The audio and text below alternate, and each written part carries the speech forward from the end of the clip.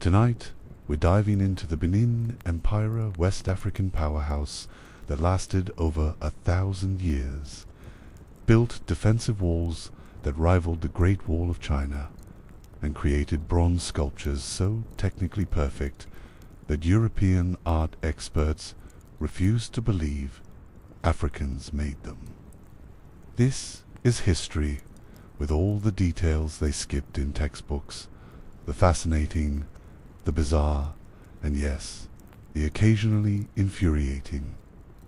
If you enjoy learning about African empires that somehow never made it into your history class, hit that like button. Subscribe if you want more deep dives into the stories textbooks conveniently forgot, and let me know in the comments. Have you ever heard of the Benin Empire before tonight, or is this completely new to you? Start with a geography lesson and a 1,000-year empire that built walls second only to China's Great Wall. When you hear Benin, you might think of the modern West African country sandwiched between Togo and Nigeria. Perfectly reasonable. But the Benin Empire, the subject of tonight's marathon, was located in what's now Edo State in southern Nigeria, roughly 250 kilometers east of the modern country that borrowed its name. If you're confused, welcome to the club. Blame the French colonial administrators, who apparently thought one Benin wasn't enough for the region. The empire we're discussing tonight existed from around 900 CE to 1914 CE. That's over 1,000 years. To put that in perspective, the Benin Empire was already 4 centuries old. When the Byzantine Empire finally collapsed in 1453, it was older than the Ottoman Empire. It predated the Renaissance. And yet, for most people outside West Africa, it's completely invisible in the historical narrative. Why? Well, that's a story involving colonial narratives, stolen art, and a spectacular British invasion in 1897 that we'll get to much later. But first, let's talk about why this empire matters.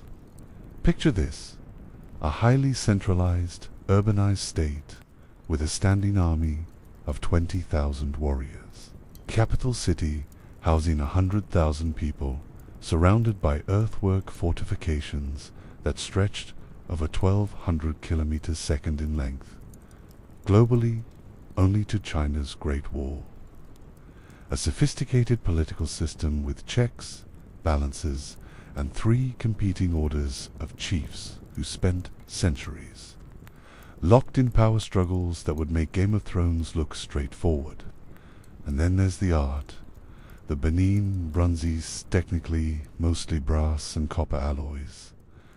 But Benin brasses doesn't have the same ring to it are thousands of metal plaques, sculptures, and portrait heads that decorated the royal palace. They're extraordinary.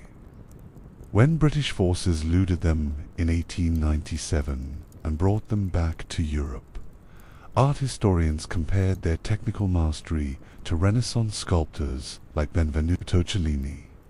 Some experts initially refused to believe that Africans had created them without European assistance, which tells you more about European racism than it does about the art.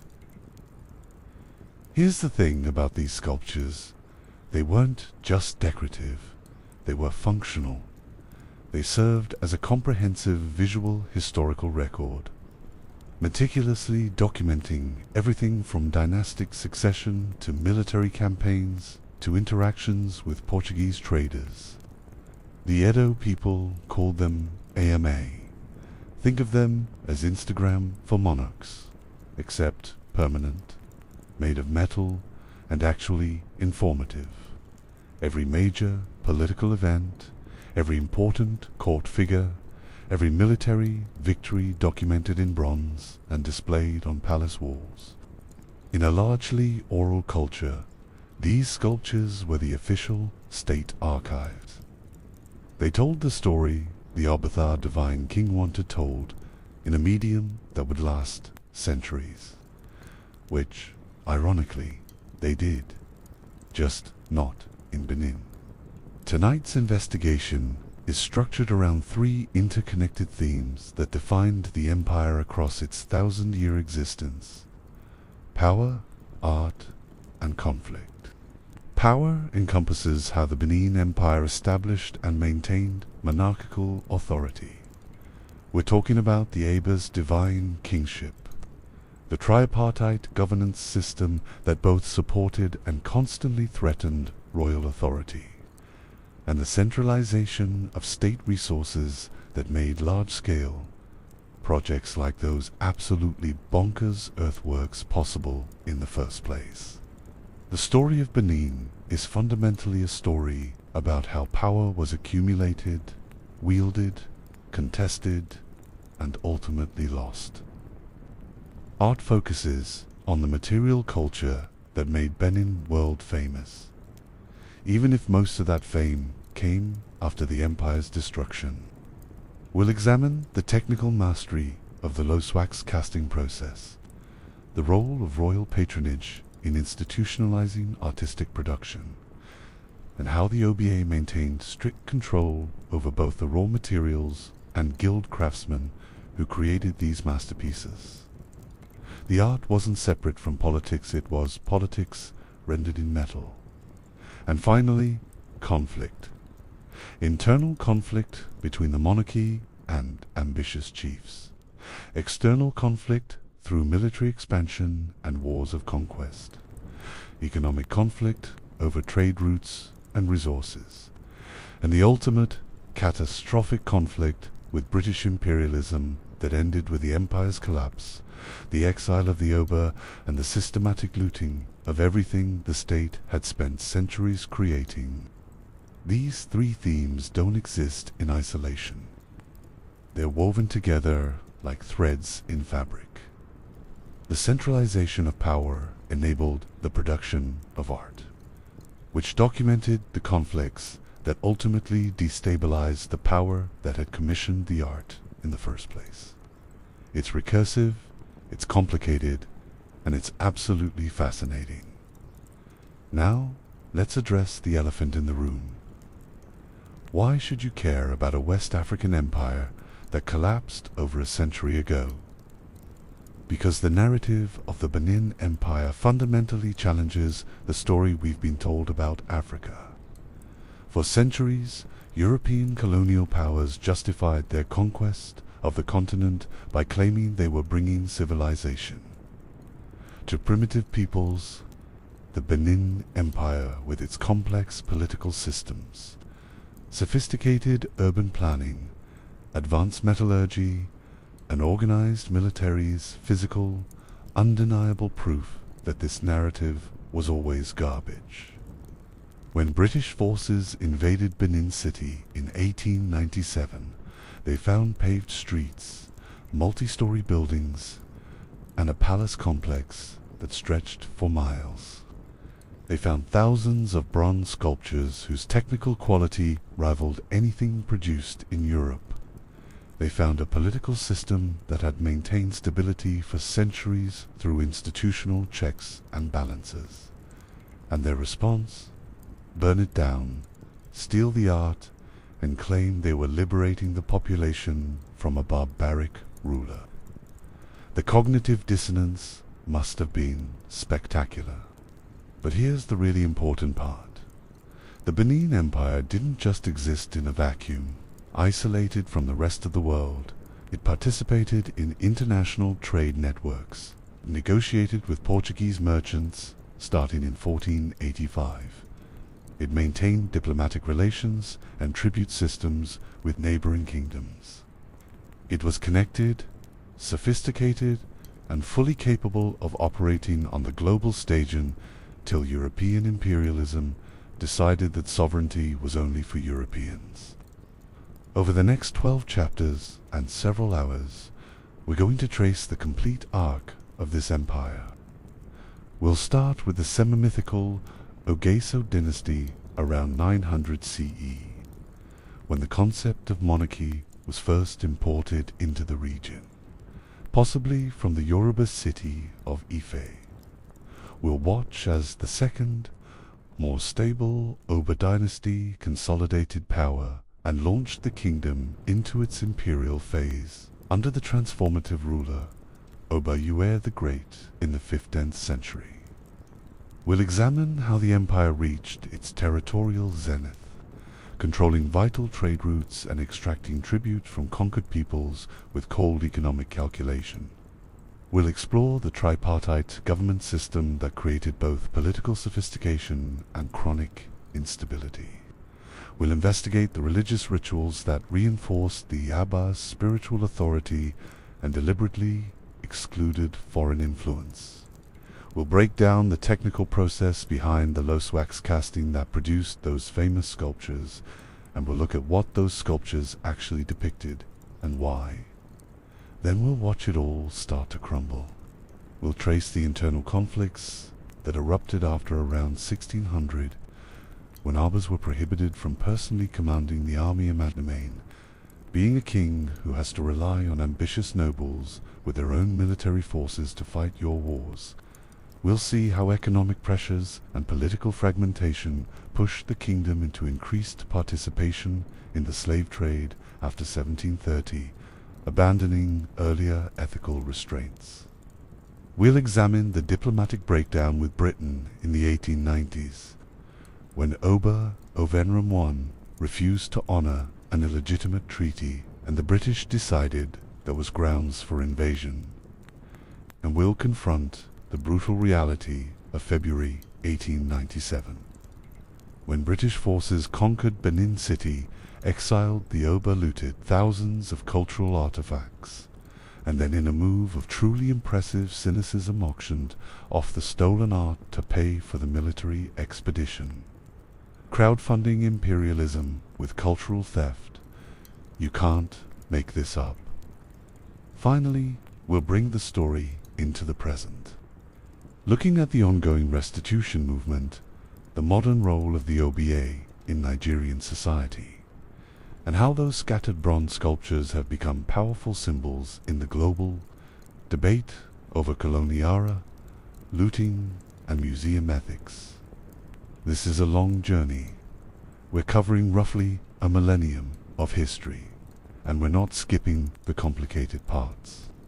There will be succession, crises, political intrigue, military campaigns, artistic golden ages, economic systems, religious ceremonies, and eventually imperial conquest. There will be moments of brilliance and moments of tragedy. There will be sophisticated state administration and catastrophic political mistakes. But by the end, you'll understand why the Benin Empire matters. Not just as a historical curiosity, not just as a counterpoint to colonial narratives, but as a fully realized, complex civilization that deserves to be recognized on its own terms. You'll understand how a kingdom could maintain centralized power for centuries, how art could function as political propaganda and historical record simultaneously, and how internal weaknesses and external aggression combined to destroy something that had lasted 1,000 years. You'll also understand why, right now, museums across Europe and North America are having extremely uncomfortable conversations about the sculptures in their collections. Because those aren't just artifacts, they're stolen property, and the people they were stolen from want them back. So buckle up. We're starting in the early 10th century with kings so legendary that nobody bothered writing down when they ruled. And we're ending in 1914 with an exiled Oba dying far from home and an empire, incorporated into colonial Nigeria. It's going to be educational, occasionally infuriating, and hopefully entertaining enough that you stick around for all 12 chapters. Next time you're in a museum and you see a bronze sculpture from Benin, if you've been to any major museum in Europe or North America, you'll know exactly how it got there, and you'll know why that's a problem. Let's begin. The first rulers of Benin were called the Ogiso, the kings of the sky. They governed for roughly 2.5 centuries, establishing the foundational political structures that would eventually support one of West Africa's most enduring empires. And here's the fascinating part. Nobody who lived under the Ogiso bothered to write down exactly when any of them ruled.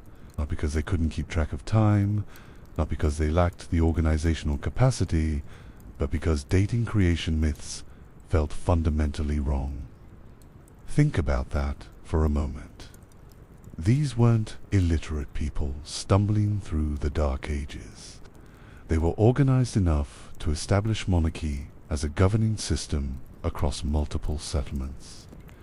They maintained oral traditions, sophisticated enough to preserve dynastic lineages across centuries. They could absolutely have assigned dates to their kings' reigns. They chose not to. Why? Because in the Bini worldview, the Ogiso era wasn't a period of measurable political administration that could be marked on a calendar.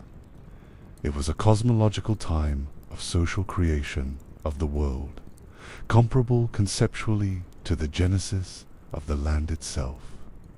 You don't give God a birthday. You don't put the creation of the universe on a timeline like it's a dentist appointment. The Ogiso existed in sacred time, not administrative time, and the oral historians who preserved these traditions understood that some things lose their power when you try to pin them down with dates. This distinction between mythological time and historical time tells us something crucial about how the Benin Kingdom understood legitimacy. The Ogiso dynasty derived its authority not from administrative competence or military success, but from spiritual and cosmological significance. They were rulers because they existed at the foundation of everything. That's a different kind of power than this guy conquered that guy and took his stuff. It's deeper, more fundamental, and critically harder to challenge. It's also completely inadequate for running an actual state. Okay, so when did the Ogiso actually rule? Based on archaeological evidence, ethno-historical analysis, and careful reconstruction of oral traditions, scholarly consensus places the dynasty somewhere between the early 10th century and the first half of the 12th century CE, roughly 900 to 1170. Give or take a few decades depending on which historian you ask.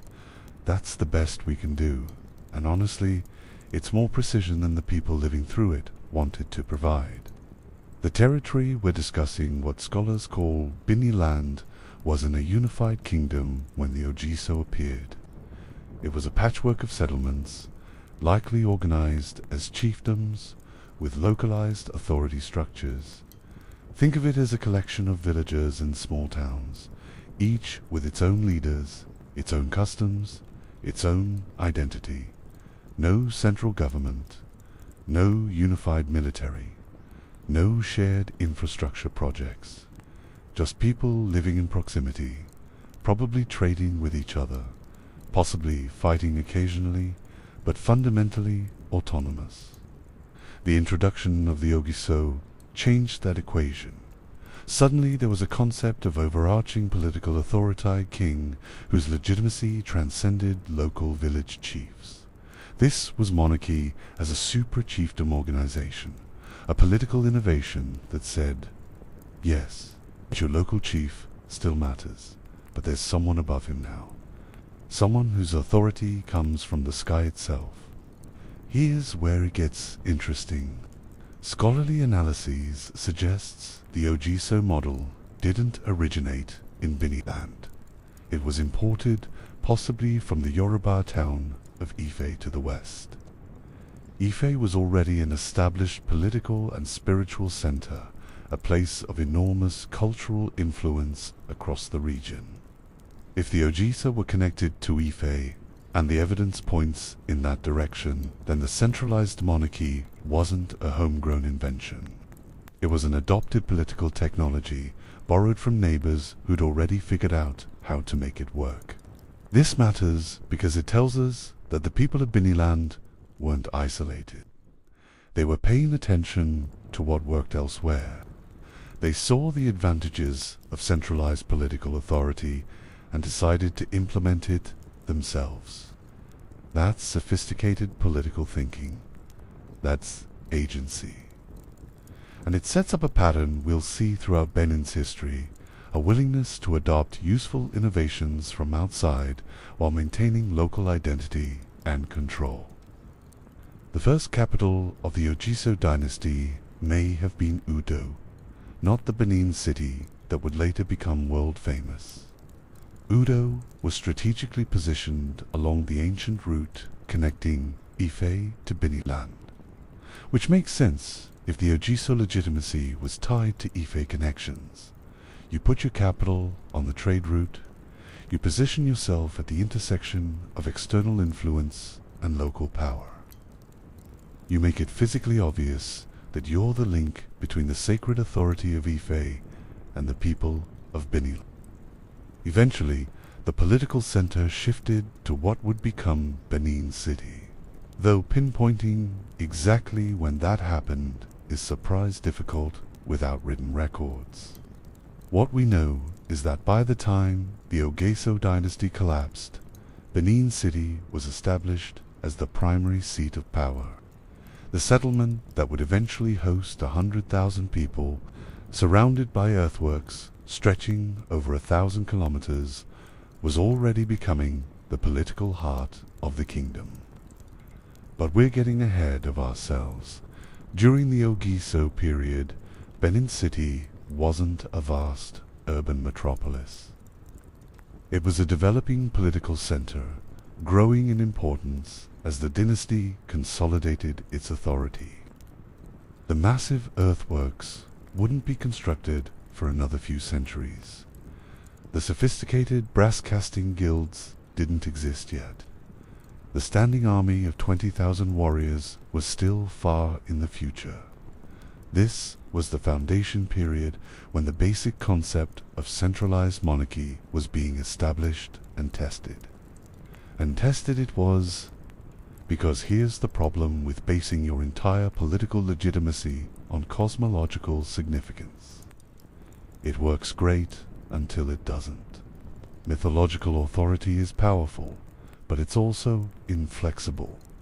When things go wrong in politics, things always eventually go wrong. You can't exactly adjust your origin story to account for new circumstances. You can't pivot from we rule because we're cosmologically ordained to actually we rule because we're really good at administration without undermining the entire foundation of your authority. The Ogiso dynasty faced precisely this problem. As the kingdom grew, as political complexity increased, as neighboring territories posed military challenges, the mythological model proved insufficient. You can't run an expanding state on creation myths alone. You need verifiable lineages. You need administrative continuity. You need a form of legitimacy that can adapt to changing circumstances without collapsing entirely. The Ogiso couldn't provide that. Their authority was rooted in sacred time, not historical time. They were cosmologically significant, but administratively inadequate. And so, sometime around 1170, the dynasty collapsed. We don't have detailed accounts of how the Ogiso fell. The oral traditions speak of political crisis, of a breakdown in the system, of a period of chaos. What we know is that the collapse was severe enough that it led to an interregnum gap in monarchical rule before a new dynasty could be established. The mythological model had failed. The kingdom needed something different. Enter the Oba dynasty, the second ruling family. whose origins were explicitly linked to Ife. Not mythologically linked, but historically linked. Verifiable. The new dynasty brought with it a different model of legitimacy.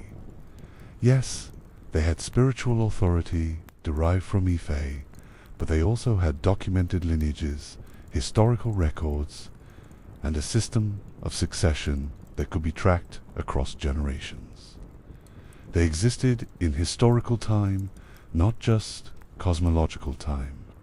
This transition from the Ogiso's mythological legitimacy to the Oba dynasty's historical legitimacy presents a fundamental shift in how the kingdom understood political power. It moved from "we rule because we existed at creation" to "we rule because we have a verifiable connection to recognized authority and we can prove it." That's a massive conceptual change, and it laid the groundwork for everything that followed.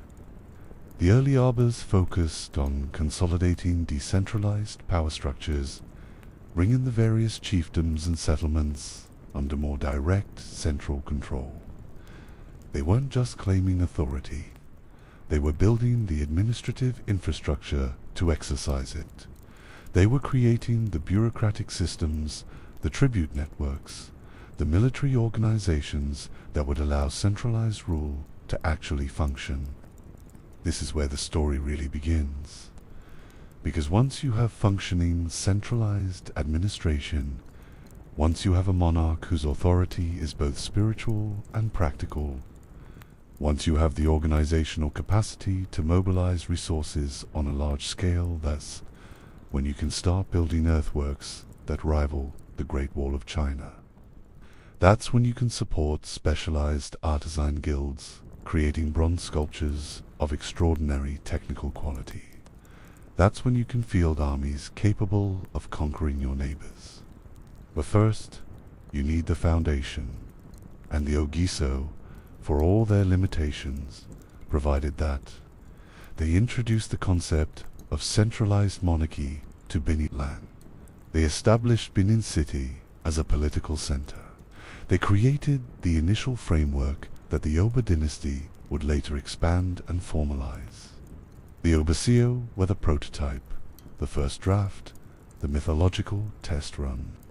They just weren't built to last. Here's what's fascinating about this period. The people of Benin never forgot the Ogiso. Even after the new dynasty was established, even after centuries passed, the Ogiso remained part of the founding mythology. They weren't erased or demonized or written out of history. They were acknowledged as the first dynasty, the cosmic originators, the kings of the sky who brought monarchy to Biniland, before anyone else had figured out how to make it work.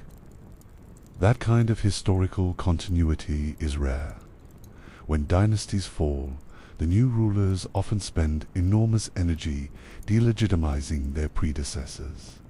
They rewrite the story to make themselves the inevitable rightful rulers and the previous dynasty a mistake to be corrected. The Oba dynasty didn't do that. They incorporated the Ogiso into their own legitimacy narrative.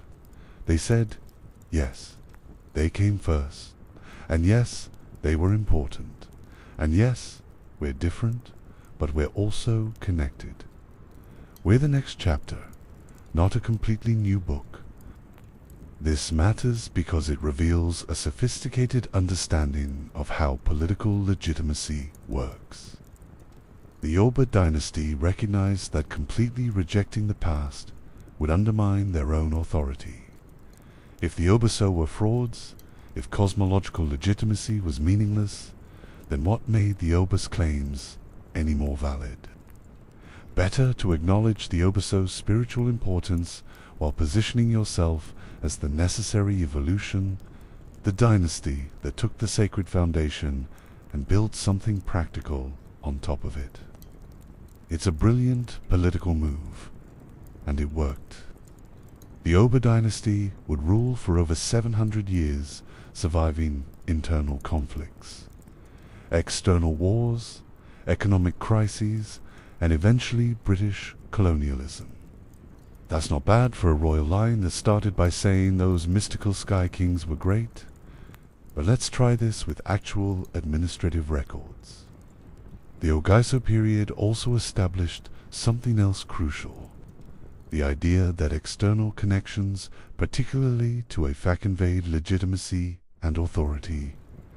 This would become a recurring theme throughout Benin's history. The kingdom wasn't isolated. It actively maintained diplomatic, cultural, and spiritual relationships with neighboring powers. It participated in regional trade networks. It adopted useful innovations from outside while adapting them to local circumstances. This cosmopolitan aspect of Benin's political culture is often overlooked. There is a tendency to discuss African kingdoms as if they existed in bubbles, isolated from each other and from broader historical currents.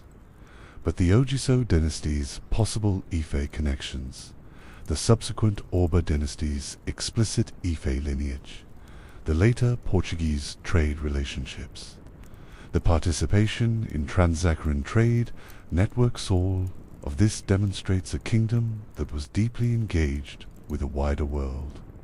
The Ogiso weren't building a fortress kingdom cut off from external influence.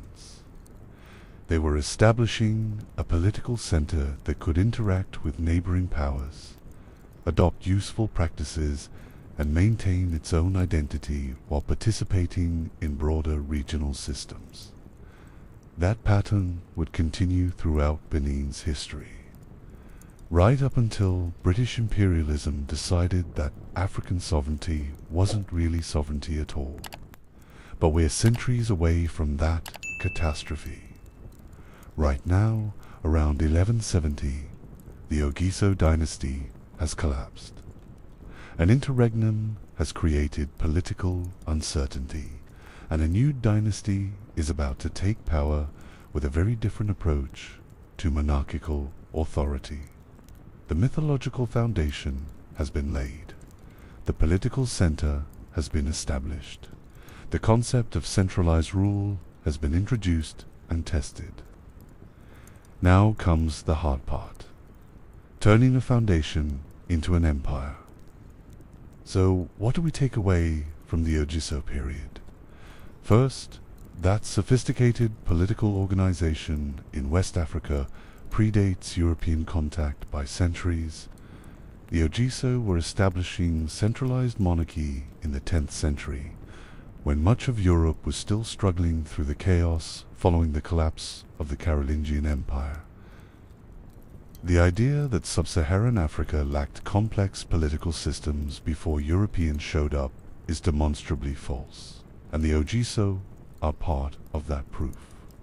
Second, that legitimacy comes in different forms, and not all of them are compatible with state expansion. The Ogiso's cosmological authority was real and powerful, but it couldn't adapt to the practical demands of running a growing kingdom. That's not a failure of the Ogiso themselves. It's a recognition that different political situations require different forms of authority. Creation myths work great for establishing foundational legitimacy. They work less well for dealing with succession crises, military threats, and administrative complexity. Third, that historical memory is flexible and strategic.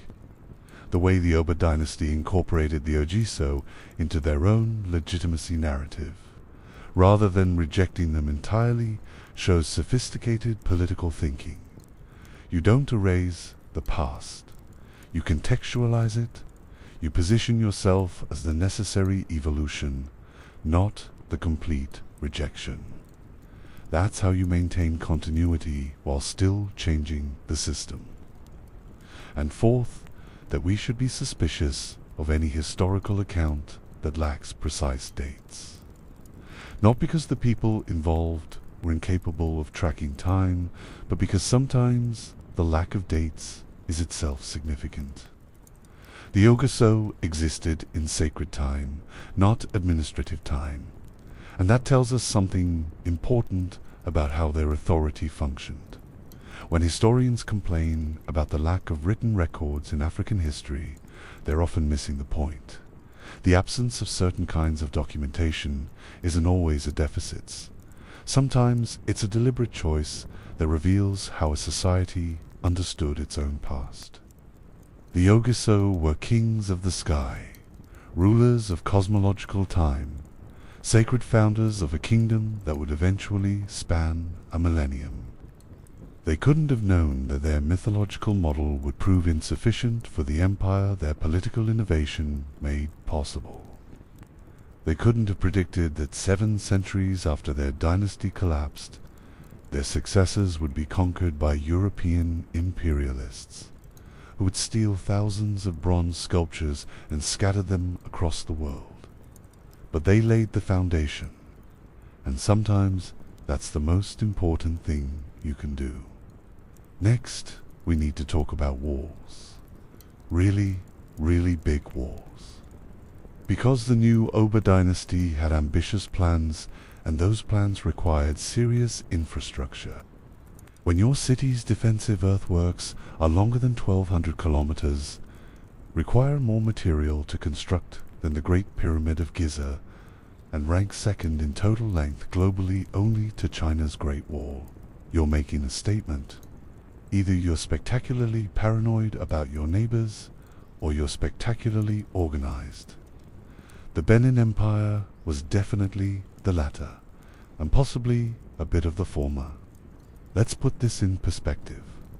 The Benin earthworks technically a complex system of walls and ditches. Not just walls stretched for over 1,200 kilometers when you account for the entire network. For comparison, that's roughly the distance from New York City to Miami. The Great Wall of China is longer overall. But the Benin earthworks are the second longest archaeological phenomenon on the planet. Second place in the most ambitious construction project, Olympus's still second place. And it's certainly nothing to be ashamed of. Here's the thing that makes this even more impressive. These earthworks weren't built after the empire reached its peak. They weren't constructed during some golden age when resources were abundant and the state was secure. No, the earthworks were primarily built between the 7th and 14th centuries, which means they were largely completed before the Benin Empire's major imperial expansion. The kingdom built defensive fortifications that could protect a massive territory before it actually controlled that territory. That's not paranoia. That's planning. But before we get into the engineering marvel that is 1,200 kilometers of earthworks, we need to talk about the political transformation that made such projects possible.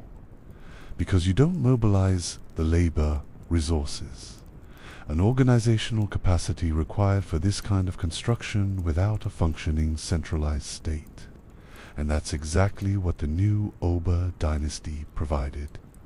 Around 1170, following the collapse of the Ogiso dynasty and a period of political uncertainty, the Oga dynasty came to power. The traditional accounts say that the new dynasty was connected to the Yoruba town of Ife, the same Ife that had possibly influenced the Ogiso dynasty centuries earlier. But this time, the connection was more explicit, more documented, more historically verifiable. The founding monarch, Oranmion, is described in oral traditions as having come from Ife, sent to restore order after the interregnum.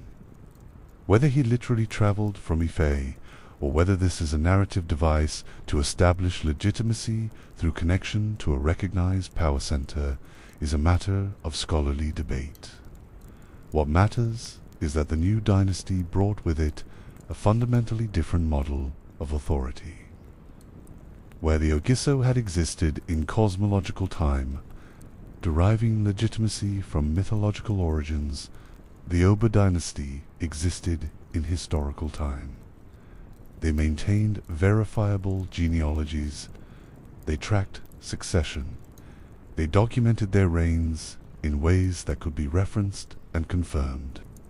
This wasn't just a change in record-keeping. Practicized was a shift in how monarchical authority itself was conceptualized.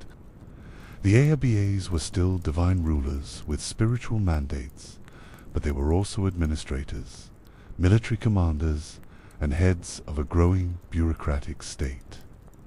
This hybrid model, combining spiritual authority with practical governance, would prove far more durable than the Ogiso's purely cosmological approach.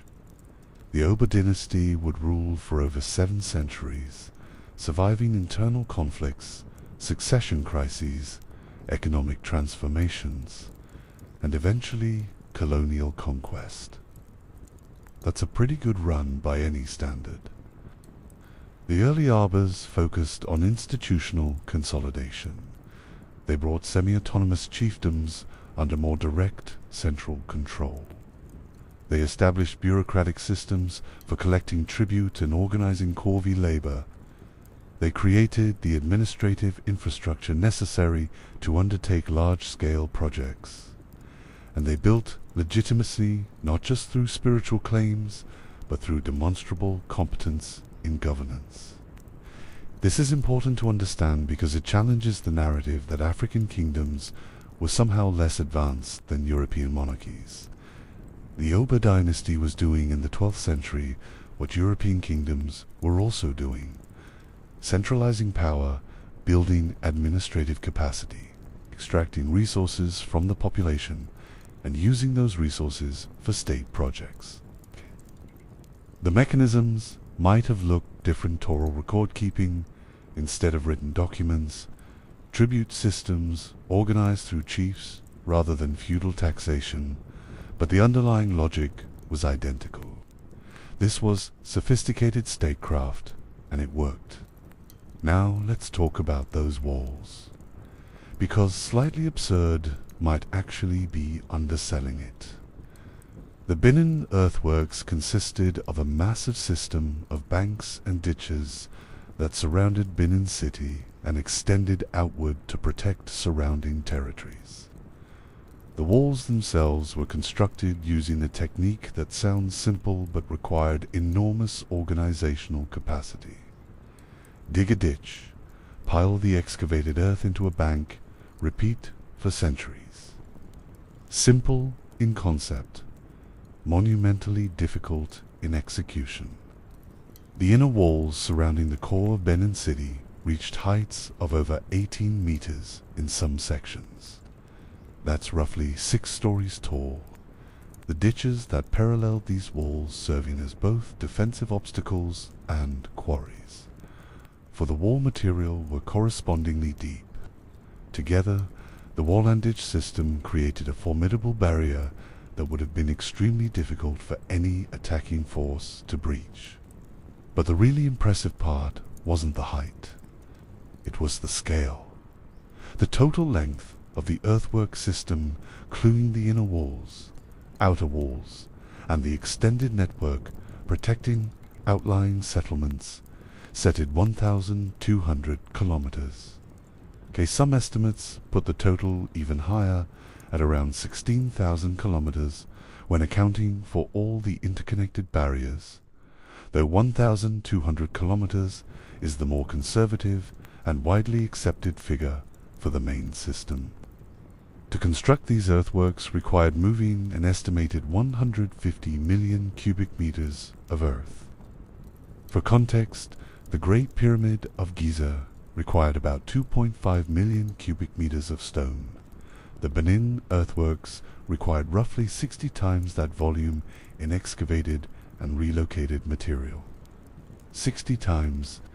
Let that sink in for a moment. This wasn't the work of a few years. Archaeological evidence suggests construction occurred over several centuries, from roughly the 7th century through the 14th century, with modifications and extensions continuing even later.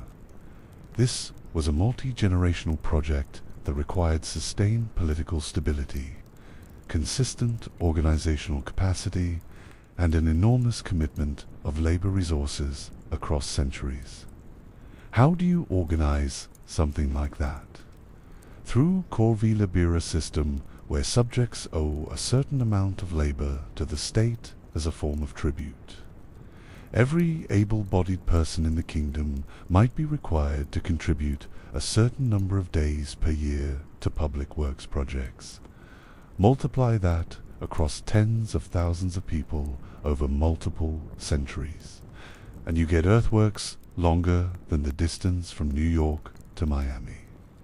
The genius of the Corvi system is that it allowed the state to undertake massive projects without requiring a monetary economy or extensive taxation infrastructure. You didn't pay people with money. You extracted labor as a civic obligation, coordinated it through local chiefs who were responsible for mobilizing their populations, and slowly, methodically, built something that would last for centuries. Of course, from the perspective of the people actually digging ditches and piling earth, this system was probably less genius and more exhausting. But from the state's perspective, it was brilliant. It turned the population itself into the primary resource for infrastructure development. As long as you could maintain political authority over chiefs who could mobilize their people, you could build basically anything given enough time. The earthworks weren't just walls. They were a sophisticated system of controlled access points. The main walls surrounding Benin City had 9 principal gates, each manned and monitored. These gates served multiple functions simultaneously. First, obviously, defense. Funneling all traffic through a limited number of access points makes it much easier to monitor who's coming and going. Any attacking force would have to either breach the walls, defeat or fight through one of the heavily defended gates, also difficult.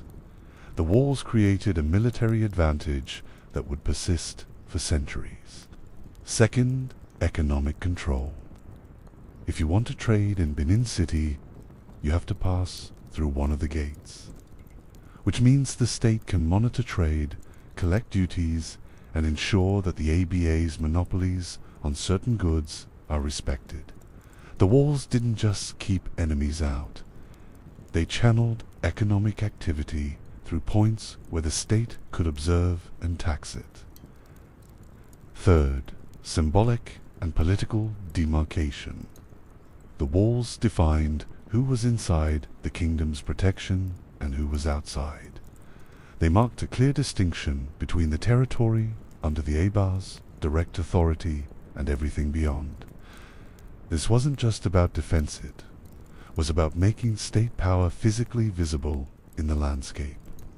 Walking through one of those gates meant crossing a threshold.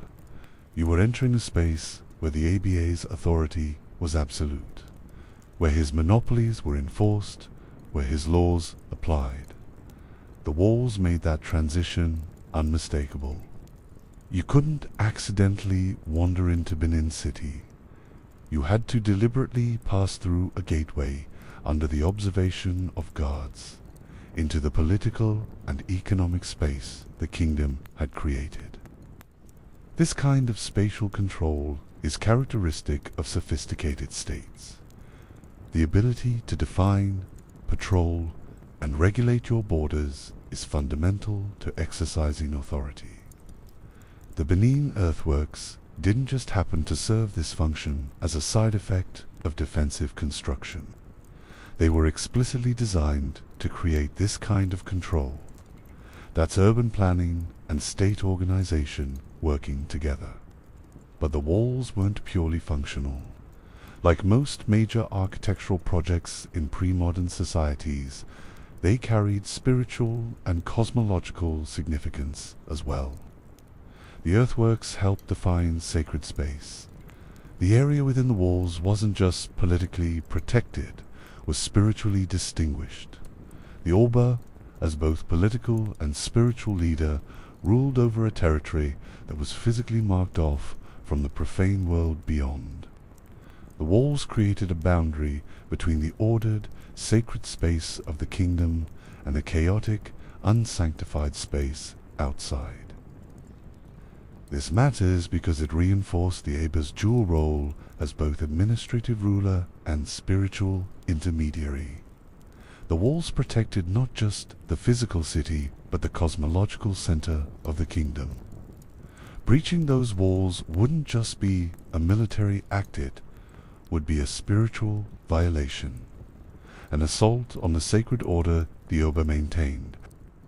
There's also a practical, political dimension to this spiritual significance. If the walls carry cosmological meaning, then maintaining them becomes a religious duty, not just a civic obligation. That probably made it a lot easier to mobilize corvée labor for repairs and extensions. Come help maintain the walls because the state says so. Is one thing, come help maintain the walls because spiritual order requires it is considerably more compelling. The earthworks also served as a visible demonstration of the state's power. When you approach Benin City from any direction, the first thing you encounter is these massive earthen barriers that stretch as far as you can see. Before you meet any officials, before you negotiate with any traders, before you learn anything about the kingdom's political system, you see the walls, and they tell you everything you need to know about the organizational capacity of the power you're about to deal with. This is state propaganda rendered in earth and sweat. It says, we can mobilize resources on a scale you can barely comprehend. We can coordinate labor across generations to build something that will outlast any individual lifetime. We have the stability, the authority, and the organizational sophistication to undertake projects that most kingdoms couldn't dream of completing. Proceed accordingly. Let's return to that comparison with the Great Wall of China, because it's worth unpacking why the Benin earthworks are genuinely comparable despite being far less famous. The Great Wall of China, in its various dynasties and iterations, stretches for approximately 21,000 kilometers. It's the longest archaeological structure on Earth, and rightfully famous for the sheer ambition and scale of its construction. The Benin earthworks, at 1,200 to 1,600 kilometers for the main system, are indeed smaller. But here's the thing. The Great Wall was built by one of the largest, most populous, most resource-rich empires in world history, with a bureaucratic state tradition going back thousands of years, and access to technologies and organizational methods refined over millennia. The Benin earthworks were built by a West African kingdom that, at its peak, had a capital city of perhaps 100,000 people and controlled a territory a fraction of China's size. Adjusted for the scale of the societies that produced them, the Benin earthworks are at least as impressive as the Great Wall. Maybe more so, because the proportion of resources, labor, and organizational capacity that Benin devoted to this project relative to what they had available was enormous. And yet, if you ask most people to name the world's great architectural achievements, they'll mention the Great Wall, they might mention the pyramids, they'll probably mention various European cathedrals or castles.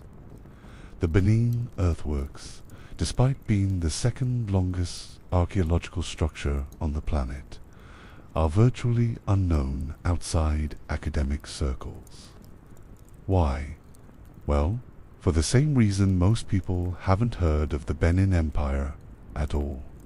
Colonial narratives that systematically minimized or erased African achievements. It's hard to justify colonizing a continent by claiming you're bringing civilization to primitive peoples. If you acknowledge that those primitive peoples were building earthworks that rivaled the Great Wall of China, better to just ...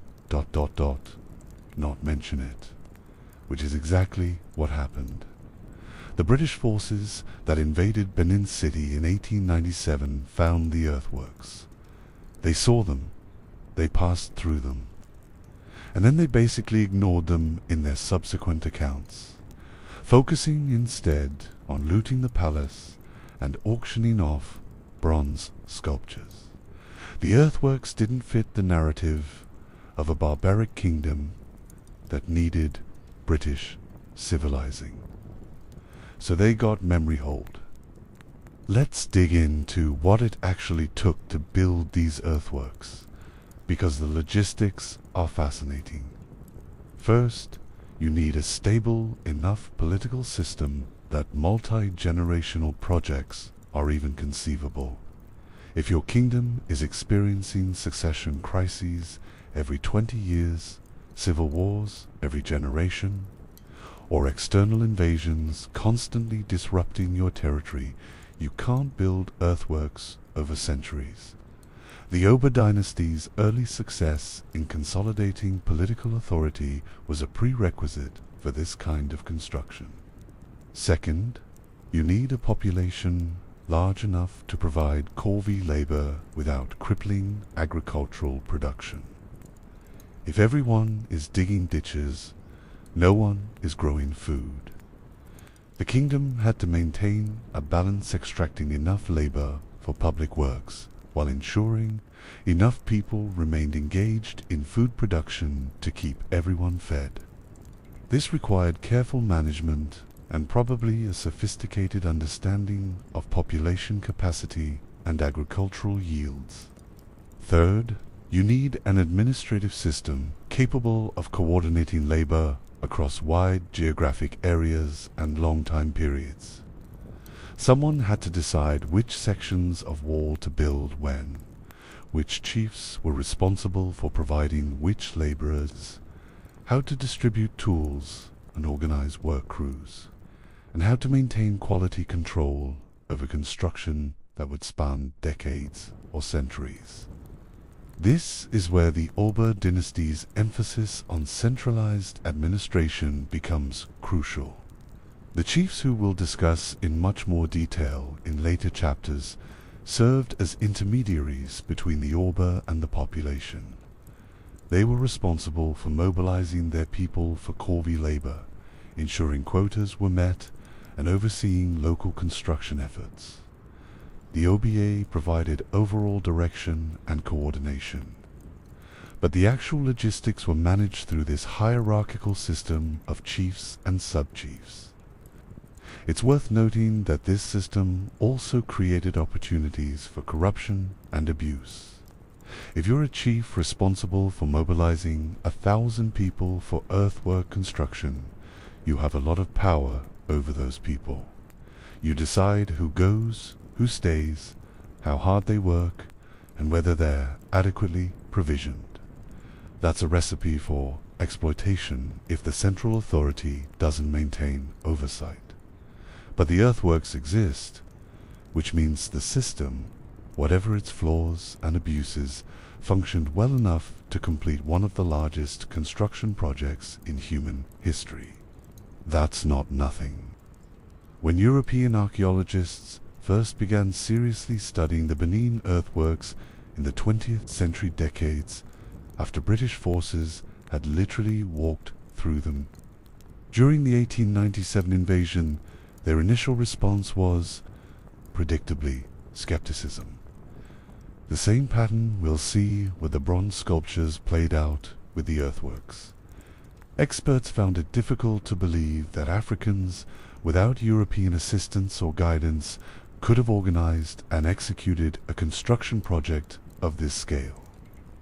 Some suggested that the earthworks must have been built over a much shorter time period than the evidence suggested, implying some kind of external influence or technological intervention. This skepticism says far more about European assumptions than it does about the earthworks themselves. The archaeological evidence is clear. The earthworks were constructed over centuries, using techniques consistent with local methods, by populations indigenous to the region under the authority of the Oba dynasty. There's no mystery here. There's no evidence of external intervention.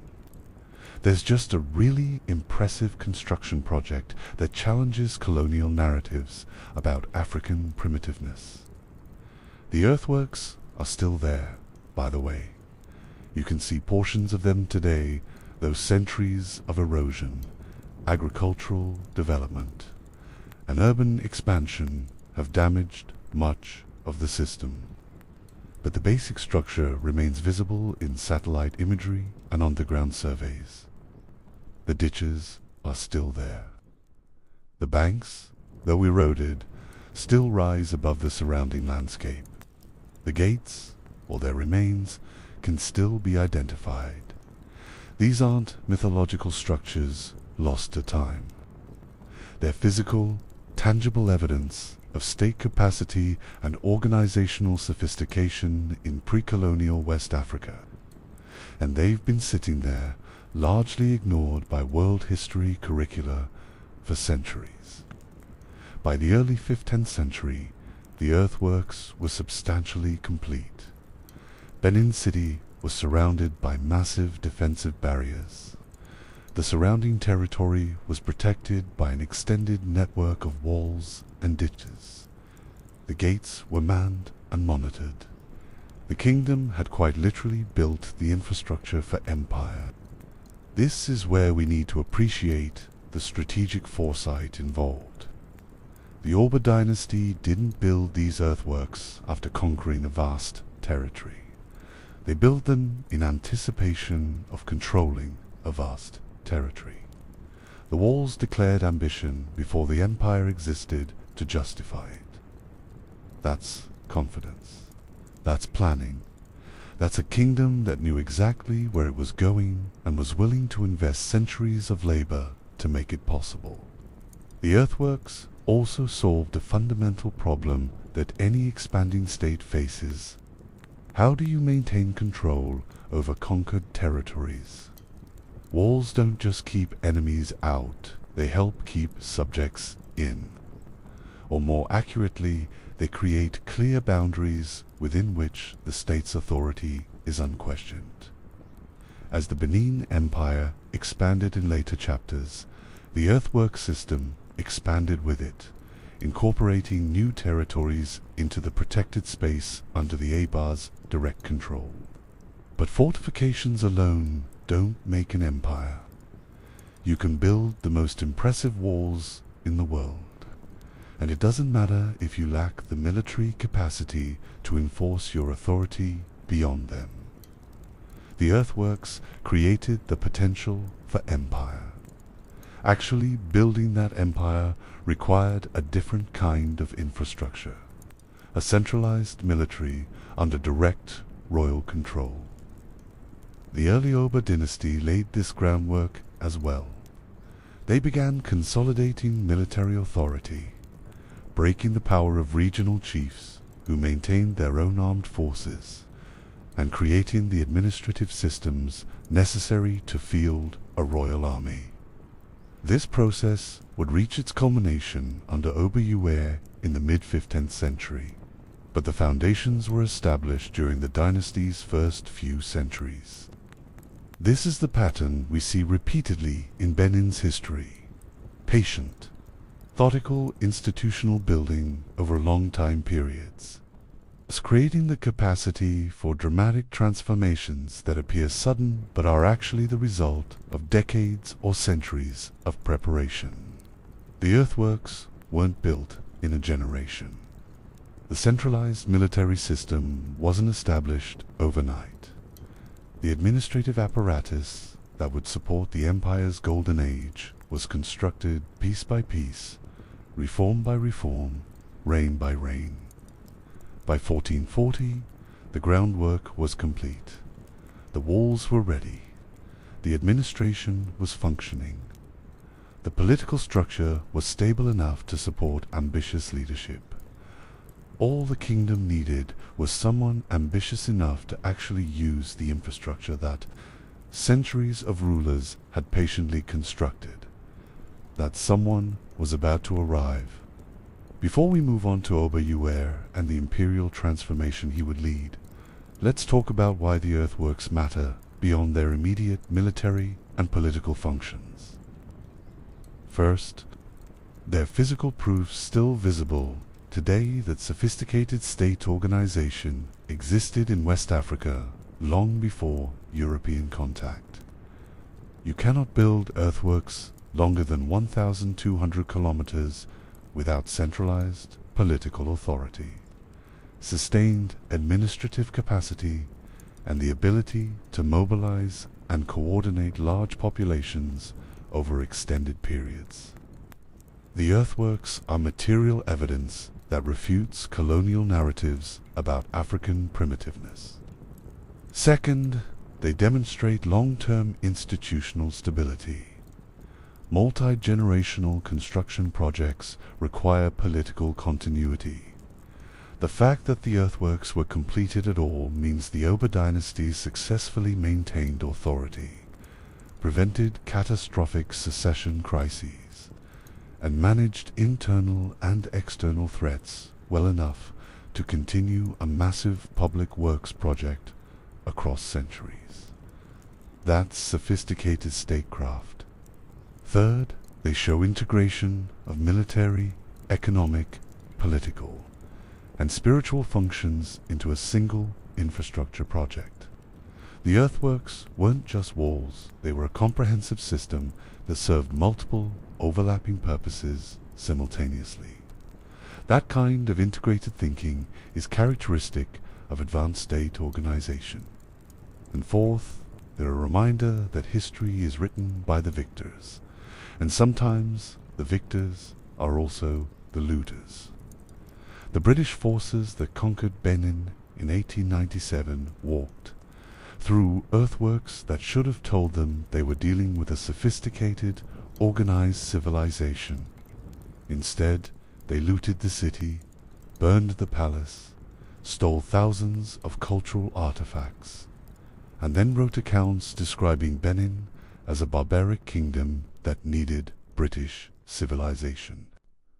The earthworks were literally right there, impossible to miss, longer than the distance from London to Edinburgh, second only to the Great Wall of China, and the British basically ignored them in their justifications for conquest because acknowledging them would have made colonialism harder to justify.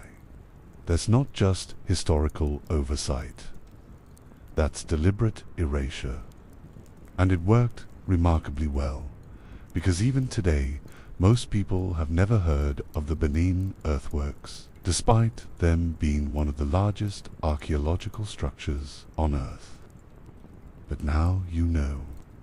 The next time someone casually suggests that pre-colonial Africa lacked sophisticated civilizations, you can mention that there's a 1,200-kilometer earthwork system in Nigeria that says otherwise. The next time you hear the old colonial narrative about Europeans bringing civilization to Africa, you can point out that Africans were building fortifications that required organizational capacity rivaling anything in Europe. Centuries before Europeans showed up, the earthworks are still there. The evidence is still there. The history is still there. It's just been systematically ignored for over a century. That changes now. Looking forward, the walls were complete. The administrative apparatus was functioning. The dynasty was stable. The kingdom was ready for its next phase, imperial expansion under military leadership. Around 1440, a new ABA would take power with a very different approach to monarchy, where his predecessors had focused on institutional consolidation and infrastructure development. Ogiso the Great would focus on military conquest. He would transform the kingdom into an empire, launching an era of territorial expansion that would last over 150 years. He would centralize military authority under direct royal control, neutralizing the independent power of regional chiefs. He would establish the framework for everything that would follow.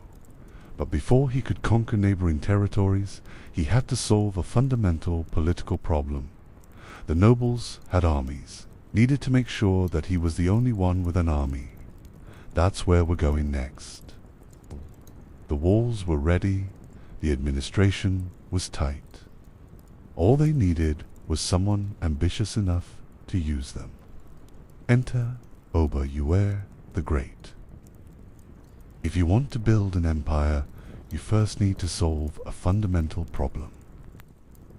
Your nobles have their own armies, their own wealth, their own power bases, and their own ideas about who should be in charge.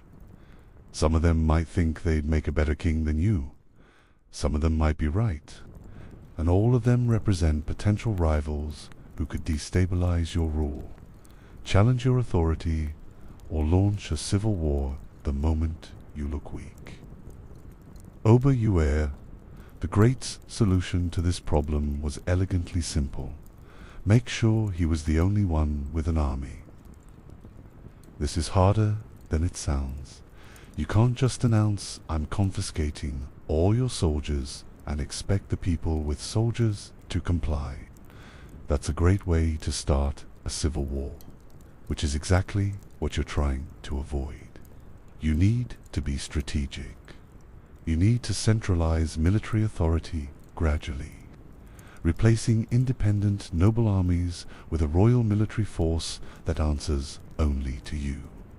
You need to make sure that by the time anyone realizes what's happening, it's already too late to resist.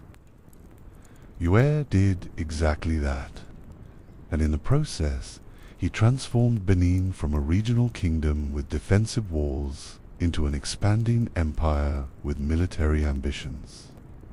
He launched what historians call the Warrior King era, a period from roughly 1440 to 1600, when Benin's rulers were personally leading military campaigns, conquering neighboring territories, and building the territorial extent that would define the empire at its peak. But before Ogiso could conquer anyone else, he had to conquer his own nobles, and that's where the story really begins. Ogiso didn't inherit a stable, peaceful kingdom. He came to power following a succession crisis, one of those periodic political disasters that plague monarchies everywhere when nobody can agree on who should be king next. The details are murky, preserved in oral traditions that have been interpreted and reinterpreted over centuries. But the basic outline is clear enough. Multiple claimants to the throne, political chaos, violence, and a period of instability that threatened everything the Oba dynasty had built over the previous 2.5 centuries. According to tradition, Ogiso wasn't even the first choice for Oba. He was one of several royal princes with legitimate claims to the throne, but he was initially passed over. Some versions of the story say he was exiled. Others say he left voluntarily to avoid assassination. What matters is that he spent time away from Benin City, traveling, observing other kingdoms, and learning about military organization and political strategy from neighboring powers. When he eventually returned to claim the throne, either through military force, political maneuvering, or some combination of both, he brought with him a very different vision of what the monarchy should be. He'd seen how other kingdoms organized their militaries. He'd observed how centralized authority could be wielded effectively. And he'd apparently decided that Benin's political system, which allowed powerful chiefs to maintain independent military forces, was a problem that needed solving. This is speculation, obviously. We don't have Yue's personal writings explaining his political philosophy, but we can infer his thinking from what he actually did once he took power. And what he did was systematically dismantle the independent, military capacity of the nobility, while building up a royal army that answered exclusively to him. This is sophisticated political thinking. Uwe recognized that the distribution of military power within the kingdom was the fundamental variable that determined everything else. Control the army, and you control the state. Let others control their own armies, and you're perpetually vulnerable to challenge. It's not complicated, but it requires the political will to actually implement reforms that will make powerful people very angry. Uwe had that political will, and he was apparently willing to accept that some nobles were going to be extremely unhappy about losing their private armies. The first step in centralizing military power is actually becoming king, which is less obvious than it sounds. In a succession crisis, legitimacy is contested. Multiple people claim the throne. Each has supporters, allies, and their own arguments about why they should rule. Simply declaring yourself Oba doesn't make it. So you need enough military force to defeat your rivals, enough political support to be recognized as legitimate, and enough institutional backing to actually exercise authority once you've nominally won. Uwe managed all three, though the exact sequence of events is lost to time. What we know is that by around 1440 he was firmly established as Uba. His rivals were either dead, exiled, or reconciled to his rule, and he had sufficient authority to begin implementing his reforms.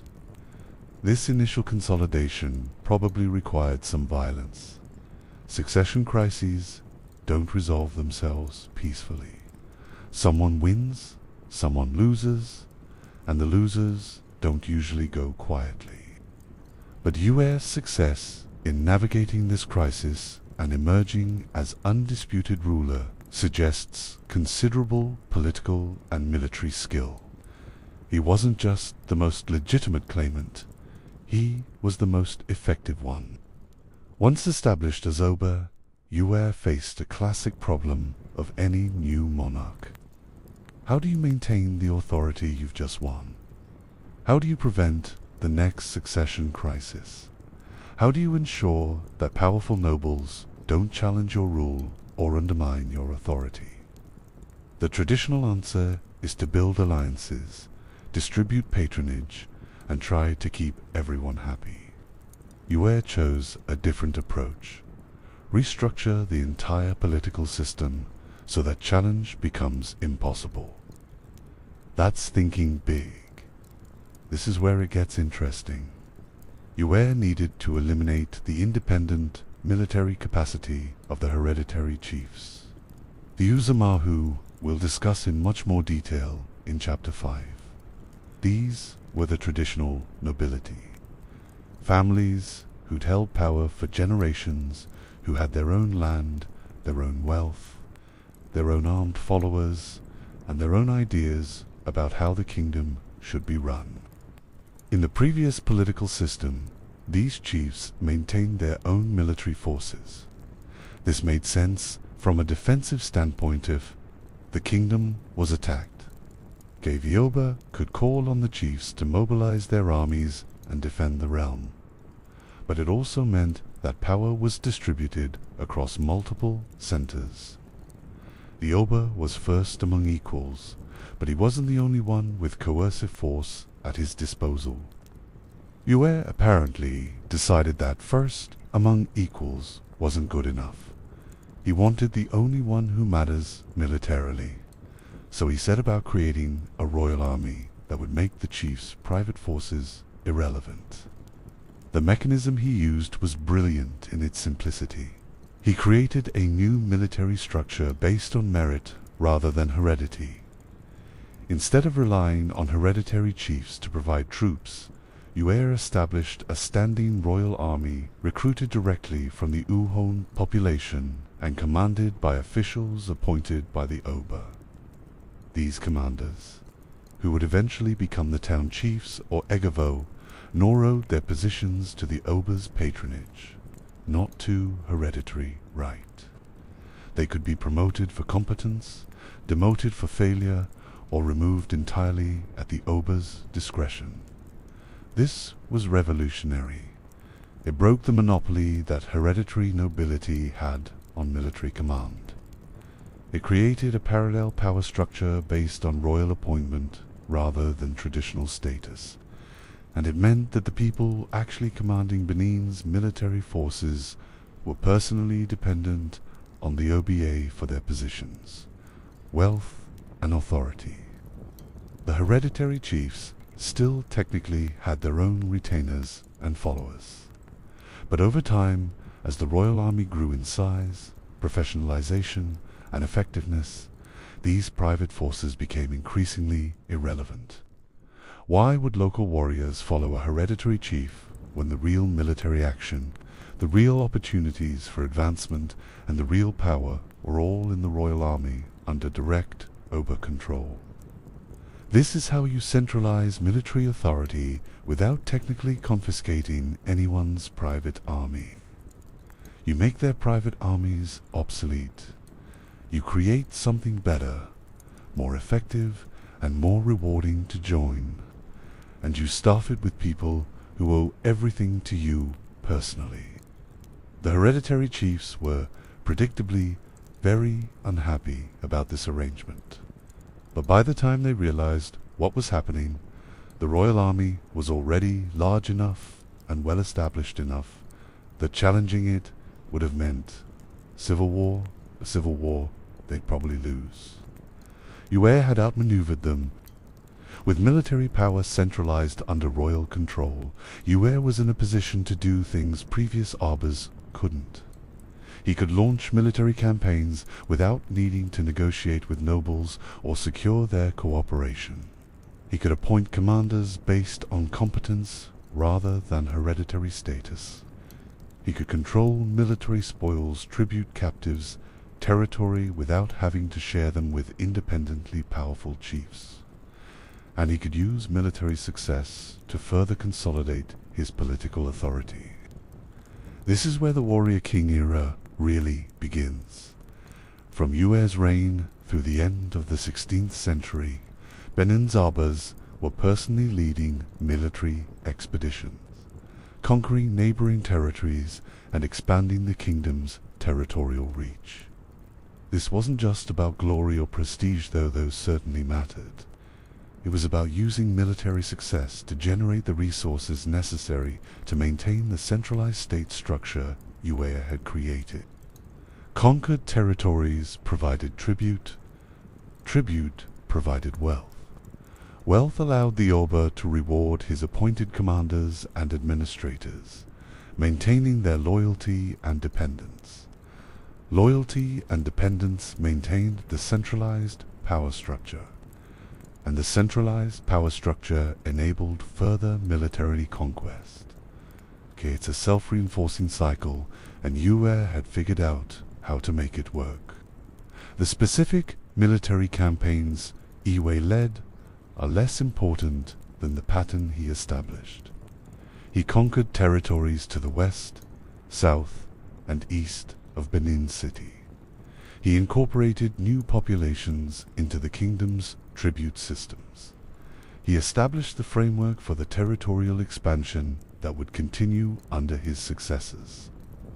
But the key innovation wasn't any particular victory, it was the creation of a military system that made sustained expansion possible. Previous Abas had to rule through consensus with powerful nobles. Uer and his successors could rule through a combination of military force and administrative control. That's a fundamental transformation in how power operates, and it made possible everything that followed. Uer didn't just reform the military, He also reorganized the administrative structure of the kingdom, creating new bureaucratic positions and formalizing the roles of various court officials. The details of these reforms are complex and somewhat obscure, preserved in oral traditions that don't always agree on specifics. But the general pattern is clear. Yue was systematically building institutional capacity. He established new chieftaincy titles, creating positions that were appointed rather than hereditary. This expanded the class of officials who owed their status to royal patronage rather than traditional rights. It gave the Obe more levers of power, more ways to reward supporters and punish opponents, more flexibility in managing the kingdom's administration. He also reformed succession rules, attempting to create a more orderly process for determining who would become Oba after his death. This is where things get complicated. Because succession in Benin was never straightforward, we'll see in later chapters how succession crises would repeatedly destabilize the kingdom. But Yue at least tried to establish clearer guidelines, which suggests he was thinking about institutional continuity beyond his own reign. Additionally, Yue is credited in oral traditions with various cultural and religious innovations. He supposedly introduced or reformed certain festivals, established new religious practices, and generally enhanced the spiritual authority of the Oba as mediator between the human and divine worlds. These reforms served the same purpose as his military and administrative changes. They concentrated power in the monarchy and created ideological justifications for centralized authority. All of this was part of a comprehensive state-building project. Yue wasn't just tinkering with individual policies. He was reconstructing how the kingdom functioned at a fundamental level. He was creating the institutional framework that would support an empire, not just a regional kingdom. Yue's reign established a template that his successors would follow for over 150 years.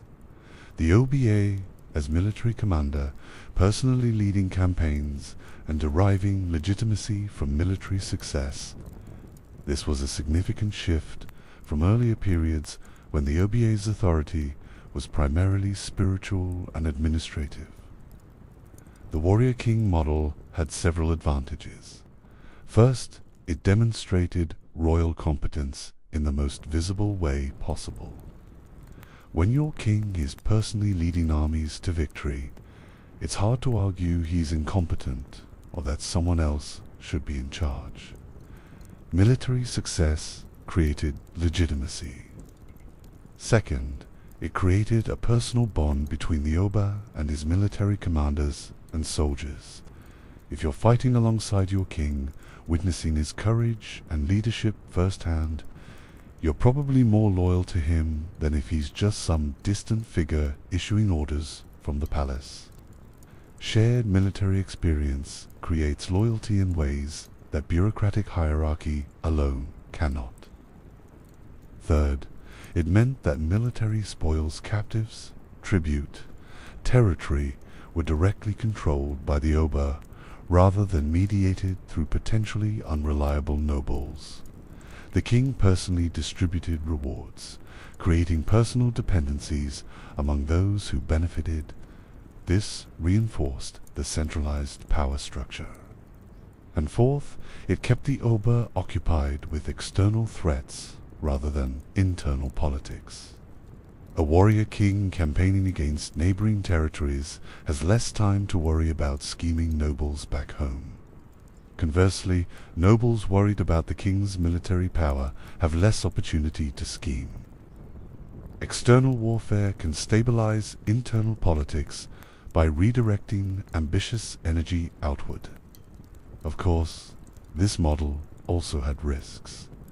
A warrior king who loses battles loses legitimacy. An Oba who dies in combat creates an immediate succession crisis. And a political system that depends on continuous military success needs continuous military enemies, which eventually runs into the problem that you either conquer everyone or you provoke coalitions strong enough to defeat you. But those problems were in the future. During Yue's reign, and for the century and a half that followed, the warrior king model worked extraordinarily well. Benin expanded its territory, accumulated wealth through tribute and trade, and established itself as the dominant power in the region. Here's something important that often gets overlooked. Yue and his successors built this military system without European firearms. This matters because there's a persistent assumption that African military success in this period must somehow be connected to European technology, that Africans couldn't possibly have conquered territory without guns bought from European traders. That's nonsense, and Benin proves it. The Portuguese arrived in Benin in 1485. We'll discuss this in detail in chapter 9, which was after Yue's death, but during the warrior king era he'd initiated. Portuguese traders did bring firearms, and Benin's rulers were aware of them. But Benin's military expansion was overwhelmingly conducted using traditional weapons, spears, swords, bows, and later some firearms, but never as the primary armament. Why? Because firearms in the 5th, 10th, and 16th centuries were, frankly, not that great. They were slow to reload, inaccurate beyond close range, vulnerable to moisture, and required substantial training to use effectively. For much of this period, a skilled archer could shoot more accurately, more quickly, and more reliably than someone with a matchlock musket. Benin's military success was based on organization, discipline, training, and technological superiority. The royal army that Yue created worked because it was well commanded, well supplied, and fighting on behalf of a centralized state that could sustain long campaigns. That sophisticated military capability achieved entirely through indigenous organizational development. This is worth emphasizing because it challenges the narrative that African states were somehow dependent on Europeans for military technology or success. Benin conquered its neighbors the old-fashioned way, with better organization, better leadership, and a political system that could mobilize resources more effectively than its rivals. The fact that Benin largely declined to adopt firearms even when they were available suggests that the kingdom's military leadership understood their limitations. They had a military system that worked. They didn't need European weapons to make it work better. That's confidence. That's competence. And that's a kingdom that knew exactly what it was doing militarily. Yue's reforms were transformative, but they weren't absolute. He centralized military power and expanded royal authority significantly. But he didn't and probably couldn't eliminate all competing centers of power within the kingdom. The hereditary chiefs retained substantial authority over their traditional territories. They still collected tribute, administered justice, and commanded respect based on their ancestral status. Yue created a parallel power structure through appointed officials, but he didn't completely replace the traditional one. The result was a complex, sometimes contradictory political system where both hereditary and appointed officials wielded power, and the Oba had to navigate between competing factions. This tension between centralized royal authority and traditional chiefly power would become a defining feature of Benin's political system. It created checks and balances which prevented absolute monarchy but also created opportunities for internal conflict. We'll see in later chapters how this tension would eventually contribute to the kingdom's decline. But during Yue's reign and the immediate decades that followed, the system was functional enough to support imperial expansion. Yue also couldn't completely control succession despite his reforms. When he died around 1473, there was another succession crisis less severe than the one that brought him to power, but still disruptive. Contested succession would remain a chronic problem for Benin throughout its history. The kingdom never solved the fundamental challenge of reliably, peacefully transferring power from one Oba to the next. But these limitations don't diminish Yue's accomplishments. He transformed Benin from a regional kingdom into an expanding empire. He centralized military authority in ways that made sustained conquest possible. He established institutional frameworks that would support the kingdom for centuries. And he created a model of warrior kingship that his successors would follow for over 150 years. That's not bad for one reign. Yue is remembered in Benin's oral traditions as one of the greatest Orbashens, Yue the Great. This reputation is deserved. He transformed the kingdom at a fundamental level, creating the political and military structures that made Benin's imperial age possible. But it's worth noting that great in this context means effective at centralizing power and conquering neighbors, not necessarily morally good or beneficial for everyone involved. The people on the receiving end of Benin's military expansion probably didn't think Yue was great. The hereditary chiefs who lost their independent military forces probably resented his reforms. Greatness in pre-modern monarchies is usually measured by state-building success, military victory, and institutional durability, not by modern democratic values or humanitarian concerns. Yue built an empire. Empires require conquest, coercion, and the extraction of resources from subject populations. That's what he did, and he did it effectively. We can acknowledge his political and military skill while also recognizing that empire building inevitably involves violence and exploitation. The oral traditions that preserve Yue's memory also mythologize him to some extent. He's credited with supernatural abilities, spiritual power, and various cultural achievements that may or may not be historically accurate. Separating the historical Yue from the legendary Yue is difficult, perhaps impossible. The man who actually ruled in the mid-15th century has been overlaid with centuries of storytelling, embellishment, and myth-making. But the core accomplishment is historically verifiable. Yue centralized military authority, launched Benin's imperial expansion, and created institutional structures that would persist for centuries. The earthworks we discussed in Chapter 2 were already built. The administrative capacity was already developed. Yue figured out how to actually use those resources for conquest. He turned potential into actuality.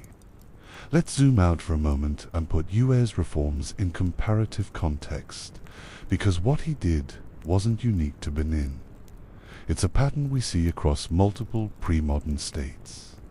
A strong ruler centralizing military power, breaking the independent authority of regional nobles, and creating a more unified state apparatus. This happened in Europe repeatedly. English monarchs fought centuries-long struggles to centralize authority against powerful nobles. French kings gradually accumulated power at the expense of feudal lords. Spanish monarchs united disparate kingdoms under centralized rule. The process looked different in each case, adapted to local circumstances and political cultures, but the underlying logic was the same. Centralized states are more effective than decentralized ones, and creating them requires breaking the independent power of regional authorities. UAE was doing in 15th century West Africa what European monarchs were doing in Europe during the same period.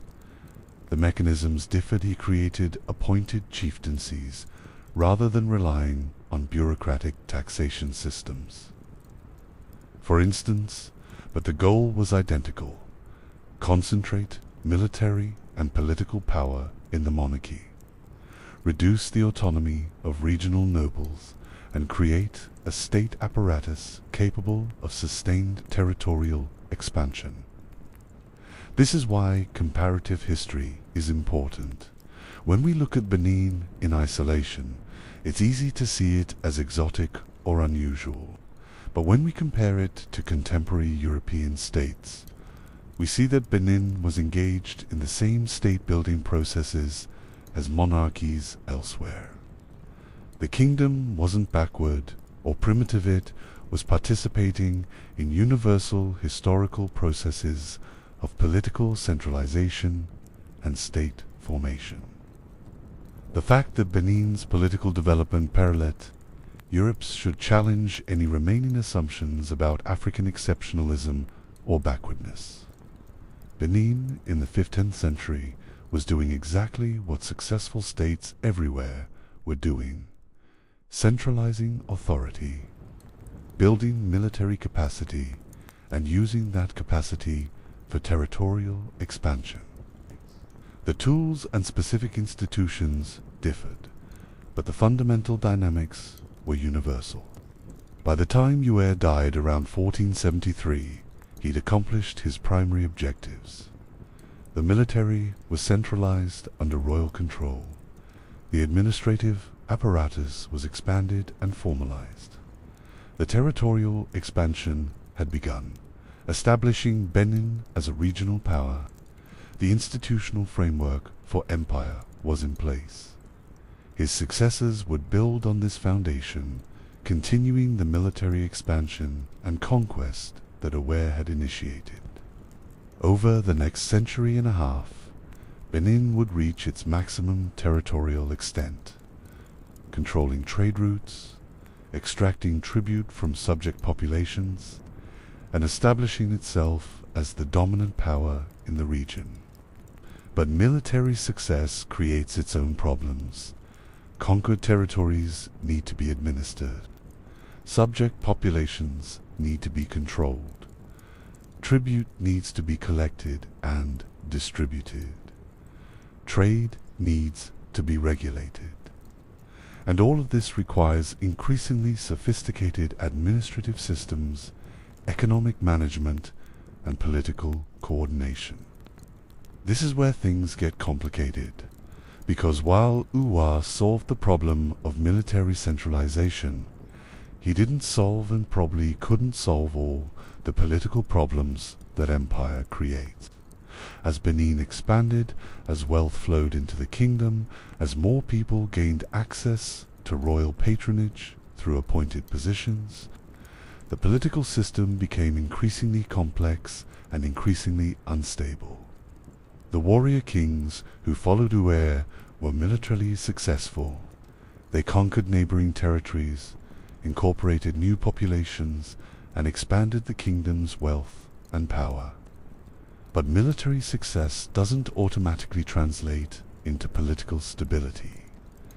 And as we'll see in subsequent chapters, the very institutional structures that Uer created to centralize power will eventually become sources of internal conflict.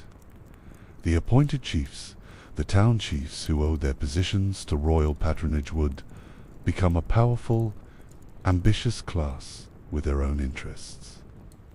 The hereditary chiefs would continue to resent their diminished status and would exploit succession crises to reassert their authority.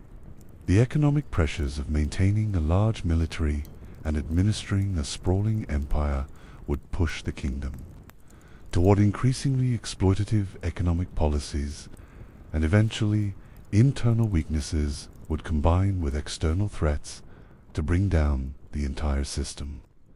But that's still a century and a half in the future. Right now, in the late 15th century, Benin is entering its golden age.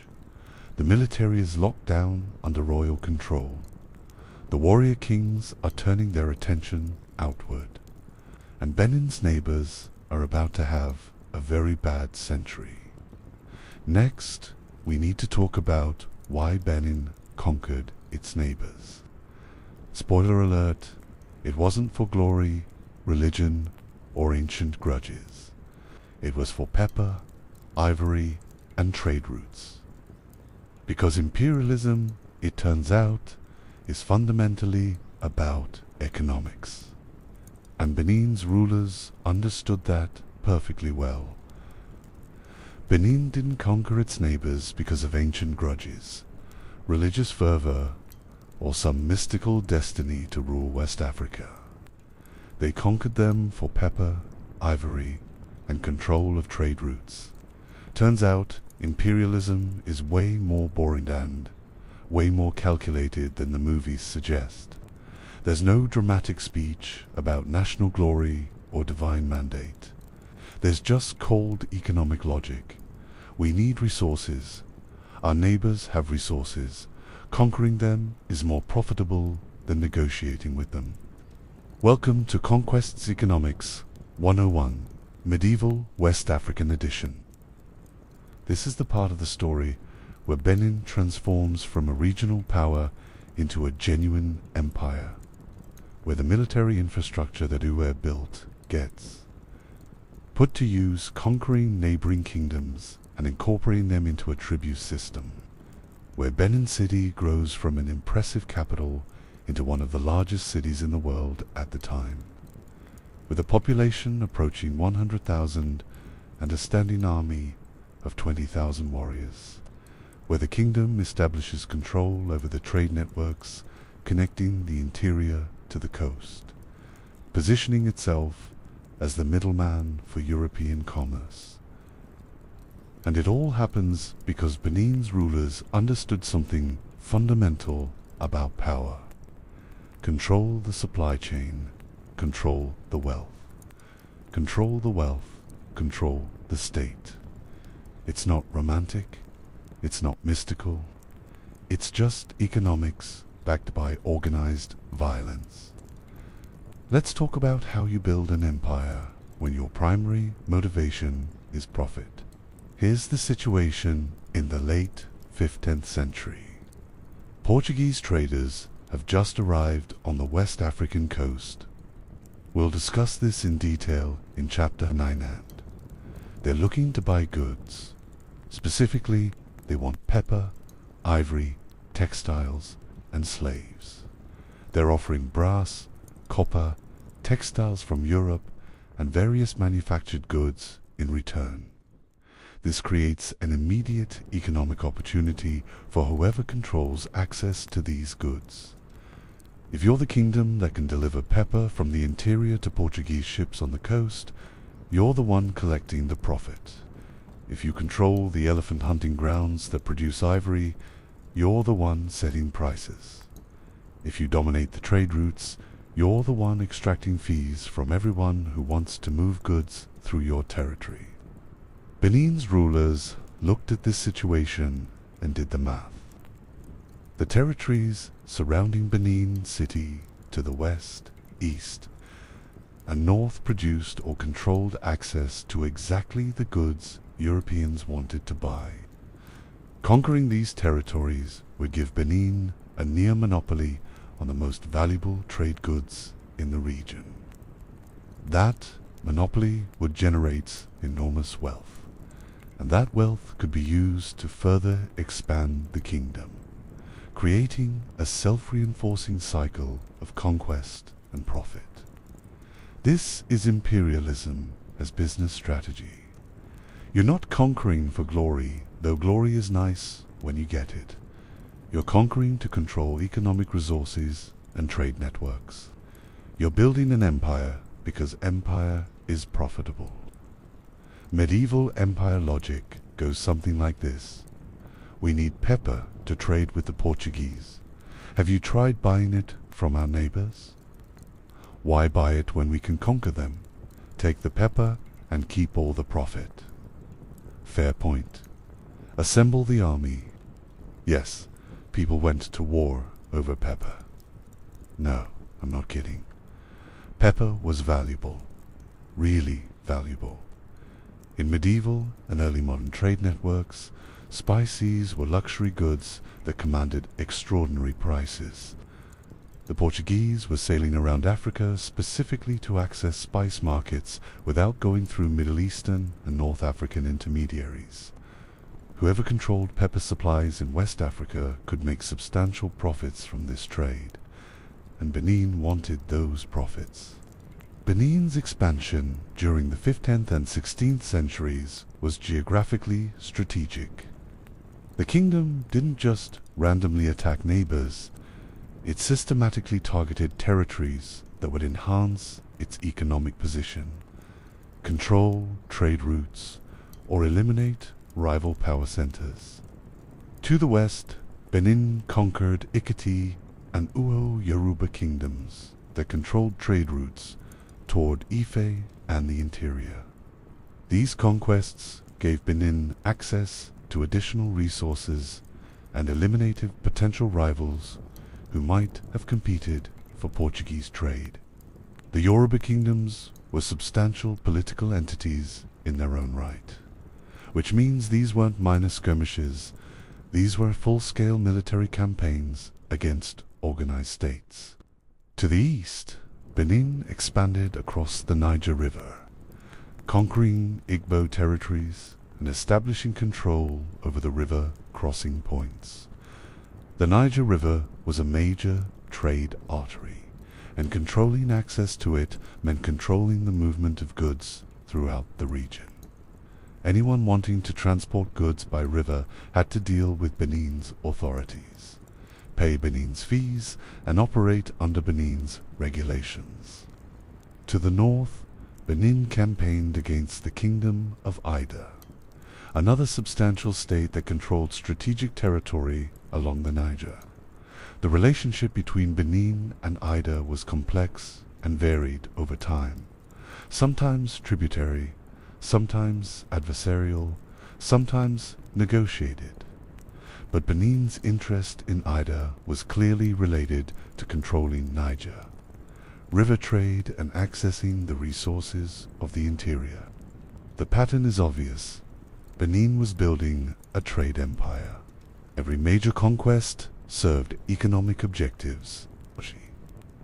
Every territorial acquisition enhanced the kingdom's position in regional commerce. This wasn't random violence, it was strategic expansion designed to maximize economic returns.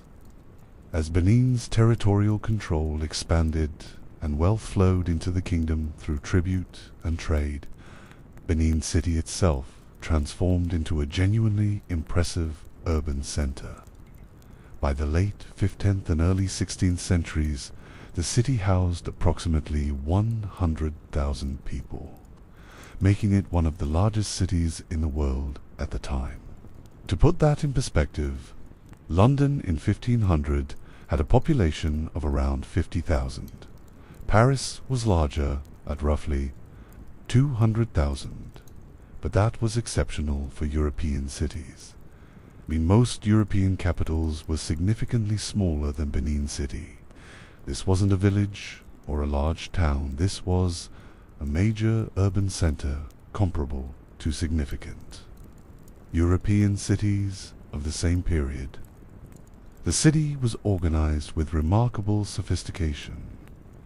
Contemporary accounts from Portuguese visitors, who we'll discuss in Chapter 9, describe wide, straight streets, multi-story buildings, and a palace complex that stretched for miles. The main streets were reportedly wide enough for multiple horsemen to ride abreast. The palace alone covered several square kilometers, with numerous courtyards, administrative buildings, residential quarters for the royal family and court officials, and workshops for artisans. The earthworks we discussed in Chapter 2 surrounded this urban complex. creating a clearly defined boundary between the city and the surrounding countryside. Those 9 gates we mentioned, they were controlling access to one of West Africa's largest urban centers, channeling trade and traffic through monitored checkpoints where the state could observe, regulate, and tax economic activity. Maintaining a city of 100,000 people requires substantial infrastructure. You need reliable food supplies, which means agricultural hinterlands producing surplus crops and logistic systems to transport food into the city.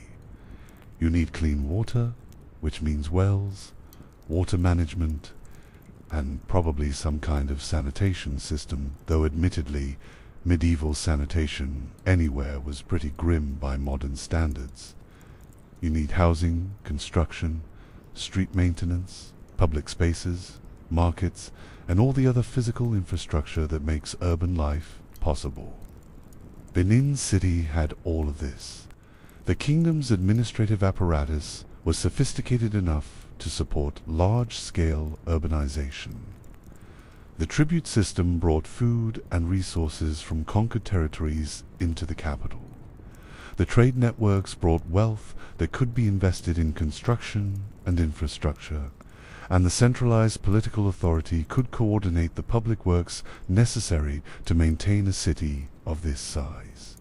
This matters because cities don't just happen.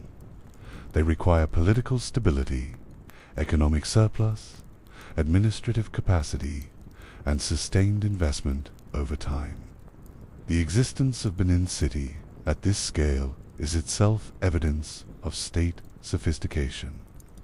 You can't maintain a city of 100,000 people if your political system is unstable.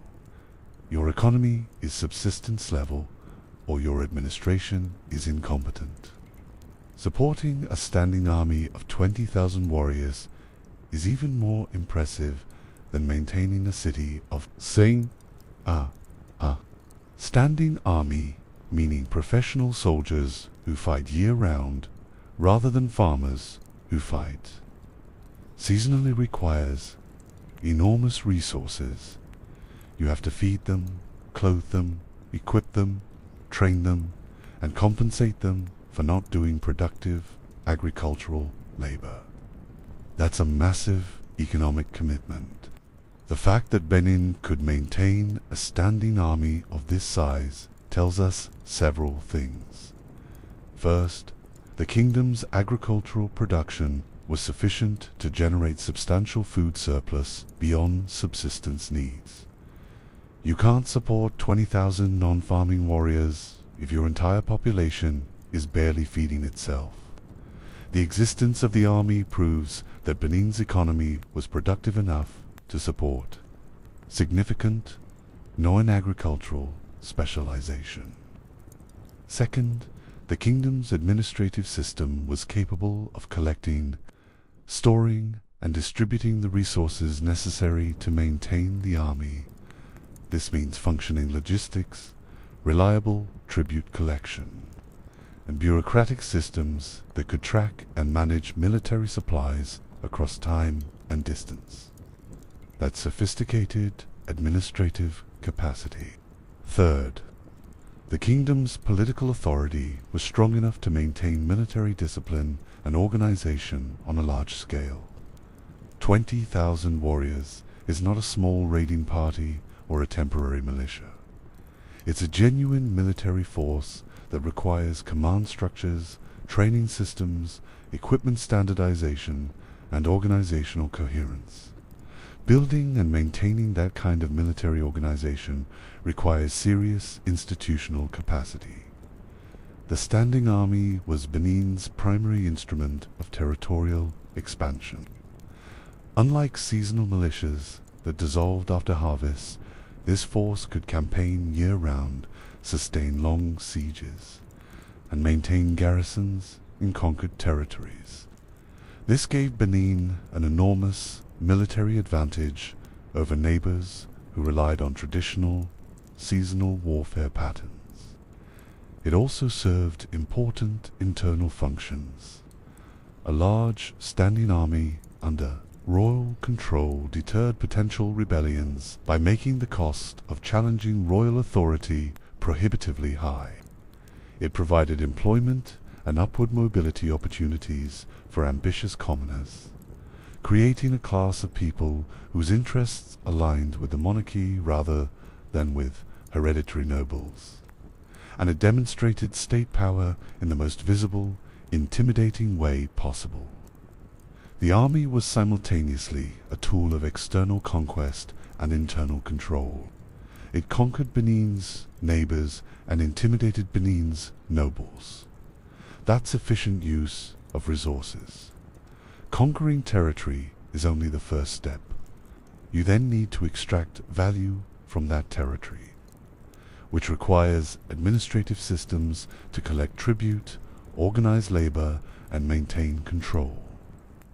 Benin developed sophisticated mechanisms for all three. Tribute was the most straightforward.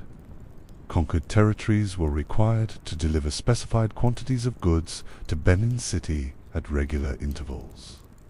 This might include agricultural products like yams and palm oil, craft goods like textiles, trade goods like ivory or pepper, or raw materials like timber. The specific tribute requirements varied by territory based on what they produced and what Benin needed. This tribute system served multiple functions. Obviously, it generated revenue for the state, but it also reinforced the hierarchical relationship between Benin and subject territories, regularly reminding conquered populations of their subordinate status, and it integrated regional economies into a single system centered on Benin City, creating economic dependencies that made rebellion more difficult. Corvée labor, the same system used to build the earthworks, was extended to conquered territories. Subject populations could be required to provide labor for public works projects, military campaigns, or royal construction projects. This allowed Benin to mobilize enormous labor resources for state purposes without maintaining a large, permanent workforce.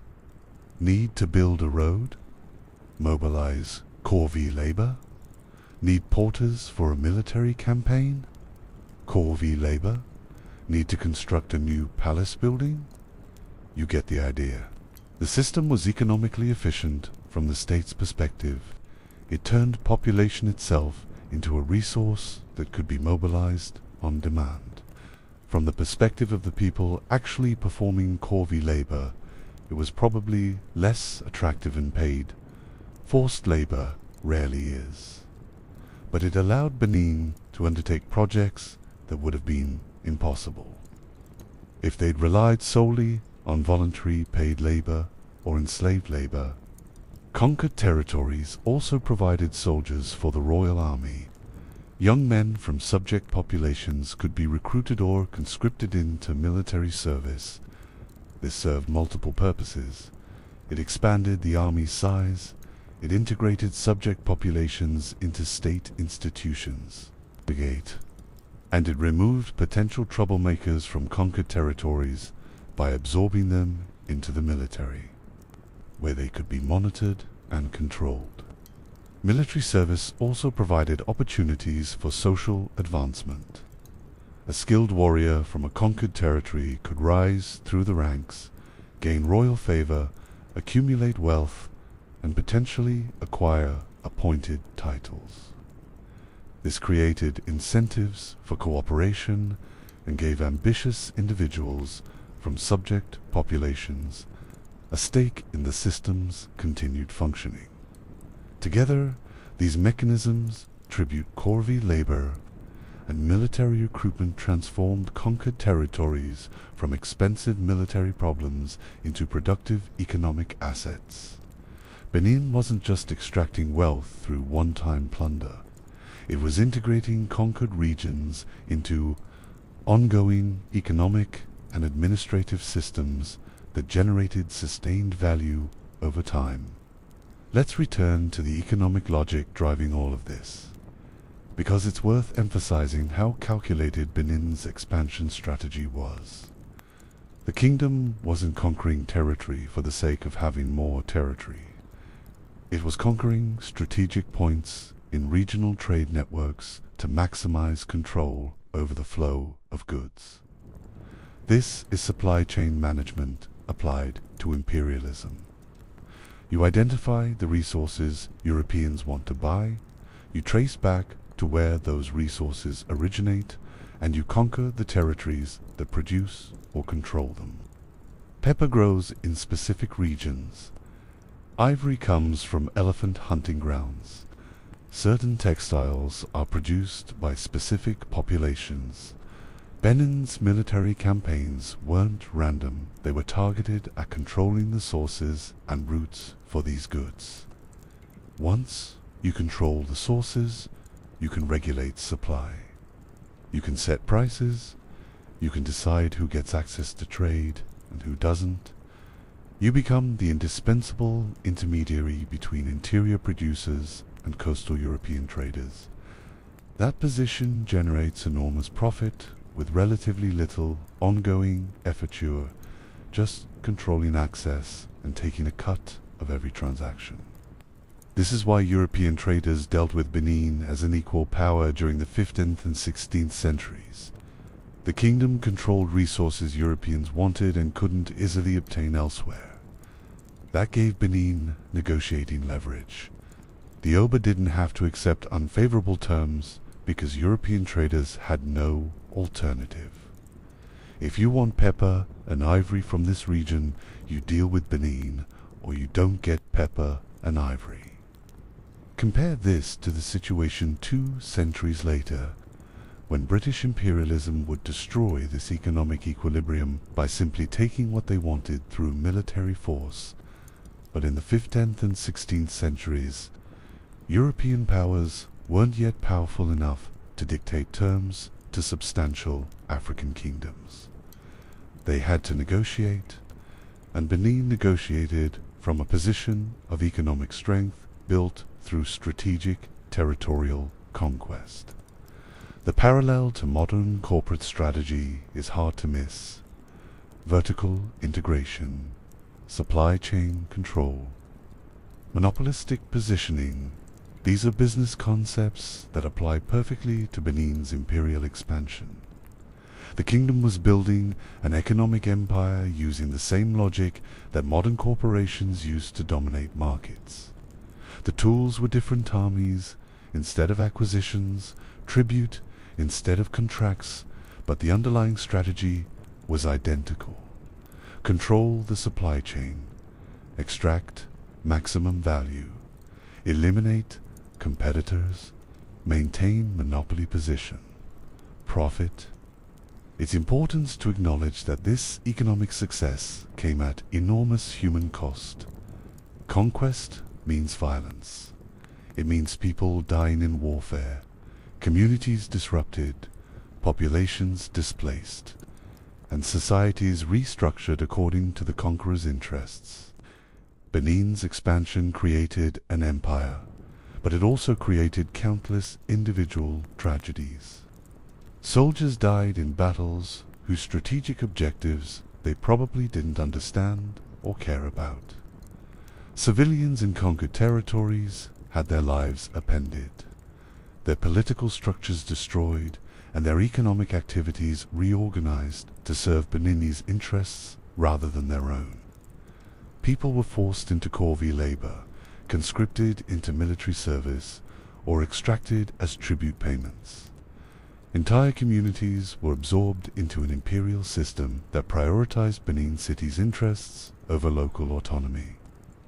This is what imperialism looks like at ground level.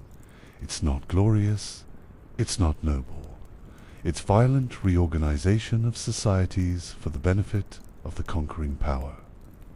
We can acknowledge Benin's military and administrative sophistication while also recognizing that this sophistication enabled exploitation. The two aren't contradictory. Effective imperialism requires organizational competence. Benin had that competence, and they used it to build an empire that generated wealth for the capital at the expense of subject populations. This pattern isn't unique to Benin. Every expanding empire in history, European, Asian, African, American, has operated through similar mechanisms: conquest, extraction, exploitation, with the benefits flowing to the imperial center and the costs borne by subject populations. Benin was participating in a universal historical pattern of imperial expansion. That doesn't make it morally acceptable, but it does make it historically typical. The question isn't whether Benin's expansion involved violence and exploitation. Of course it did. The question is whether we're going to hold African empires to different standards than empires elsewhere. If we acknowledge Roman, Persian, Chinese, and European empires as complex political systems worthy of study despite their violence, we should extend the same analytical framework to African empires. Benin was doing imperialism. Like all imperialisms, it involved violence. That's the nature of empire. By the mid-16th century, Benin had reached its maximum territorial extent.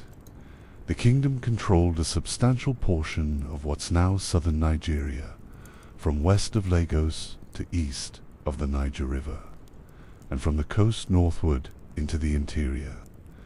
The exact boundaries are difficult to determine with. Precisionness was a tribute system with gradations of control rather than fixed borders with customs checkpoints, but the area under Benin's direct or tributary authority was substantial. The capital city was at its peak population and prosperity. The standing army was fully developed and battle-tested. The tribute system was functioning efficiently, channeling resources from subject territories into Benin City. The trade with Portuguese merchants was generating wealth that flowed into the royal treasury. The bronze-casting guilds, which we'll discuss in detail in Chapter 7, were producing the sculptures that would make Benin world-famous centuries later. This was the empire's golden age. Everything the previous century of state building had been working toward was now fully realized. The institutions were functioning, the economy was strong, the military was effective. The political system, while always complex and somewhat unstable, was managing to hold together. From an external perspective, Benin appeared to be at the height of its power, and by most measurable standards it was territory controlled, maximized, military capability, substantial, economic prosperity, significant, cultural production, extraordinary, administrative sophistication, comparable to contemporary European states. But empires don't stay at their peak indefinitely. The very success that Benin achieved in the 15th and 16th centuries created the conditions for future problems. Wealth generates competition for that wealth. Military expansion eventually reaches limits, where further conquest becomes more costly than profitable. Administrative systems grow increasingly complex and difficult to manage. Political factions multiply as more people gain access to power and resources. And perhaps most importantly, the economic relationships that made the empire profitable could change. Trade networks shift. New competitors emerge. External powers become stronger. The monopoly position that generated so much wealth can erode. All of this would happen to Benin, but not yet. Right now, in the mid-16th century, the empire is functioning exactly as its architects intended. The conquest economics are working. The supply chain imperialism is generating profit. The military infrastructure is enabling control over vast territories. The administrative systems are managing complexity adequately. The machine is running smoothly. But back home, in the political structures of Benin City itself, tensions are building that will eventually tear the whole system apart. So what does Benin's territorial expansion teach us about how empires actually work? First, that economics matters more than ideology. Benin didn't conquer for religious reasons. West African indigenous spirituality wasn't a missionary religion seeking converts. They didn't conquer for ethnic solidarity. The empire incorporated diverse populations with different languages and cultures. They conquered for economic benefit, pure and simple. Resources, trade routes, and wealth extraction were the primary motivations. Everything else was secondary. Second, that successful imperialism requires administrative sophistication.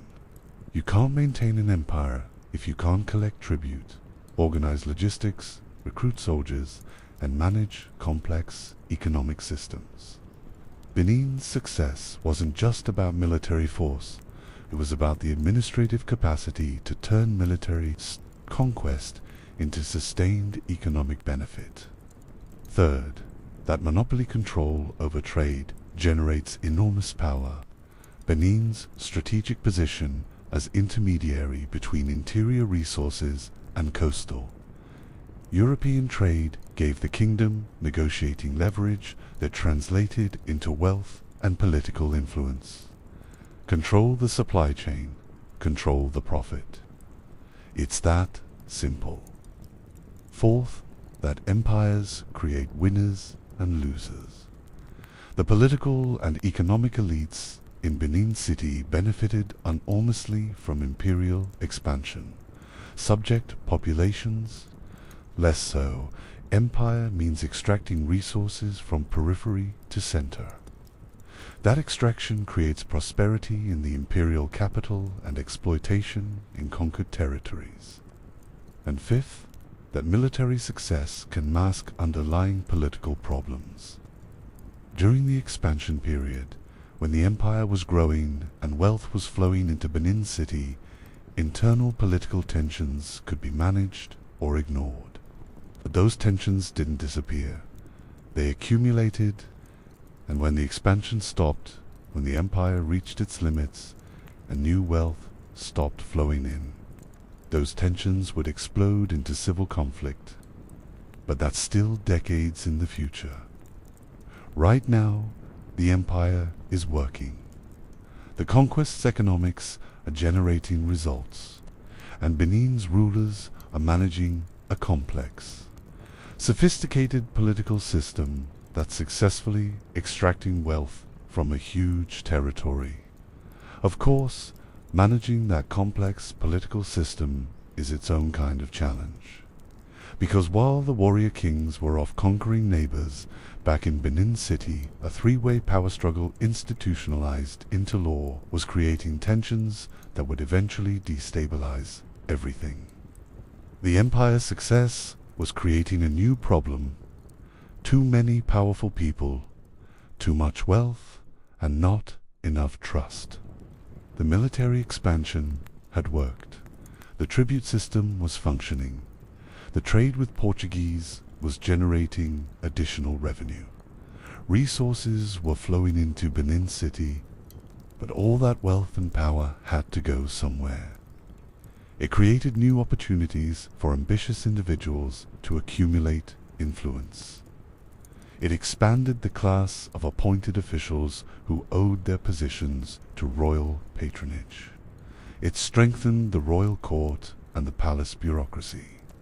And it created tensions between different power centers within the kingdom. The hereditary chiefs, who we've mentioned but haven't explored in detail, yet were watching all this with increasing resentment. The warrior kings and their appointed commanders were accumulating power and wealth through conquest. Meanwhile, the hereditary nobility was being systematically sidelined. reduced to ceremonial roles while real power flowed to royal appointees and military commanders. This was by design.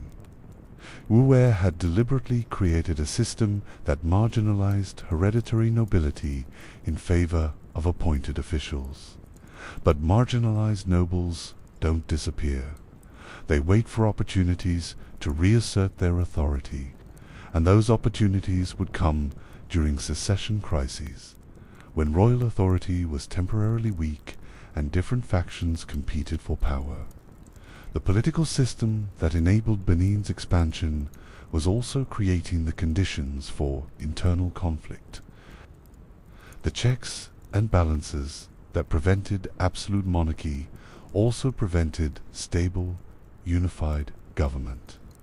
The competition between different classes of chiefs that kept any single faction from dominating also created chronic political instability. The wealth flowing from imperial expansion created opportunities for corruption and factional conflict. All of this was manageable during the expansion period, as long as the empire kept growing, as long as new resources kept flowing in, as long as warrior kings could use military success to maintain authority, the system held together. But eventually, the expansion would stop. And when it did, the political tensions that had been building for over a century would explode into the open. But before we get to civil wars and political collapse, we need to understand exactly how this political system worked. We need to examine the three different classes of chiefs, their competing interests, and the ways they checked and undermined each other. We need to explore how the OBA balanced these factions against each other while maintaining enough authority to actually govern.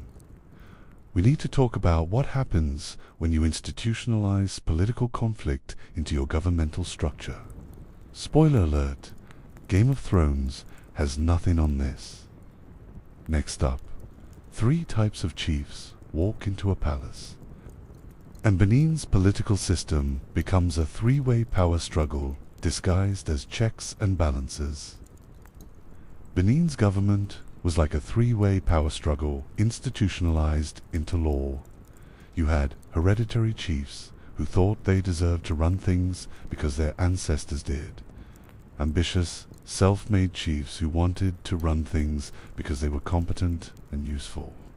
And palace chiefs whose entire job was making sure the king actually ran things. Shockingly, this led to problems. Welcome to the most complicated governmental system you've probably never heard of. This is where we examine the internal political machinery of the Benin Empire, the competing power centers, the institutional checks and balances, and the chronic tensions that made Benin's political system simultaneously sophisticated and unstable. This is constitutional monarchy meets perpetual factional warfare. Medieval West African edition. Game of Thrones had nothing on this. Here's what makes Benin's tripartite system fascinating. It wasn't accidental. The kingdom deliberately created multiple competing centers of authority as a way to prevent any single faction from dominating. The Obia couldn't rule as an absolute monarch because the hereditary chiefs had traditional authority that predated the monarchy itself. The hereditary chiefs couldn't dominate because the Obia kept creating new, appointed officials to counterbalance them. And the appointed officials couldn't consolidate power because they were divided into competing factions with different functions and interests. In theory, this created a balanced system where no single group could threaten the stability of the state. In practice, it created a permanent, low-level political conflict that periodically exploded into civil war whenever royal authority weakened. Checks and balances, great for democracy, remarkably complicated for monarchies. Let's break down how this actually worked. starting with the man at the top. At the apex of the political system sat the Obu divine king, spiritual intermediary, supreme political authority, and holder of some extremely lucrative economic monopolies. The Obu wasn't just a political leader. He was a cosmological figure whose authority derived from both historical legitimacy, connection to the Yoruba city of Ife. As we discussed in Chapter 2 and Spiritual Mandate, mediator between human and divine worlds, which we'll explore in Chapter 6. This divine status gave the Oba enormous theoretical authority. He was the ultimate source of political legitimacy. He appointed officials, settled disputes, commanded the military, and controlled foreign relations. His word, in theory, was law. Disobeying the Oba wasn't just political dissent, it was spiritual transgression. But theoretical authority and practical power are different things. The Oba's actual ability to exercise authority depended on his personal capabilities, the political situation, and critically his ability to manage the three competing classes of chiefs who served under him but also constrained him. What the Oba definitely controlled was several crucial economic monopolies. Most importantly, he held exclusive rights to trade in certain goods, particularly coral beads, which were luxury items with significant cultural and spiritual value. He monopolized foreign trade relationships, especially with European merchants, and he controlled access to raw materials for brass casting, which meant he controlled the production of the bronze sculptures we'll discuss in Chapters 7 and 8. These monopolies were economically significant. They generated substantial revenue that flowed directly to the royal treasury rather than being distributed among nobles.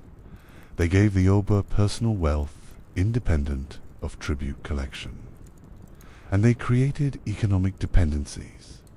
You wanted access to certain goods or trade relationships, you needed royal favor. The monopolies also served political functions. By controlling economically valuable resources, the Oba could reward supporters and punish opponents through selective access. Loyal chiefs might receive favorable trade concessions or gifts of coral beads. Troublesome chiefs might find themselves economically isolated. This was soft power backed by economic leverage. But here's the crucial limitation. The Oba couldn't just do whatever he wanted. His authority was constrained by tradition, by the competing power of the chiefs, and by the need to maintain political consensus among the various factions. A strong Oba with military success, personal competence, and political skill could exercise substantial authority. A weak Oba, a young Oba, or an Oba who'd recently inherited during a succession crisis had to tread carefully. The system was designed to prevent tyranny. It succeeded. Unfortunately, it also made stable, effective governance remarkably difficult. The first and oldest class of chiefs were the Uzumai, the hereditary nobility, whose families had held authority since before the Oba dynasty even existed. These were the traditional power brokers, the chiefs whose legitimacy came from ancestral right rather than royal appointment. They represented continuity with the pre-dynastic past and claimed a kind of authority that couldn't be created or destroyed by any individual Oba. There were 7 principal Uzama titles, each associated with specific traditional territories and lineages. These weren't just honorific positions, they came with real authority over land, people, and resources. An Uzama chief controlled his traditional territory, collected tribute from its population, administered justice, and commanded the loyalty of local populations based on generations of hereditary authority. The Uzama also had specific ritual and ceremonial roles. They participated in coronation ceremonies, royal rituals, and state functions where their presence symbolized continuity and traditional legitimacy. They were, in a sense, the constitutional foundation of the kingdom. Their acceptance of Anaba's legitimacy was necessary for that Oba to be recognized as properly installed. This gave them significant political leverage. A new Oba needed Uzama recognition to be fully legitimate. This meant that Uzama could theoretically refuse to recognize a royal candidate they opposed, though in practice this rarely happened because it would trigger civil war. But the threat existed, and it constrained royal authority. Here's where things get complicated. The Uzama's power had been systematically eroded over the centuries since Yue's reforms. Remember Chapter 3, where we discussed how Yue centralized military authority under royal control. That was aimed directly at the Uzama, who had previously maintained their own military forces based in their traditional territories. By the time we reached the mature imperial system in the 16th century, the Uzama still had their traditional titles, their ceremonial roles, and their hereditary territories, but they'd lost the independent military capacity that had once made them genuine rivals to royal authority. They'd been relegated to a primarily ceremonial and oppositional role important for legitimation, but not powerful enough to actually challenge a strong Oba. Unsurprisingly, they resented this arrangement. The Uzama represented the old order, the traditional system where power was distributed among hereditary nobility rather than concentrated in the monarchy. From their perspective, the Oba dynasty had usurped authority that properly belonged to them collectively. The various reforms that centralized power, military monopolization, creation of appointed officials, royal economic monopolize all, came at their expense. So the Uzama became the conservative, oppositional faction within Benin's political system. They defended traditional rights against royal encroachment. They resisted innovations that further concentrated power in the monarchy. They exploited succession crises to reassert their authority and extract concessions from new ABAs, who needed their support for They couldn't overthrow the system, they weren't strong enough, and doing so would undermine their own traditional legitimacy. But they could obstruct, delay, and complicate royal initiatives. They could ally with other factions against the OBA. They could make governance difficult when they felt their interests were threatened. This is where the system's checks and balances actually functioned. The Uzama prevented the Oba from becoming an absolute monarch who could ignore traditional rights and obligations. Their ceremonial importance and traditional legitimacy meant they couldn't be eliminated or completely sidelined. A wise Oba had to work with them, or at least manage them carefully. A foolish Oba who tried to simply override Uzama opposition would find governance becoming increasingly difficult. But from the ABS perspective, the Uzama were a chronic political problem. They represented limitations on royal authority. They defended a decentralized system that made centralized governance difficult. And worst of all, they couldn't be removed. You can't fire hereditary nobility.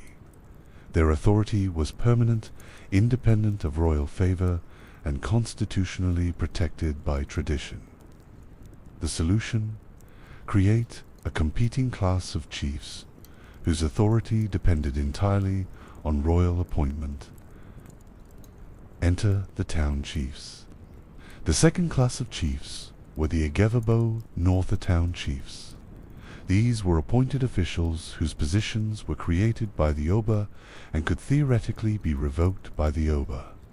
Unlike the hereditary Uzama, town chiefs owed their status entirely to royal patronage. They had no traditional territories, no ancestral legitimacy, no independent power base. They existed because the Oba needed them and could be dissolved if the Oba decided they were unnecessary. In practice, of course, it wasn't quite that simple. But the fundamental dynamic was clear. Town chiefs were royal creatures, dependent on royal favor, and therefore expected to support royal authority. The town chiefs served primarily military and administrative functions. They commanded military units, led campaigns, administered conquered territories, and managed various governmental responsibilities that required competence rather than hereditary status. These were working positions, not ceremonial roles. You became a town chief by being useful, not by being born into the right family. This meritocratic element was revolutionary in a society otherwise organized around hereditary status. A commoner someone without noble ancestry could potentially rise to become a town chief through military service, administrative competence, or royal favor. This created opportunities for social mobility that didn't exist in the traditional system. It also created a class of ambitious, capable, politically active individuals who were personally invested in the monarchy's success. If the Oba prospered, town chiefs prospered. If royal authority expanded, their opportunities expanded. They had every incentive to support centralized royal power against the decentralizing tendencies of the hereditary nobility. The town chiefs were Yue's masterpiece, the institutional innovation that allowed him to centralize military authority without directly challenging the Uzama's traditional status. Instead of taking power away from hereditary chiefs, he created new power that bypassed them entirely. Instead of fighting a battle he might lose, he changed the battlefield. By the 16th century, the town chiefs had become the primary military commanders of the kingdom. They led the campaigns we discussed in Chapter 4. They administered the conquered territories. They managed the tribute system.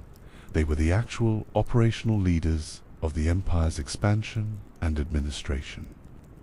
This made them powerful, extremely powerful. And here's where the system's careful balance starts to look less balanced and more like a disaster waiting to happen. Because while town chiefs theoretically depended on royal appointment, in practice they accumulated their own resources, followers, and power bases. A successful military commander who'd led multiple campaigns, conquered territories, and enriched himself through military spoils wasn't just a royal appointee anymore. He was a powerful individual in his own right, with his own interests, and those interests didn't always align perfectly with the Abos. Town chiefs wanted continued military expansion because conquest generated opportunities for advancement and enrichment.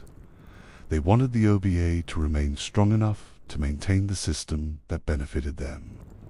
But they didn't necessarily want the OBA to be so strong that he could eliminate them or reduce their independent authority. The result was a faction that supported royal power in principle but competed for influence in practice. Town chiefs would ally with each other, form factions, maneuver for position, and exploit opportunities to increase their personal authority. They'd support the OBA against the Uzama when it served their interests, but they'd also leverage succession crises to extract concessions, expand their privileges, or eliminate rivals. Medieval middle management with swords, indeed. They weren't trying to overthrow the monarchy. They benefited from the monarchy, but they were absolutely engaged in constant political competition with each other and with other power centers. They were ambitious, capable, militarily powerful, and politically active. The Oba created the town chiefs to counterbalance the Uzama, but in the process he created a new faction that would eventually become just as much of a political challenge as the hereditary nobility had ever been. Spoiler alert, this will end badly, but not yet. The third class of chiefs were the Agebo Nogbi, the palace chiefs. These were officials responsible for managing the royal household, administering the palace complex, and overseeing the various artisan guilds and service providers who worked for the Oba. In some ways, the palace chiefs were the least politically powerful of the three groups. They weren't military commanders like the town chiefs. They didn't have traditional territorial authority like the Uzama. They were essentially high-level household administrators, important for the functioning of the royal court, but not major political players in the same way as the other two groups. But that description undersells their significance. The palace chiefs controlled access to the OBA. They managed the palace complex where political decisions were made. They administered the royal treasury. They oversaw the artisan guilds, including the bronze casters, who produced the material culture that expressed royal authority. They were the bureaucratic machinery that allowed the monarchy to actually function on a day-to-day basis. This gave them influence that exceeded their formal political power. If you needed to petition the Oba, you went through palace chiefs. If you wanted royal favor, you cultivated relationships with palace chiefs.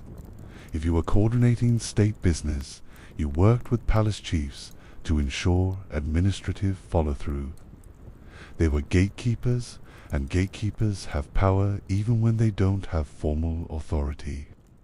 The palace chiefs also managed the economic apparatus of the monarchy. They oversaw royal monopolies, administered trade relationships, managed tribute collection, and controlled the flow of resources through the palace economy.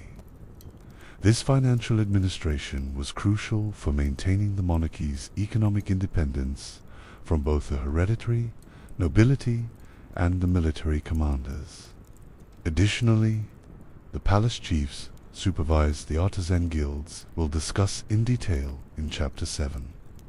The bronze casters, ivory carvers, textile weavers, and other specialized craftsmen who produced luxury goods for royal use all operated under palace chief oversight. This meant the palace chiefs controlled the production of the material culture that symbolized and legitimated royal authority. In the tripartite system, the palace chiefs represented the third pole-nut traditionalist, like the Uzama, not militaristic like the town chiefs, but bureaucratic and administrative. They were the machinery of government, the institutional capacity that turned political authority into actual governance. Their interests aligned most closely with stable, effective royal authority. They benefited when the palace complex functioned smoothly, when royal monopolies generated revenue, when artisan production continued uninterrupted. They had less interest in military expansion than the town chiefs, and less investment in traditional privileges than the Uzama. This made them, theoretically, the most reliable supporters of the monarchy. They existed to serve the Oba, and their institutional role reinforced that service. But reliability doesn't mean powerlessness. The palace chiefs controlled crucial administrative functions, and that control gave them leverage. A palace chief managing royal finances could obstruct policies he opposed simply by slow-walking implementation. A palace chief controlling access to the OBA could influence which information reached the king and which didn't. Bureaucratic power is subtle but real. The palace chiefs weren't leading armies or claiming traditional authority, but they were running the actual machinery of government. And anyone who's ever worked in an organization knows that the people who control administrative processes often have more practical power than their job titles suggest. In theory, this tripartite system created a beautiful balance of power. The OBA had supreme authority but was checked by three competing groups. The Uzama provided traditional legitimacy and prevented royal tyranny. The town chiefs provided military capacity and administrative competence. The palace chiefs provided bureaucratic functionality and economic management. No single group could dominate because the others would counterbalance them. The Oba could play factions against each other. If the Uzama became too obstructionist, he could rely more heavily on town chiefs. If town chiefs became too ambitious, he could invoke traditional authority through the Uzama or use palace chiefs to control resources. If palace chiefs proved unreliable, he could bypass them through town chief administrators. Each group had reasons to support the monarchy, while also having interests that weren't perfectly aligned with absolute royal authority. Each group could check the others while being checked themselves. The result, theoretically, was a stable system where concentrated power was impossible but functioning government remained feasible. This is constitutional monarchy without a constitution. It's institutionalized political competition as a governing principle. It's sophisticated political theory implemented through cultural practice and institutional design. And it actually worked for a while. During the imperial expansion period we discussed in Chapter 4, when strong arbors were leading successful military campaigns and wealth was flowing into Benin City, the system held together. The checks and balances prevented catastrophic abuses of power while allowing effective governance. The competing factions maneuvered and competed, but didn't destroy each other. Political conflict remained manageable rather than catastrophic. But and this is crucial, the system only worked when the Oba was strong, personally capable, and backed by military success. A weak Oba, a young Oba, or an Oba who'd inherited during a succession crisis faced a very different political reality. Because here's the problem with institutionalized political competition. It creates chronic instability. The competing factions never stopped competing. The tensions never resolved. Every succession created opportunities for different groups to renegotiate the power balance. Every military setback weakened royal authority and emboldened rivals. Every economic crisis provided openings for factional conflict. The Uzama exploited every succession crisis to extract concessions and reassert traditional privileges. Town chiefs leveraged military necessity to expand their authority and resist royal control. Palace chiefs used administrative control to influence policy and protect their institutional interests. And the OBA had to constantly navigate between these competing forces while trying to actually govern the kingdom. This meant that Benin's political system was never truly stable. Even during successful periods, the underlying tensions remained. Political competition was constant, though usually managed through negotiation, patronage, and careful balancing rather than open conflict. But when royal authority weakened and, eventually, those managed tensions would explode into the open. The system had another fundamental flaw. It made succession catastrophically unstable. When an Oba died, there was no clear, uncontested mechanism for determining his successor. Multiple royal princes had legitimate claims. Different factions supported different candidates based on their own interests.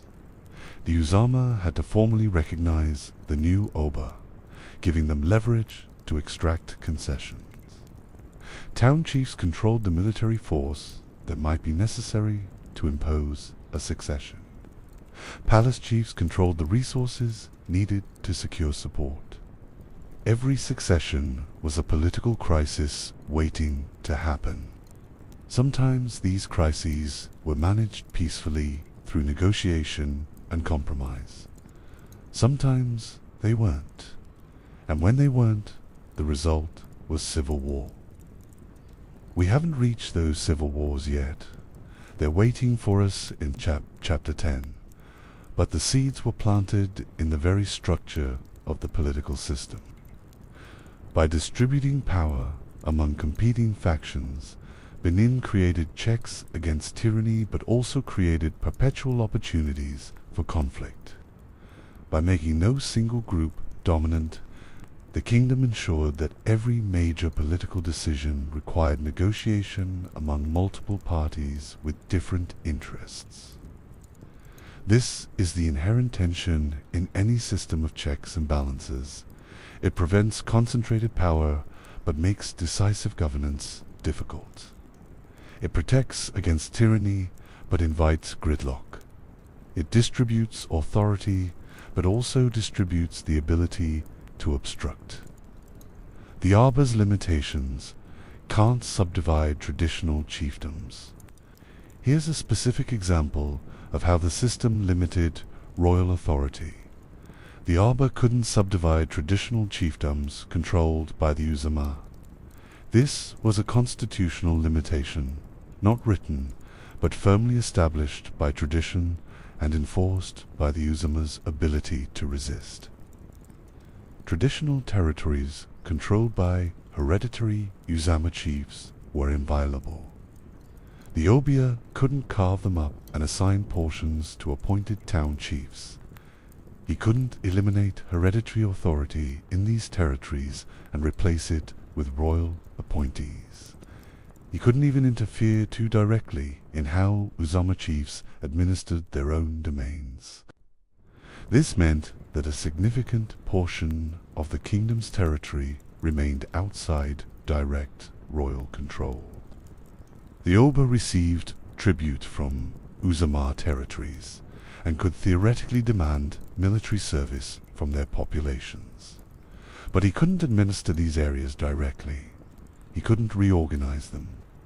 He couldn't eliminate traditional authority structures that might be inefficient or problematic. Compare this to conquered territories, which could be administered however the Oba chose. He could appoint town chiefs as governors. He could restructure tribute systems. He could reorganize populations. These territories were flexible. They could be adapted to serve royal interests. Traditional Uzama territories weren't flexible. They were locked in place by hereditary, right, and traditional authority. This created a two-tier system. Some parts of the kingdom could be efficiently administered through royal appointees, while other parts remained under traditional authority that couldn't be directly challenged. From a governance perspective, this was inefficient, but from a political stability perspective, it was necessary. The Uzama's traditional authority was the constitutional foundation of the kingdom. Attacking it directly would trigger massive resistance and potentially civil war. Better to work around it, limit it gradually, and create parallel structures that made it increasingly irrelevant. This is what Wu'er had done with the military. He didn't try to eliminate Uzama authority in their traditional territories. He just created a royal army that made their local military forces obsolete. He didn't challenge their hereditary rights. He just made those rights increasingly meaningless by concentrating actual power in appointed officials. But there were limits to how far this strategy could go. The Uzuma couldn't be eliminated. Their traditional authority couldn't be completely overridden. And every OBA had to accept that a significant portion of the kingdom's territory would remain under hereditary control that he could influence but not directly command. These weren't just theoretical limitations. They had practical consequences for how the kingdom could respond to challenges, adapt to changing circumstances, and maintain administrative efficiency. A fully centralized state under direct royal control would have been more efficient and more responsive, but achieving that level of centralization would have required destroying the traditional nobility, which would have triggered civil war and potentially destroyed the monarchy itself. So instead, Benin had a hybrid system, partially centralized, partially traditional, always balancing competing interests, never fully resolving the tension between royal authority and traditional privilege. Remember how I said the town chiefs would eventually become a political problem despite being created to support royal authority? Here's where that starts to become visible. Town chiefs controlled military force. They commanded armies, they led campaigns, they administered conquered territories, and increasingly they realized that this military power gave them leverage over the monarchy itself. During succession crises, when multiple royal candidates competed for the throne, town chiefs could decide which candidate to support with their military forces. This turned them into kingmakers. An ambitious town chief could back a candidate, provide the military support necessary for that candidate to win, and then extract substantial concessions in return. This pattern would become increasingly common over time. Town chiefs would exploit succession crises to expand their authority, extract privileges, and resist royal oversight. They'd support royal candidates who promised them autonomy, resources, or advancement. They'd oppose candidates who threatened to reduce their power. The result was that secessions became opportunities for town chiefs to renegotiate the terms of their service to the monarchy. Instead of simply receiving appointments from the OBA, they could effectively bargain with competing candidates. Support me, and I'll make you Oba in exchange. Here's what I want. This fundamentally altered the power dynamic. Instead of the OBA having absolute authority to appoint and remove town chiefs gained a kind of job security through their military indispensability. An OBA who tried to remove a powerful town chief might find himself facing a military rebellion or a succession challenge backed by that town chief's forces. We'll see the full consequences of this dynamic in Chapter 10 when the political system breaks down completely. But the pattern was established earlier during the successful imperial expansion period.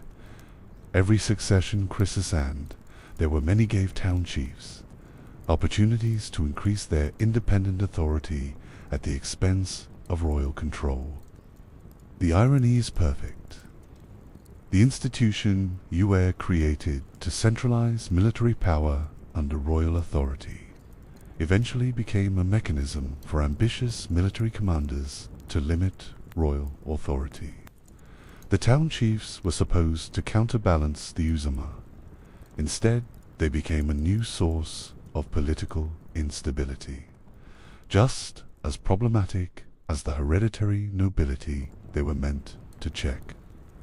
Checks and balances, it turns out, can check the monarch just as effectively as they check anyone else. So what do we learn from Benin's tripartite governmental system? First, that political sophistication doesn't necessarily mean political stability. Benin system was sophisticated, was deliberately designed, institutionally complex, and theoretically balanced. But it was also chronically unstable, prone to succession crises, and dependent on strong individual arbors to function effectively. Second, that distributing power prevents tyranny but makes governance difficult. Benin never had an absolute monarch in the way that some European kingdoms did. The arbor's authority was always limited by traditional rights, competing factions, and institutional checks. This prevented catastrophic abuses of power, but it also made decisive, efficient governance nearly impossible. Third, that institutions created to solve one problem can create new problems. The town chiefs were created to counterbalance hereditary nobility and centralize military authority. They succeeded at that, but they also became a new source of political instability, militarily threat, and succession crisis exploitation. Solving the Uzama problem created the town chief problem. Fourth, that political systems are path-dependent. Once you've created 3 competing power centers, each with their own interests and authority, you can't easily undo that structure. Benin was locked into this tripartite system. Reforming it would have required political capital that no OBA could reliably accumulate. So the system persisted, with all its tensions and contradictions, because changing it was more dangerous than maintaining it. And fifth, that comparing African political systems to European ones reveals sophistication, not deficiency. When European colonial powers encountered Benin, they often described it as primitive or lacking proper governance. But Benin's tripartite system was comparable to constitutional monarchies in Europe, different in specific details, but similar in fundamental structure. Both systems featured monarchs constrained by competing power centers. Both balanced centralized authority against traditional privileges. Both struggled with secession crises and factional competition. The difference wasn't sophistication, it was documentation. European political systems were extensively documented in written laws, treaties, and administrative records. Benin's system was preserved primarily through oral tradition and cultural practice. That difference in documentation doesn't reflect a difference in complexity or capability.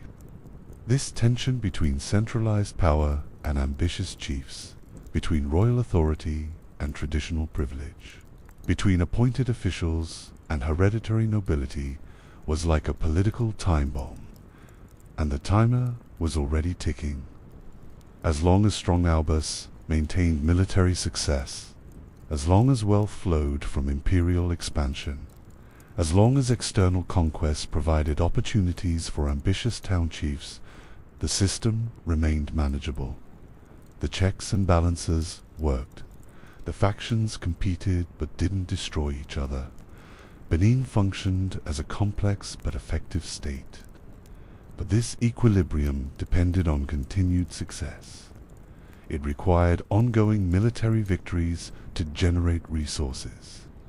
It required strong, capable albers to navigate factional politics.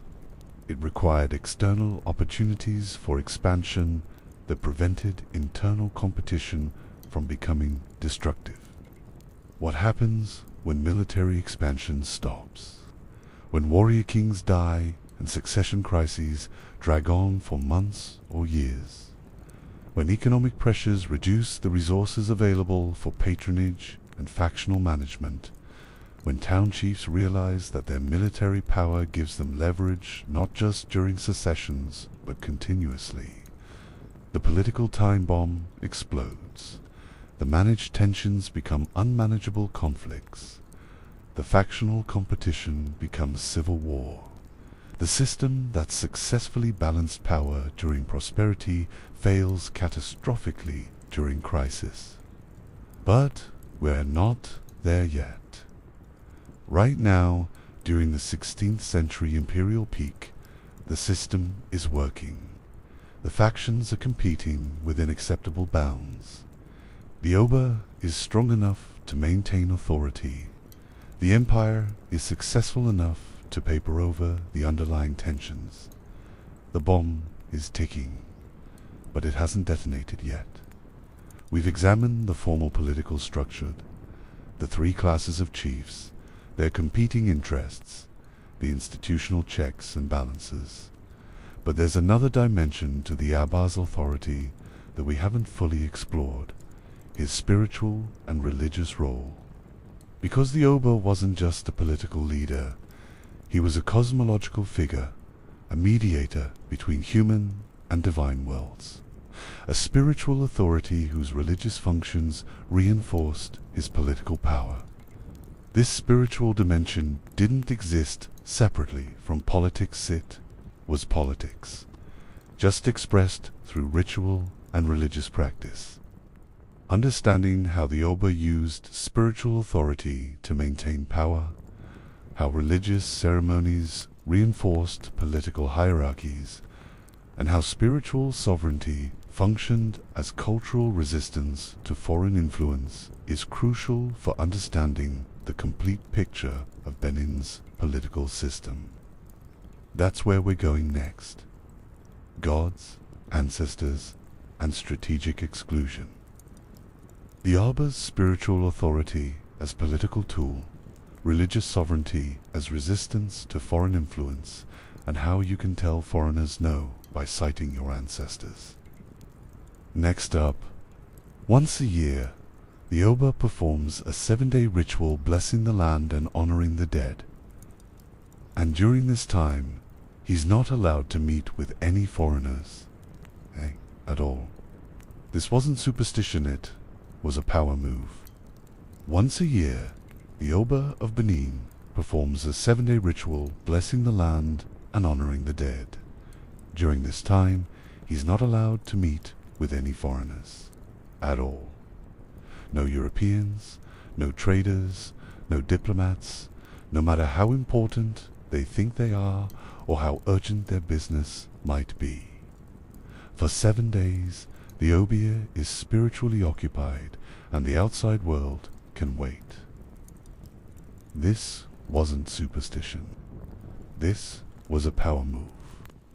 Think about what this actually meant in practice. Portuguese merchants show up with ships full of trade goods, expecting to negotiate deals worth enormous sums. British representatives arrive with diplomatic proposals, traders from neighboring kingdoms want to discuss commercial arrangements, and the Abius response, "I'm busy with my ancestors. Come back next week."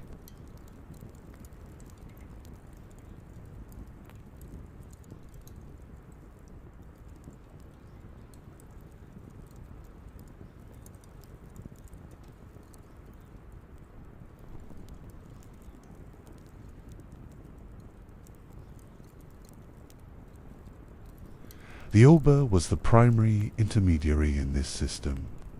Through ritual performance, he maintained the relationship between Benin and its ancestral protectors. Through spiritual authority, he ensured cosmic balance. Through religious ceremony, he renewed the kingdom's spiritual foundations annually. This wasn't supplementary to his political role, it was fundamental to it. European observers often misunderstood this aspect of Benin's political system. They saw the elaborate religious ceremonies, the ancestor veneration, the spiritual obligations, and classified them as primitive superstition separate from real governance. But in Benin's political culture, there was no separation. Spiritual authority and political authority were two aspects of the same thing. You couldn't be an effective Oba without both.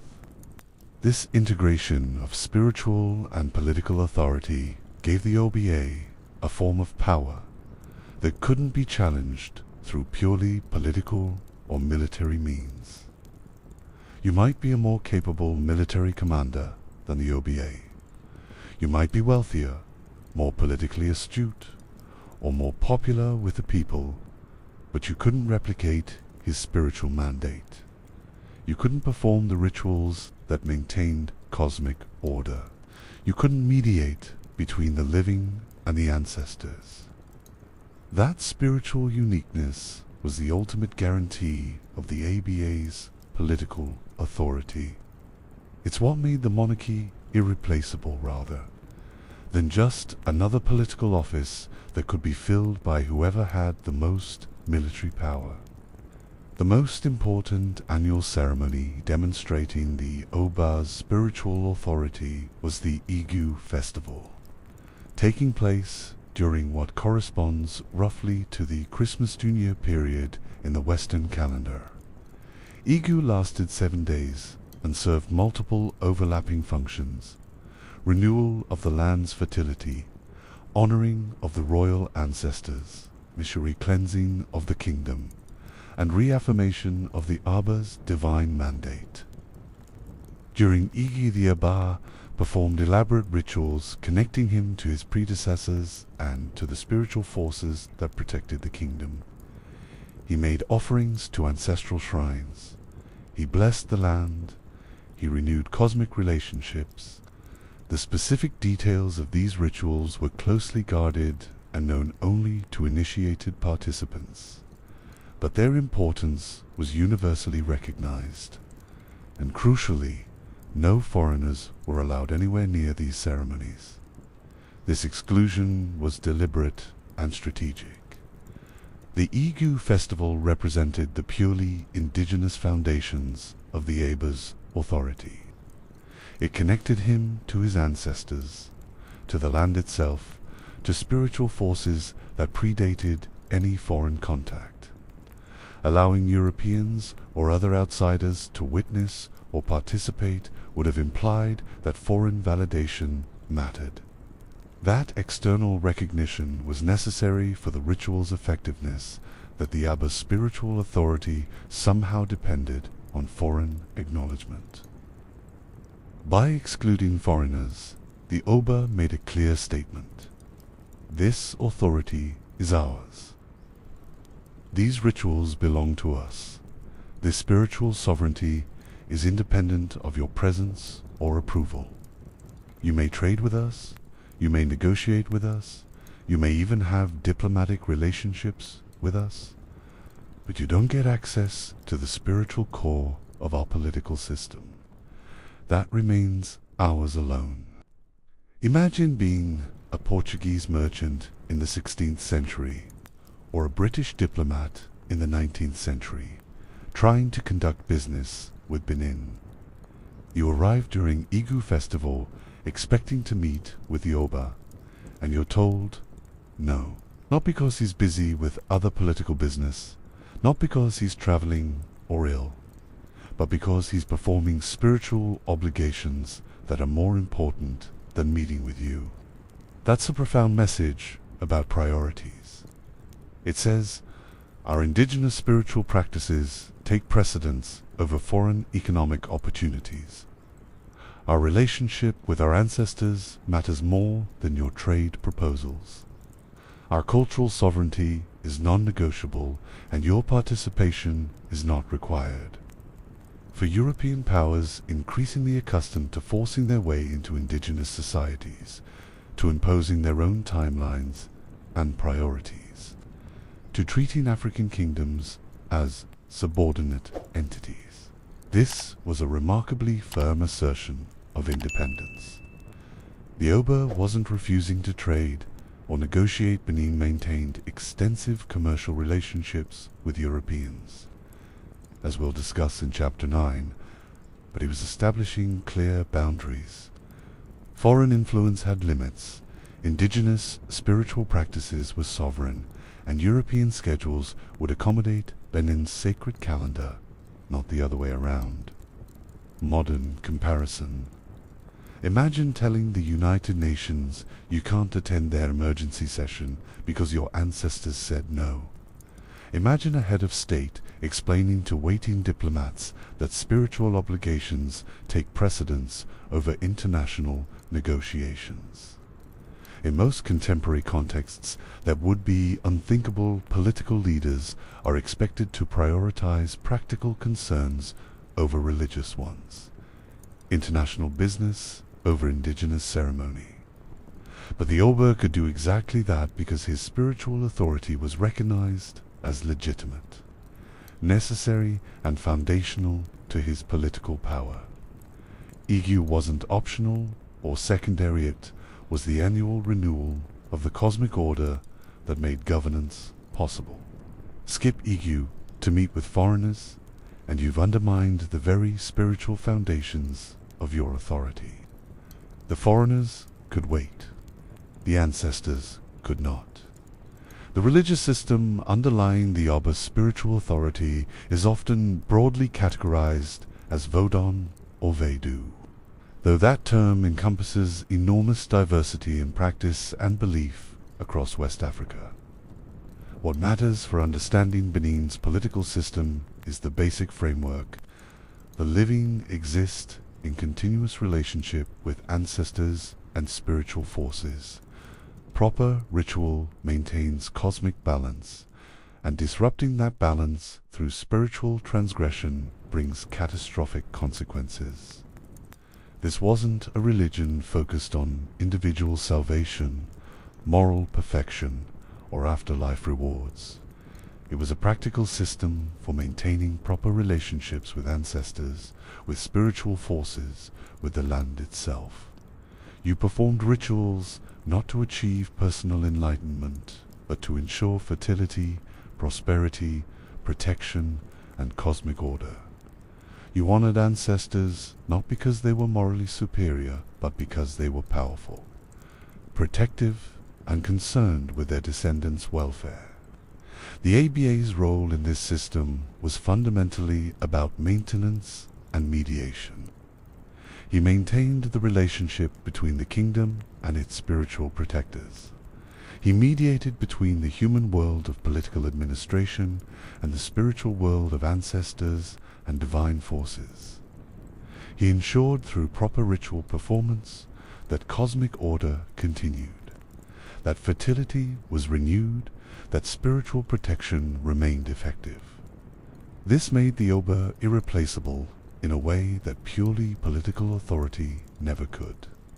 You can replace a political leader with someone more capable or popular. You can't replace a spiritual mediator whose authority derives from hereditary connection to the ancestors, and whose ritual knowledge is transmitted only within the royal lineage. The other spiritual functions created a form of authority that was genuinely unique and genuinely necessary. This is why European attempts to undermine or eliminate indigenous African political systems by deposing rulers often failed catastrophically. They were treating spiritual authorities as if they were purely political offices. Remove the king, install a colonial governor, and assume you've successfully transferred power. But if the king was also the spiritual mediator who maintained cosmic order, his removal created a spiritual crisis that no colonial administrator could resolve. Benin's religious system also featured numerous lesser spiritual authorities, priests, diviners, ritual specialists who served specific functions within the broader spiritual economy. But the OBA was the supreme spiritual authority, the one whose ritual performance affected the entire kingdom rather than just specific communities or individuals. His spiritual jurisdiction matched his political jurisdiction, kingdom-wide, comprehensive, and foundational. The integration of political and spiritual authority also meant that political decisions could be justified or challenged on spiritual grounds. The OBA might explain a policy decision as spiritually mandated, confirmed through divination or ancestral communication. Chiefs might oppose royal initiatives by claiming they violated spiritual protocols or traditional ritual obligations. This spiritual dimension gave political conflicts an additional layer of meaning and justification. Beyond simple power struggles, ancestor veneration wasn't just a general religious practice in Benin, was specifically connected to political legitimacy. The Oba's authority derived partly from his connection to previous Obas, the royal ancestors who had ruled before him and who remained spiritually active as protectors and guides for their descendants. This meant that the dynastic history we discussed in earlier chapters, the transition from Ogiso to Oba dynasty, the succession of rulers from Yue forward, wasn't just historical information, it was a genealogy of spiritual authority. Each Oba connected to his predecessor, who connected to his predecessor all the way back to the dynasty's founding. This chain of connection created a continuous spiritual lineage that validated current authority. The portrait heads we'll discuss in chapter. Ether bronze sculptures placed on ancestral shrines were physical manifestations of this veneration. They represented deceased Obas whose spirits continued to protect and guide the kingdom. They weren't just memorial art. They were ritual objects facilitating communication between the living Oba and his royal ancestors. This ancestor veneration performed crucial political functions. It validated the current Oba's authority by connecting him to a long line of legitimate predecessors. It provided spiritual justification for the Oba dynasty's continued rule. The ancestors supported it, blessed it, protected it, and it created continuity across generations, making the monarchy appear eternal and unchanging even as individual ABAs came and went. When new Abas took power, they performed rituals honoring their predecessors and seeking ancestral blessing for their reign. This wasn't just ceremony, it was legitimation.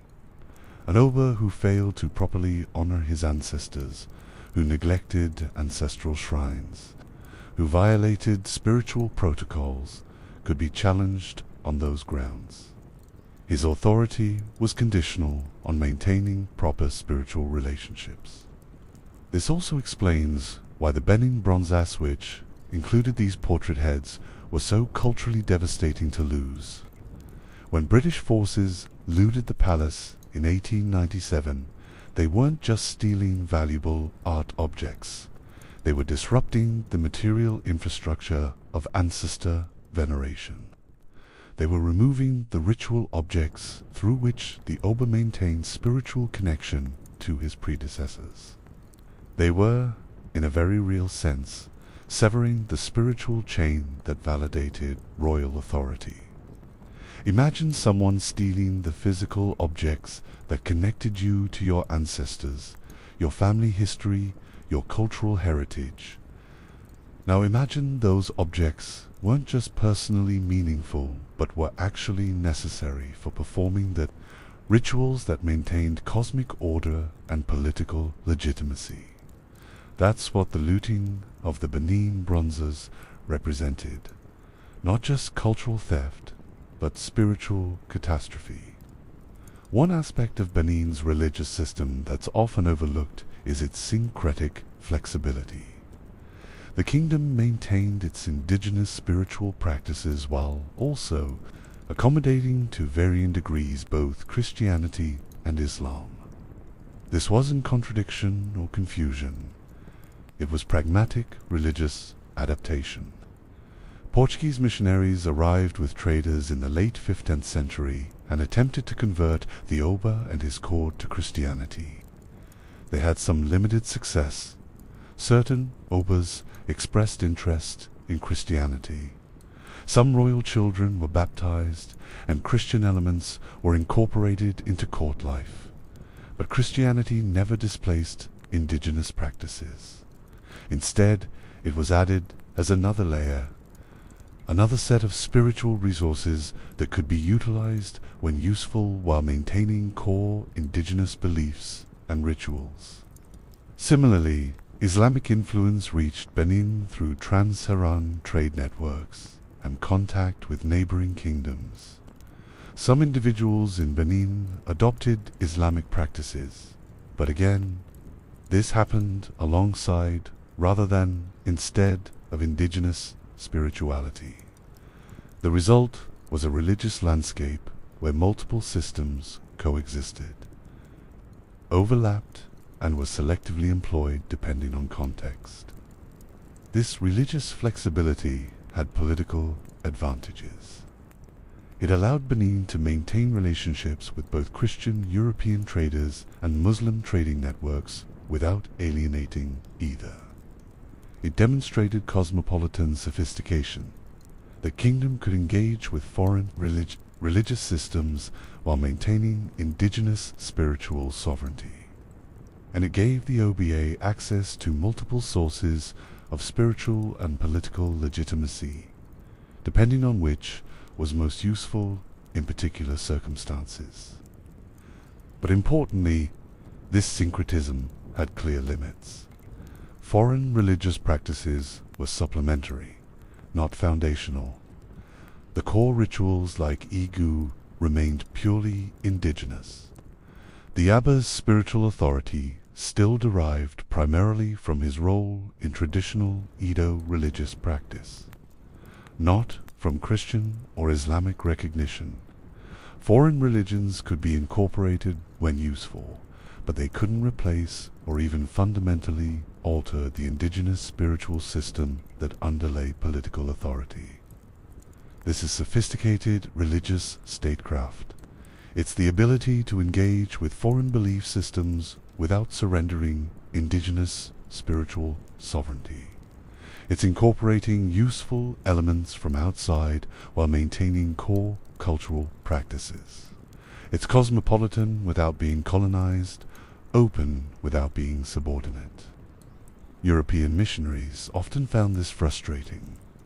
They wanted complete conversion, exclusive adoption of Christianity, rejection of pagan practices. What they got instead was selective incorporation.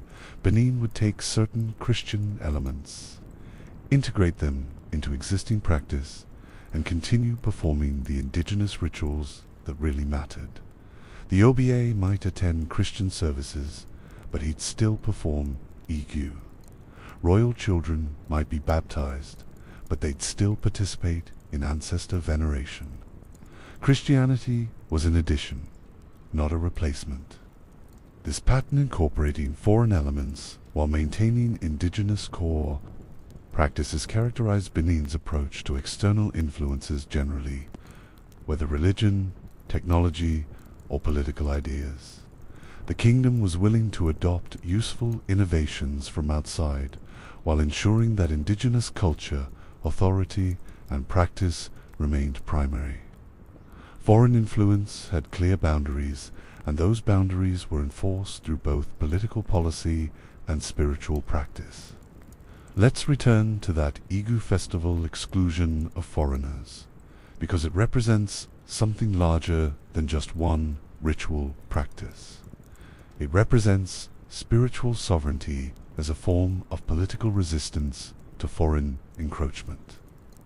By the 19th century, which we'll examine in detail in chapters 11 and 12, European powers were increasingly aggressive in attempting to dominate African kingdoms. They used military force, economic pressure, diplomatic manipulation, and cultural imperialism to undermine indigenous sovereignty and establish colonial control. African kingdoms that wanted to maintain independence had to resist on multiple fronts simultaneously. The Igu festival exclusion was cultural resistance. It was a declaration that European presence in Benin was conditional and limited, that the spiritual foundations of political authority remained purely indigenous, that foreign validation was unnecessary for royal legitimacy, that British might eventually conquer Benin militarily, and they would in 1897, but they couldn't infiltrate or undermine the spiritual basis of the Abba's authority, because that spiritual basis explicitly excluded them. This form of resistance is subtle but significant. It doesn't involve military confrontation or economic boycott. It simply maintains indigenous cultural practices and restricts foreign access to them. But by doing so, it preserves a core of cultural sovereignty that remains independent of foreign influence. As long as the Obe performed Igu without foreign participation, as long as ancestor veneration continued according to traditional protocols, as long as indigenous spiritual practices remained culturally central, Benin maintained a form of sovereignty that couldn't be conquered through military or economic means alone.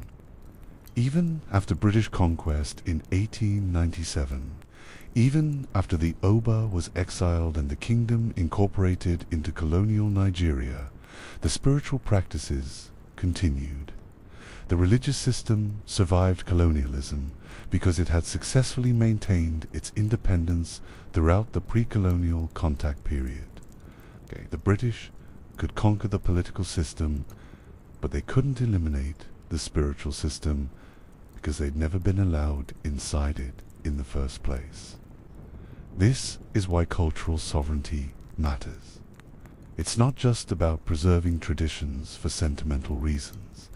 It's about maintaining forms of authority and identity that remain independent of foreign control, that provide continuity across political disruption, that ensure cultural survival even when political sovereignty is lost. The ABA's deliberate exclusion of foreigners from Agu wasn't superstition or xenophobia. It was strategic cultural defense. It was ensuring that the most important ritual-renewing royal authority remained purely indigenous, untainted by foreign observation or participation, independent of external validation. And it worked. The spiritual authority of the Obia survived colonialism precisely because it had successfully resisted foreign infiltration during the pre-colonial period. Before we transition to the art that this spiritual political system produced, let's talk about why Benin's religious system matters for understanding African political history more broadly. First, it demonstrates that political authority in African kingdoms often derived from spiritual as well as material sources. European observers, accustomed to increasingly secular political systems, frequently misunderstood this integration of spiritual and political authority. They saw religious ceremonies as quaint customs rather than fundamental political infrastructure. This misunderstanding led to catastrophically bad colonial policies that attempted to eliminate indigenous political systems by simply deposing rulers, not realizing that spiritual authority couldn't be transferred or eliminated through administrative decree. Second, it shows that religious flexibility and syncretism don't necessarily mean cultural weakness or subordination. Benin incorporated Christian and Islamic elements while maintaining indigenous core practices. This wasn't confusion or cultural dilution, it was sophisticated engagement with foreign systems while preserving indigenous sovereignty. The ability to selectively incorporate foreign influences while maintaining cultural autonomy is a sign of strength, not weakness. Third, it reveals that cultural resistance to foreign domination can take forms other than military confrontation or economic boycott. The Igu festival exclusion of foreigners was cultural resistance, subtle, persistent, and ultimately effective in maintaining indigenous spiritual sovereignty even as European economic and military pressure increased. This form of resistance is often overlooked because it doesn't involve dramatic confrontations. But it's crucial for understanding how African societies maintained cultural continuity despite colonial pressures. Fourth, it explains why the looting of the Benin bronzes was particularly devastating. The British weren't just stealing valuable art, they were disrupting the material infrastructure of ancestor veneration and spiritual authority. The bronze portrait heads weren't decorations. They were ritual objects necessary for maintaining the spiritual relationships that validated political authority. Removing them was spiritual violence, not just cultural theft. And fifth, it challenges the secular assumptions that often underlie historical analysis. If you approach Benin's political system assuming that real authority must be based on material factors, military force, economic resources, administrative capacity, you'll miss the crucial role that spiritual authority played. The Abbas power wasn't just about controlling armies and monopolizing trade. It was about maintaining cosmic order and mediating between worlds. Those spiritual functions were as politically significant as any material power.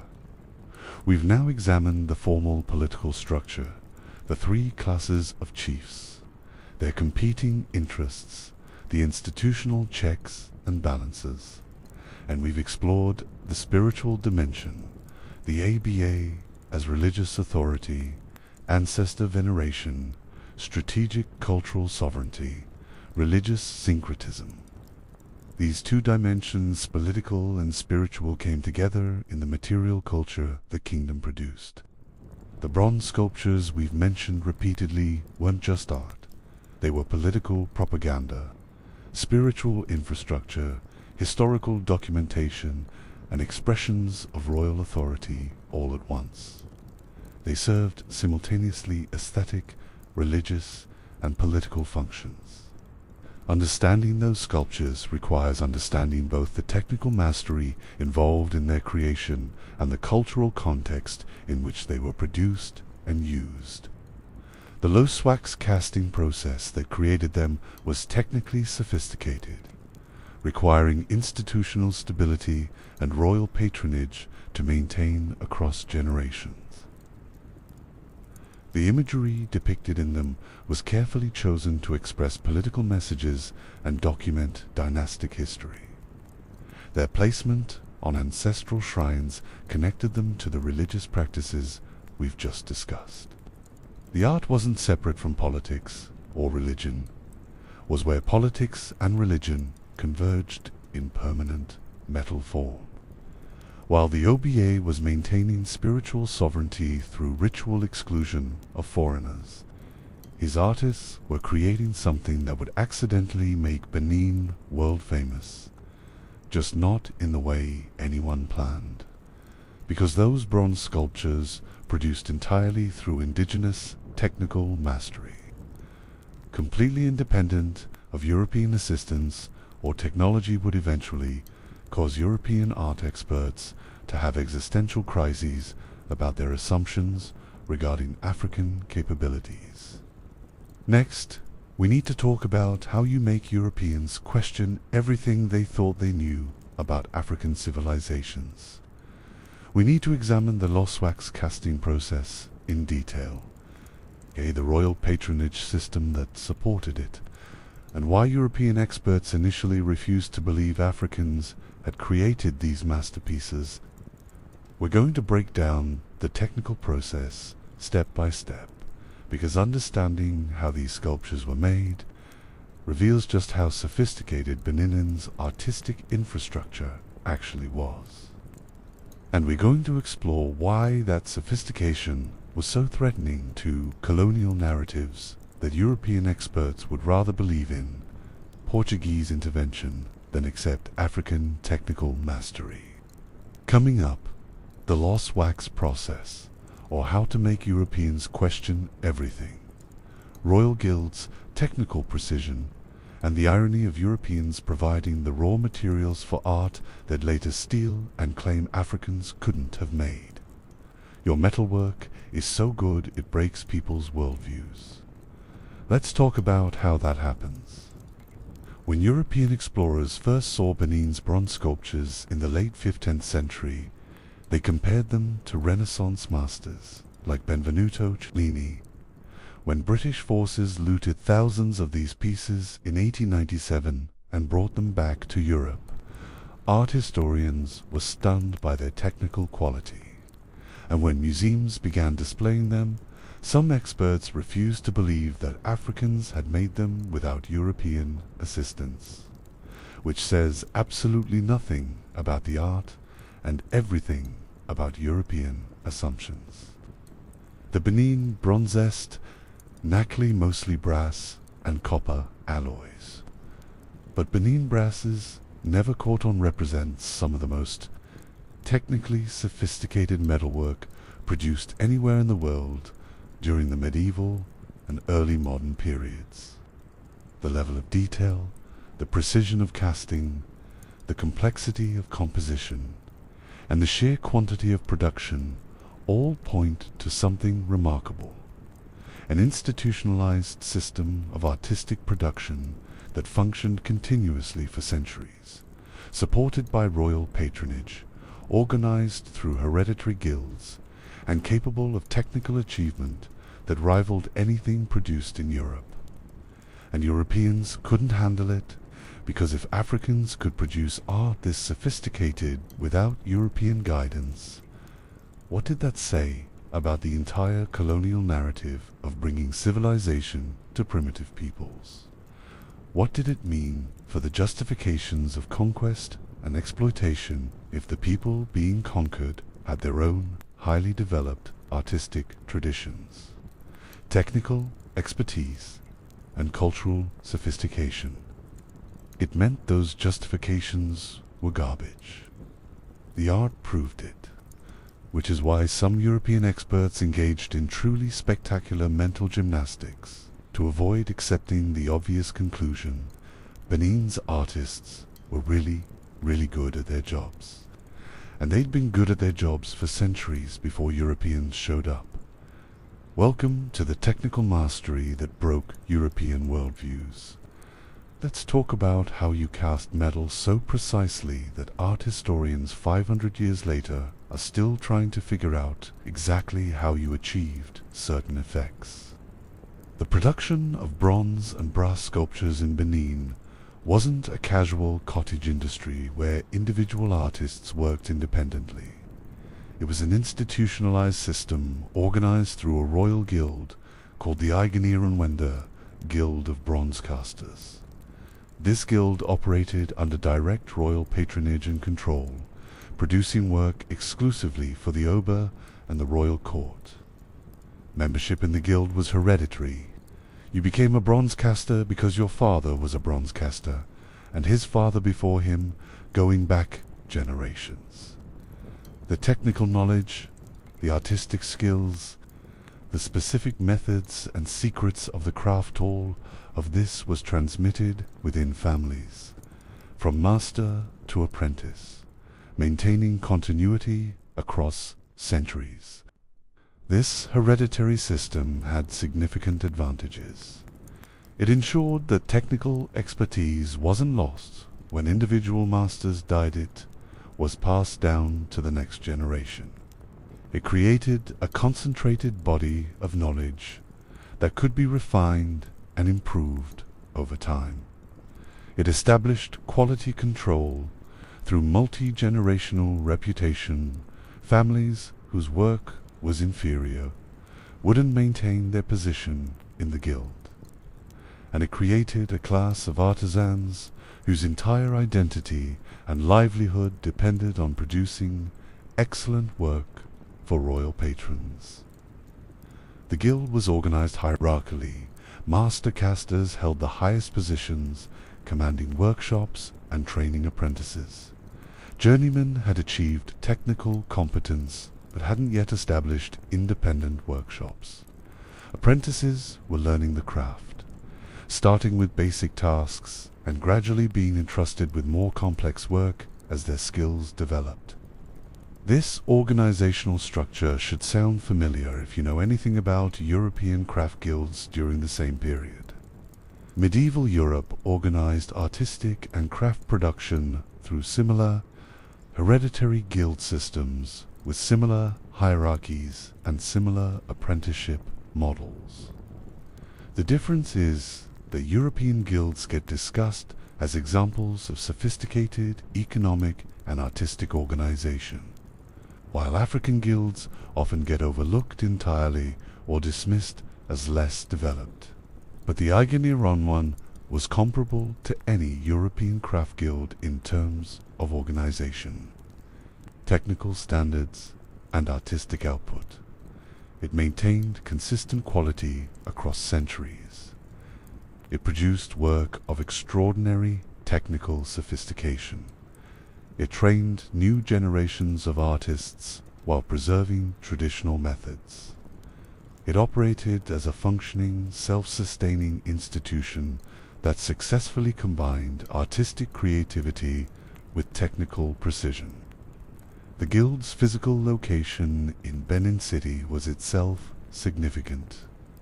The bronze casters lived and worked in a specific ward of the city, creating a concentrated community of artisans.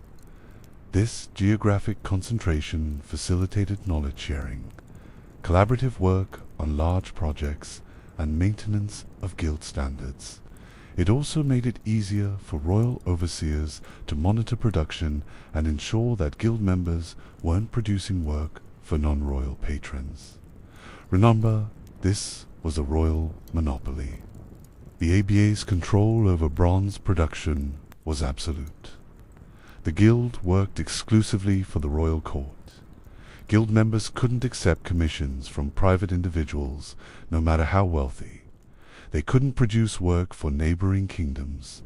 They couldn't even create bronze objects for their own use without royal permission. Everything they produced belonged to the Oba until he chose to distribute it as gifts, rewards, or diplomatic presents. This royal monopoly served multiple functions. Economically, it ensured that the substantial value represented by bronze artwork flowed exclusively to the royal treasury. Politically, it made bronze sculptures markers of royal favor.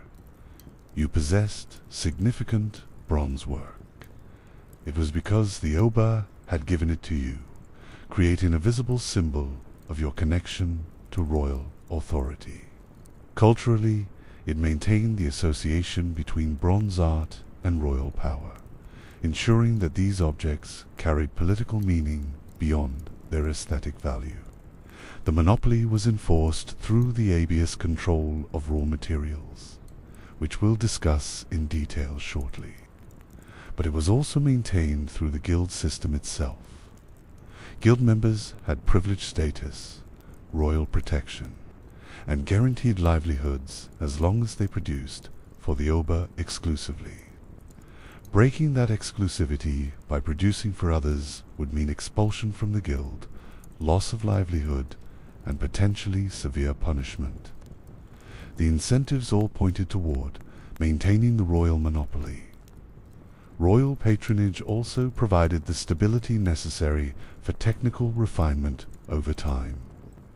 When your guild has continuous, guaranteed royal support across centuries, you can focus on perfecting techniques rather than constantly searching for new patrons or adapting work to changing market demands. You can experiment, refine, and develop specialized skills knowing that royal support will continue regardless of short-term market fluctuations. This is how you get technical mastery that improves over generations. Not through individual genius, though talented individuals certainly existed, but through institutional stability that allows cumulative refinement of technique across centuries. Each generation of casters learned from the previous generation, added their own innovations and improvements, and passed the enhanced knowledge to the next generation. Over time, This created a body of technical expertise that was genuinely extraordinary. The Abbas control extended beyond just commissioning work. He also determined what would be depicted, what styles would be used, what political messages would be conveyed through the art. The bronze casters were technically skilled, but they were executing royal vision. They were craftsmen in service to political authority, not independent artists expressing personal creativity. This doesn't diminish their achievement. Technical mastery is valuable whether it's directed by royal patronage or individual artistic vision, but it does mean we need to understand these sculptures as political art created to serve political purposes, convey political messages, and reinforce political authority. The aesthetic brilliance and the political function, when separated, reinforced each other. Now, let's get technical. How do you actually make a bronze sculpture using the lost wax casting process? Because understanding the technical complexity involved makes it clear just how sophisticated Benin's artistic infrastructure actually was. The lost wax processus perdu in French. The term, often used in art historical literature, is a method for creating metal sculptures with extraordinary detail and precision. It's called lost wax because the original wax model is destroyed lost during the casting process. Each cast is unique. You can't reuse the mold. This means every single bronze sculpture required creating a new wax model from scratch. Here's how it worked in Benin. Step 1. Create the core. You start with a clay core roughly shaped like the interior of your intended sculpture. This core will remain inside the final metal casting, providing internal support and reducing the amount of metal required. The core needs to be the right consistency to soft, and it won't hold shape too hard, and it won't allow for the necessary flexibility during later steps. Getting the clay mixture right requires experience and skill. Step 2. Apply the wax. Over the clay core, you apply a layer of beeswax, carefully shaping it into the exact form of your intended sculpture. This is where artistic skill becomes critical. Every detail you want in the final bronze piece has to be carved, molded, or impressed into this wax layer. The detail level achieved in Benin bronze's intricate clothing patterns, individual beads and coral regalia, fine facial features, complex decorative elements all had to be created in this wax stage. Working with wax is technically demanding. It's soft enough to be shaped, but firm enough to hold fine detail. It can be carved, molded, built up in layers, or impressed with textures and patterns. Skilled wax workers could create extraordinarily detailed models that would transfer to the final bronze casting. Step 3. Add wax channels. You attach thin wax rods from the wax model to what will become the pour spout and venting channels. These channels serve two purposes. They'll allow molten metal to flow into the mold, and they'll allow air and gases to escape during casting. Getting the channel placement right is crucial. Poor channel design leads to incomplete casts, air bubbles, or structural weaknesses. Step 4. Encase in clay. You now cover the entire wax model, including the attached channels, with multiple layers of fine clay, building up a thick outer mold. This outer mold needs to be strong enough to contain molten metal without cracking, but also porous enough to allow gases to escape. The clay is applied in layers, allowing each layer to dry before adding the next, building up thickness and strength gradually. Step 5. Melt out the wax. Once the outer clay mold is completely dry and hardened, you heat the entire assembly. The heat melts the wax, which flows out through the channels, leaving a precise cavity between the inner clay core and the outer clay mold. This cavity is the exact shape of your intended sculpturates, the negative space where the wax used to be. This is the lost wax. It's gone, melted away, leaving only the empty space it occupied. Step 6. Cast the metal. Now you pour molten bronze or brass into the cavity left by the melted wax. The metal flows through the channels, fills the cavity completely, and takes on the exact shape and detail of the original wax model. You need to pour at the right temperature to cool, and the metal won't flow properly. Too hot and it can damage the mold or create porosity in the casting. You need to pour steadily and continuously to avoid cold joints where partially cooled metal meets newly poured metal. Step 7. Break away the mold. After the metal has cooled and solidified, you break away the outer clay mold and remove as much of the inner clay core as possible. What remains is your bronze sculpture, complete with all the detail you carved into the original wax model. The casting channels, now metal rather than waxer, cut away, the surface is cleaned, finished, and sometimes patinated to achieve desired color and texture. The technical challenges. Every single step in this process requires expertise, experience, and precision. The clay has to be the right consistency. The wax has to be properly tempered. The channels have to be correctly positioned. The outer mold has to be strong enough to contain molten metal. The metal has to be the right temperature. The pouring has to be done without hesitation or error. And this is for a single casting. The bronze plaques that decorated the palace walls numbered in the thousands. Each one required this entire process, executed with enough precision to capture fine detail and produce structurally sound castings. The portrait heads used in ancestor veneration required even greater precision to capture individual facial features and expressions. This isn't casual craft work. This is industrial-scale, artistic production requiring institutional organization, technical training, quality control, and sustained material support. You can't produce thousands of high-quality bronze castings over centuries without a functioning, sophisticated, well-organized system supporting that production. Here's where we need to address a significant irony. The raw materials for Benin's bronze sculptures came largely from European trade. The brass and copper used in the castings weren't mined locally, they were imported, primarily through Portuguese trade after 1485. Specifically, Europeans traded manilized horseshoe-shaped copper or brass rings that served as currency in West African trade networks. These manillas could be melted down and recast into sculptures. Europeans provided them as trade goods, expecting them to circulate as money. Benin's rulers bought them in bulk and fed them directly to the bronze casters.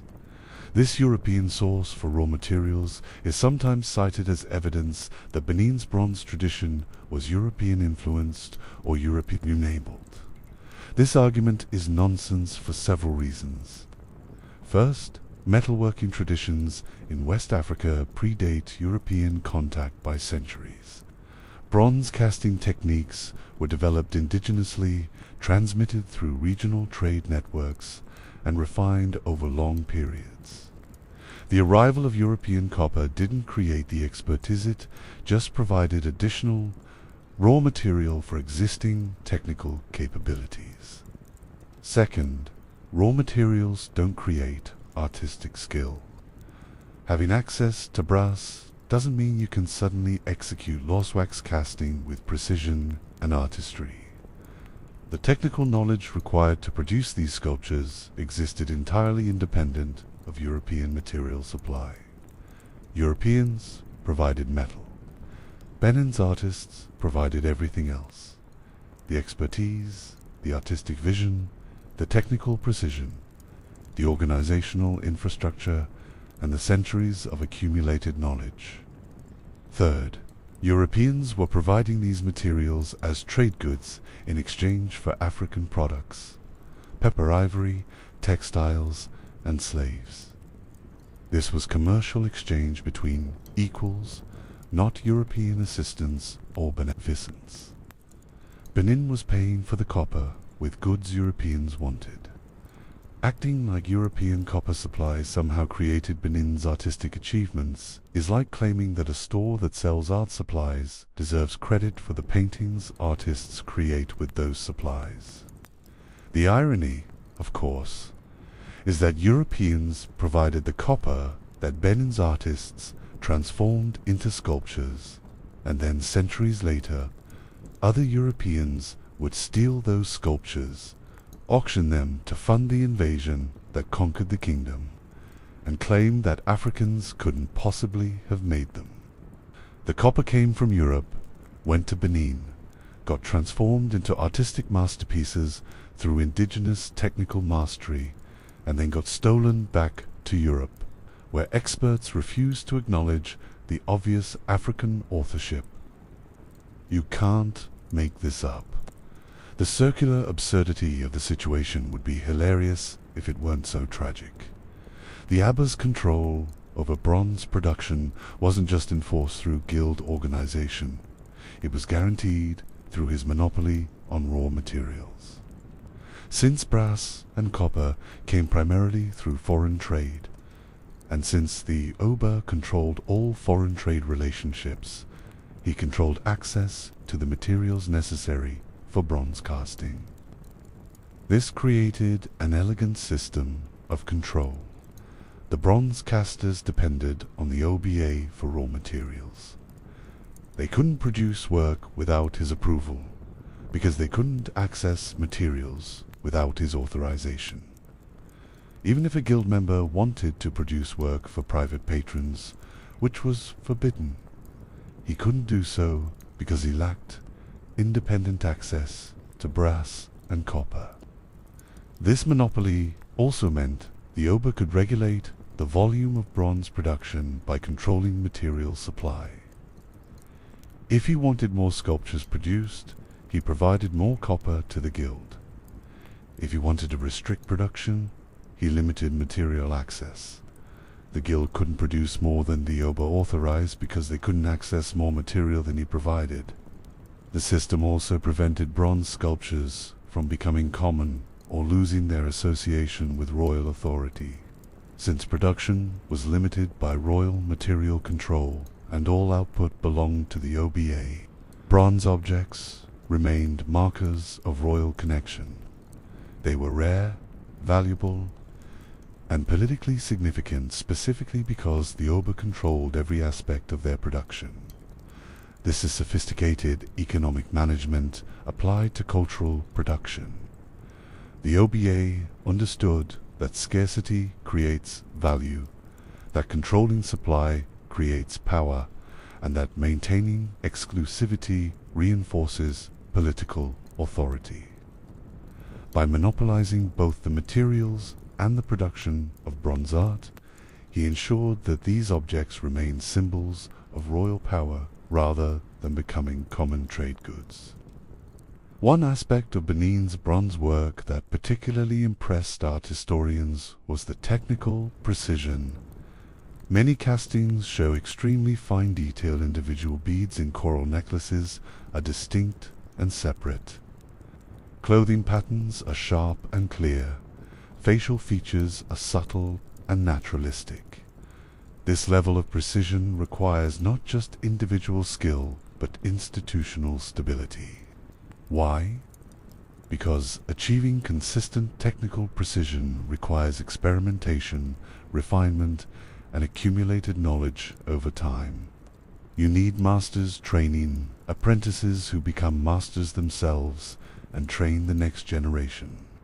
You need stable material supply so you can refine techniques without constantly adapting to different metal compositions. You need organizational continuity so that innovations discovered by one generation get transmitted to the next, rather than being lost when individual masters die. The Royal Guild system provided all of this. Hereditary transmission of knowledge ensured continuity. Royal patronage guaranteed stable material supply and economic support. Guild organization facilitated knowledge sharing and collective refinement of technique. The result was technical capability that improved over centuries, creating a body of expertise that was genuinely world-class. Compare this to situations where artistic production isn't institutionally supported. Individual talented artists might produce remarkable work, but without institutional frameworks to preserve and transmit their knowledge, technical expertise is lost when they die. Innovation remains individual rather than becoming collective. Quality varies wildly depending on individual talent rather than maintaining consistent high standards across many producers. Benin's institutional approach to bronze production created consistent excellence over centuries. This is how you get thousands of sculptures, all maintaining high technical standards. This is how you develop specialized techniques for different types of work. Portrait heads requiring different skills than relief plaques, for instance. This is how technical precision becomes normal rather than exceptional. When British forces looted Benin City in 1897, they shipped thousands of bronze sculptures back to Europe. These pieces began appearing in museums, galleries, and private collections, and art historians lost their minds. The technical quality was undeniable. These weren't crude or primitive works, they were sophisticated sculptures showing mastery of difficult techniques, artistic sophistication, and cultural complexity. They compared favorably to European bronze work from the same periods. In some aspects, they were superior to much contemporary European metalwork. This created a cognitive dissonance problem for European experts operating under racist assumptions about African capabilities. The prevailing narrative said that sub-Saharan Africans were primitive, lacking in technical sophistication, incapable of producing complex art without European guidance. And here were thousands of pieces of physical evidence proving that narrative completely wrong. Some experts responded by simply refusing to believe Africans had made them. They suggested Portuguese influence or direct Portuguese manufacture. Some claimed the works must have been created by Egyptian craftsmen who somehow ended up in West Africa. Others argued that they showed clear European influence, even when the pieces predated European contact. These arguments required spectacular mental gymnastics. The sculptures showed no stylistic similarities to Portuguese work, the artistic conventions. The subject matter, the compositional approaches were all distinctly West African. The techniques used were consistent with indigenous African metalworking traditions documented elsewhere. The iconography depicted African political and cultural subjects with no European elements, except where Europeans were explicitly shown as foreign visitors. But acknowledging African authorship meant acknowledging African technical sophistication. It meant accepting that Europeans hadn't brought metalworking to Africa. It meant recognizing that African kingdoms had their own artistic traditions of comparable quality to European ones. It meant that the entire civilizing mission narrative that justified colonialism was built on false assumptions about African capabilities. That acknowledgement was apparently too much for some experts. Better to invent elaborate explanations involving hypothetical Portuguese assistance than to accept the obvious reality that African artists had created African art. The debate was eventually settled by the 1930s. Most serious scholars acknowledged that the Benin bronzes were indigenous African productions. But the fact that the debate happened at all, that European experts needed decades to accept what should have been obvious, reveals how deeply racist assumptions shaped European understanding of African civilizations. When your metalwork is so technically sophisticated that it forces Europeans to question their assumptions about African capabilities, you've created something genuinely remarkable. Not because European validation matters, it doesn't, but because technical excellence is objectively impressive, regardless of who's evaluating it. Let's zoom out and consider what the existence of this bronze tradition tells us about Benin's political and economic systems. First, sustained bronze production over centuries requires political stability. You can't maintain craft guilds, train apprentices, and refine techniques across generations if your kingdom is experiencing constant civil wars, invasions, or economic collapse. The bronze tradition is physical evidence that Benin maintained enough stability for institutional continuity over very long periods. Second, supporting a royal guild requires economic surplus. You're maintaining artisans who don't produce food, building workshops, importing raw materials, and paying for specialized training.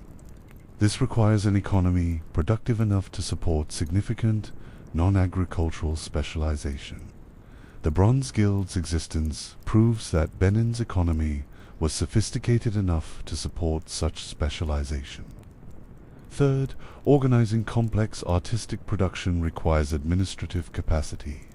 Someone has to manage material supply, coordinate guild activities, maintain quality standards, and oversee distribution of finished works. The bronze production system required bureaucratic infrastructure to function. Its success demonstrates administrative sophistication. Fourth, controlling artistic production for political purposes requires understanding of how material culture reinforces authority. The Abbas monopoly on bronze production wasn't accidental, it was strategic control of a powerful political tool. This demonstrates sophisticated political thinking about how symbolic systems work and how material culture can be deployed to reinforce power. And fifth, achieving technical mastery requires institutional knowledge transmission. The precision of Benin's bronze work couldn't be achieved by individual genius alone, it required accumulated knowledge passed down through generations. The hereditary guild system facilitated this transmission, creating institutional memory that preserved and refined technical expertise over time. All of these factors, political stability, economic surplus, administrative capacity, strategic cultural management, and institutional knowledge transmission are characteristics of sophisticated states. The bronze tradition is evidence of state-level organization and capability. It's not just art, it's proof of political and economic sophistication. This is why the Benin bronzes mattered beyond their aesthetic value. Their physical evidence of African state complexity before European conquest. They proved that sub-Saharan African kingdoms developed sophisticated political systems, complex economies, and advanced technical capabilities entirely independent of European influence. They challenge and demolish the colonial narrative of African primitiveness. You can't produce thousands of technically precise bronze sculptures over centuries without sophisticated political and economic systems supporting that production. The art is evidence of the state. The technical mastery is proof of institutional capability. I've spent considerable time explaining the lost wax casting process because understanding the technical complexity is crucial for appreciating what Benin's artists achieved. It's easy to look at a bronze sculpture and think that's pretty without understanding the technical expertise required to create it. But when you understand that each piece required creating a detailed wax model, building a multi-layer clay mold, melting out the wax without damaging the mold, heating metal to precise temperatures, pouring without creating flaws, and finishing the result to high standards. And when you understand that this process was repeated thousands of times over centuries with consistent quality, the achievement becomes clear. This wasn't easy. This wasn't simple craft work. This was technically demanding artistic production requiring institutional support. Specialized training and accumulated expertise. The fact that Benin maintained this level of technical excellence over centuries is genuinely impressive by any standard. Understanding the technical process also makes European incredulity more obviously racist. If you understand how difficult lost wax casting is, if you appreciate the expertise required, if you recognize the institutional infrastructure necessary to support this, production then claims that Africans couldn't have done it without European help become transparently absurd. Europeans weren't doing better bronze work in the same period. They weren't using more sophisticated techniques. They weren't achieving higher levels of technical precision.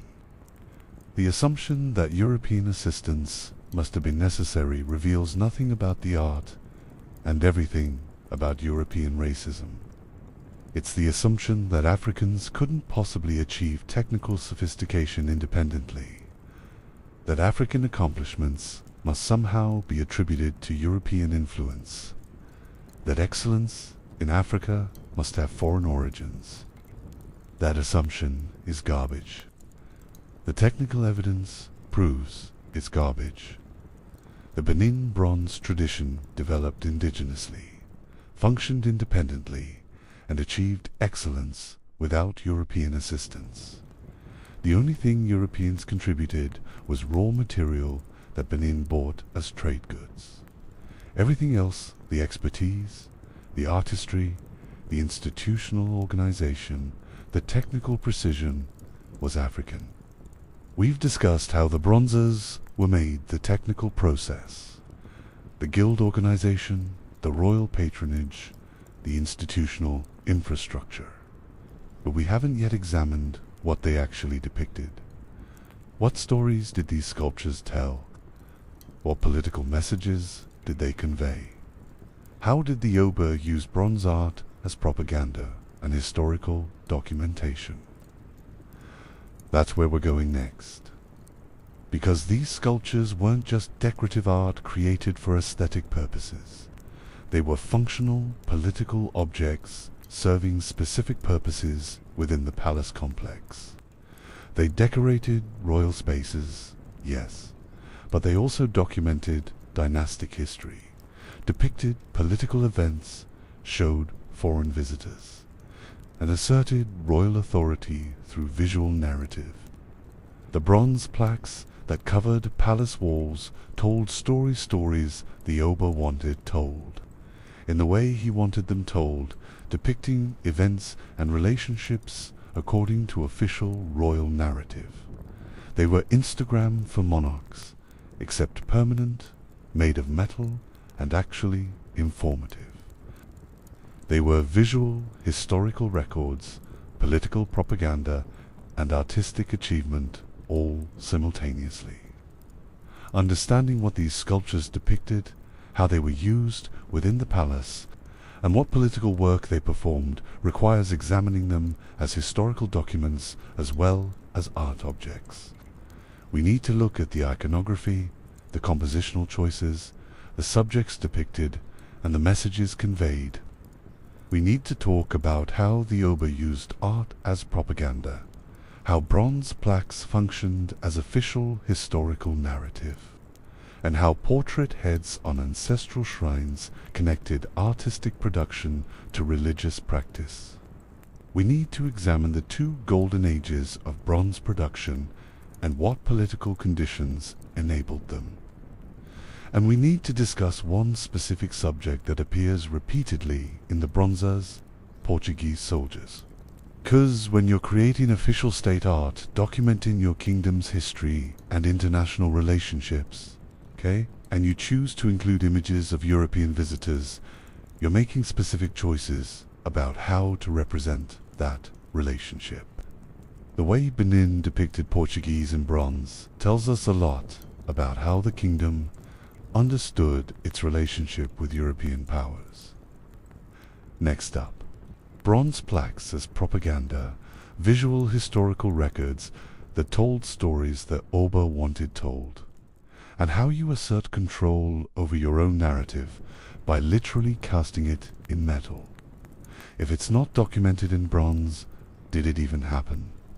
Let's talk about official state histories rendered in metal, posted on palace walls where everyone could see them, telling the story of an empire exactly the way the empire wanted its story told.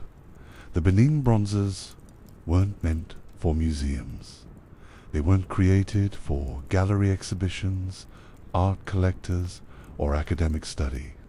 They decorated the royal palace, documented dynastic achievements, recorded political events, and served as official state propaganda.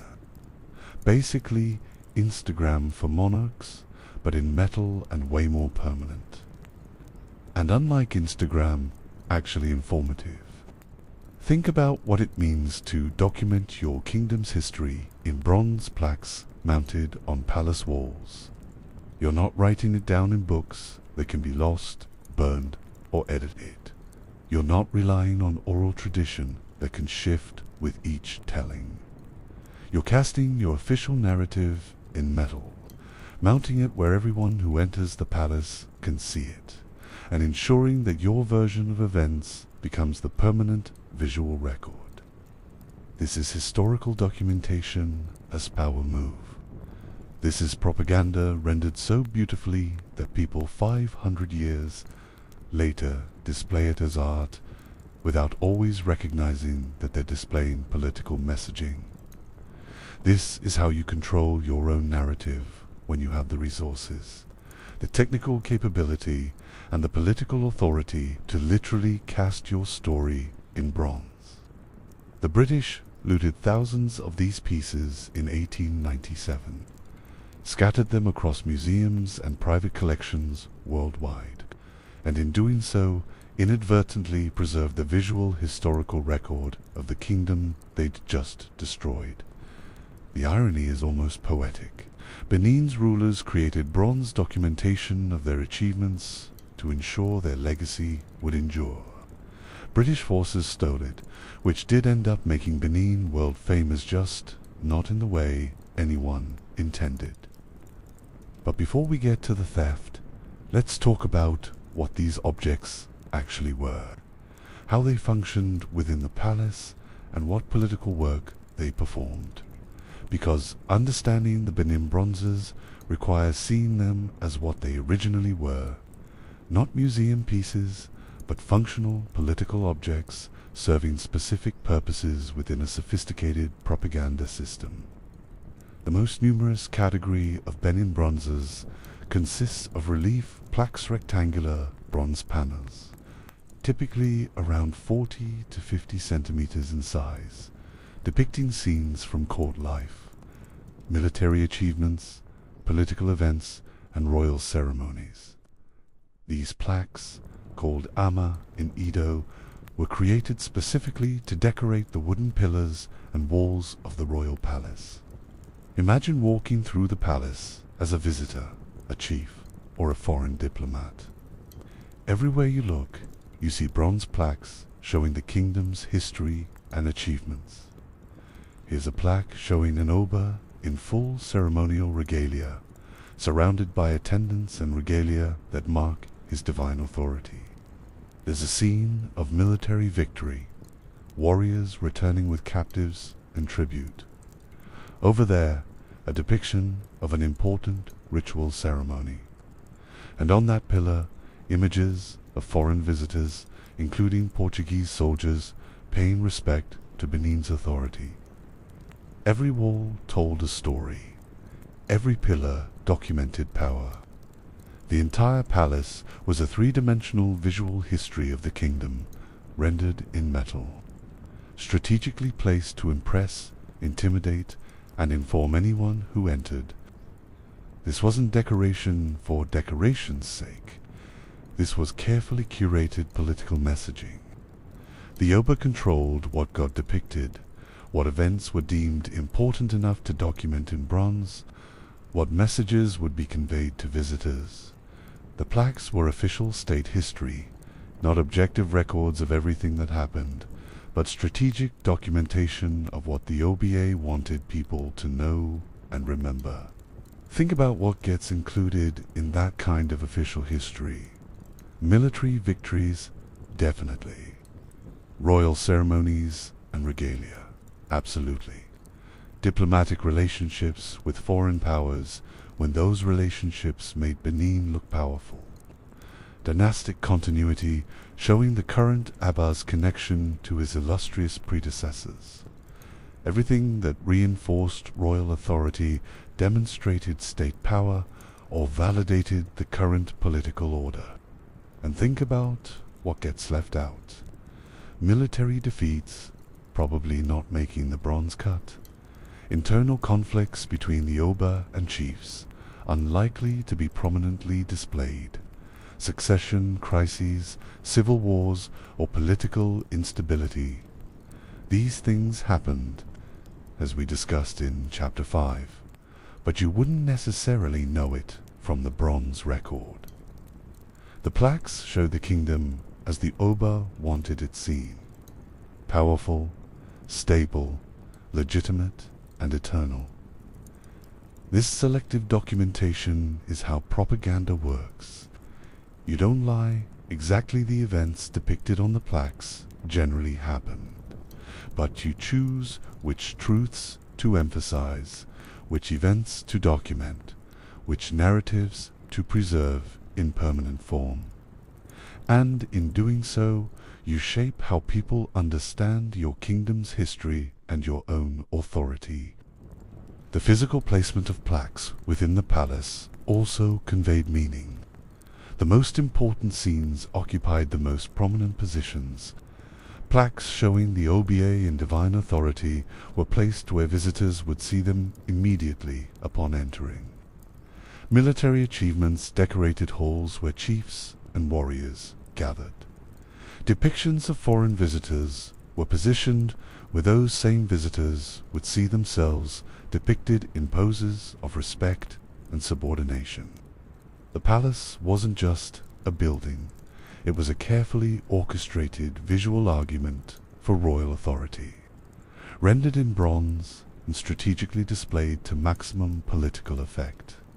Understanding what the plaques depicted requires learning the visual language Benin's artists used to convey meaning. This iconography, the system of symbols, poses, and compositional elements, communicated information about status, authority, and relationships to anyone familiar with the cultural codes. Size indicated importance. The Oba was typically shown larger than anyone else in a composition, not because Benin's artists didn't understand perspective or proportion, but because physical size in the image communicated social and political importance.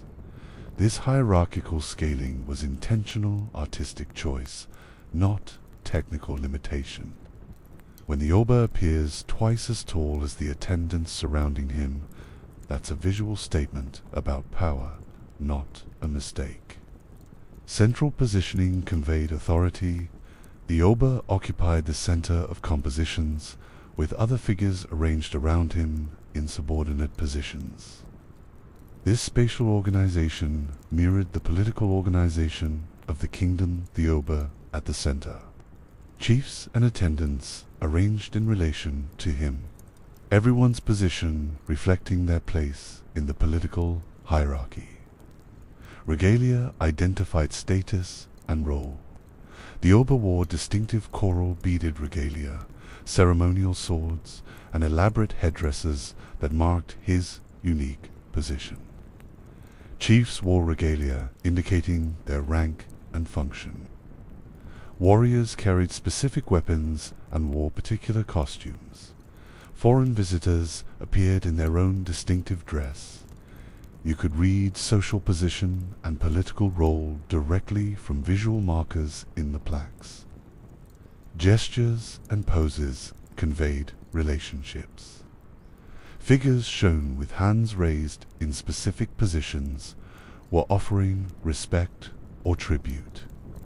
Attendants depicted supporting the ABA's arms during ceremonies were showing both their service role and the ritual importance of royal actions.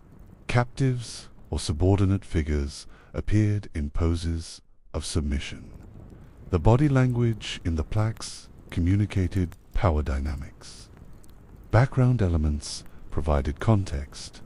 Architectural details indicated location, palace, shrine, or public space. Decorative patterns marked cultural identity. Plant motifs sometimes suggested specific locations or seasons. The backgrounds weren't just empty space, they provided information about where events occurred and what they meant. This visual vocabulary was sophisticated and precise. Benin's artists weren't just creating pretty pictures, they were documenting political information in a standardized visual language that conveyed specific meanings to informed viewers. The plaques were readable as historical texts if you understood the iconographic code. And that code was entirely indigenous. It developed from Benin's own artistic traditions, cultural values, and political system. The visual language used to depict royal authority, military victory, and political relationships was distinctly Benin's not, borrowed from European artistic conventions, not imposed from outside, but developed internally to serve Benin's specific political and cultural needs. While the plaques documented political events and dynastic history, another category of bronze works served explicitly religious functions.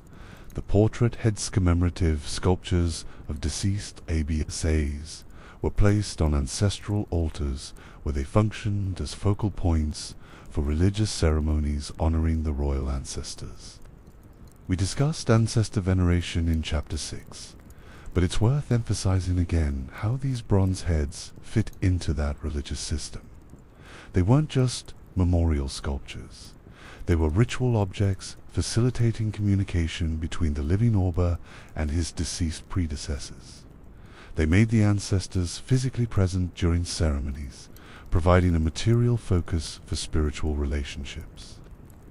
The heads were remarkably individualized. While they followed standard compositional forms, similar poses, similar basic structures, they also captured individual facial features and expressions. Art historians can often identify which specific OBA a head represents based on facial characteristics, suggesting that the sculptors were creating actual portraits rather than generic royal images. This individuality served the religious function. Ancestor veneration required maintaining relationships with specific deceased rulers, not just generic royal ancestors. The portrait heads needed to represent particular individuals so that ritual actions directed toward them reached the correct ancestral spirits. Generic images wouldn't work used. The heads were typically cast with a flat top and a hole, allowing elaborate carved ivory tusks to be mounted on them. These tusks, also decorated with carved scenes of royal achievement, extended the visual narrative upward from the bronze base. The combination of bronze head and ivory tusk created a vertical composition that was both artistically impressive and spiritually functional. These ancestral altars were located in specific areas of the palace reserved for ritual purposes. Access was restricted to those with proper authority and spiritual standing. The heads weren't public art meant for general viewing. They were sacred objects in sacred spaces, functioning within a religious system that had strict rules about who could interact with them and under what circumstances. When British forces looted the palace in 1897, they took these heads along with everything else. They stripped them from altars where they'd functioned as religious objects, classified them as art, and shipped them to museums where they were displayed as aesthetic artifacts. The religious function, the spiritual significance, the role in ongoing ritual practice, all of that was ignored or dismissed in favor of appreciating them as sculpture. This is part of what makes the looting particularly devastating from a cultural perspective. The British didn't just steal valuable art. They disrupted active religious practice. They removed ritual objects from functioning shrines. They severed the material connection between the living Oba and his ancestors. The portrait heads were still performing religious functions when they were stolen.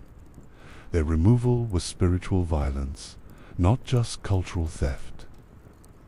The production of bronze sculpture in Benin wasn't constant across the kingdom's history. There were periods of greater and lesser artistic output, and these fluctuations correlated strongly with political stability. When the kingdom was politically stable, economically prosperous, and confident in its power, bronze production flourished. When Benin experienced civil wars, succession crises, or external threats, artistic output declined. Art historians have identified two particular golden ages of bronze production based on stylistic analysis and historical context. The first golden age occurred during the reign of Oba Izagi, who ruled around 1504 to 1550. Izagi's reign was marked by military success, economic prosperity, and strong centralized royal authority.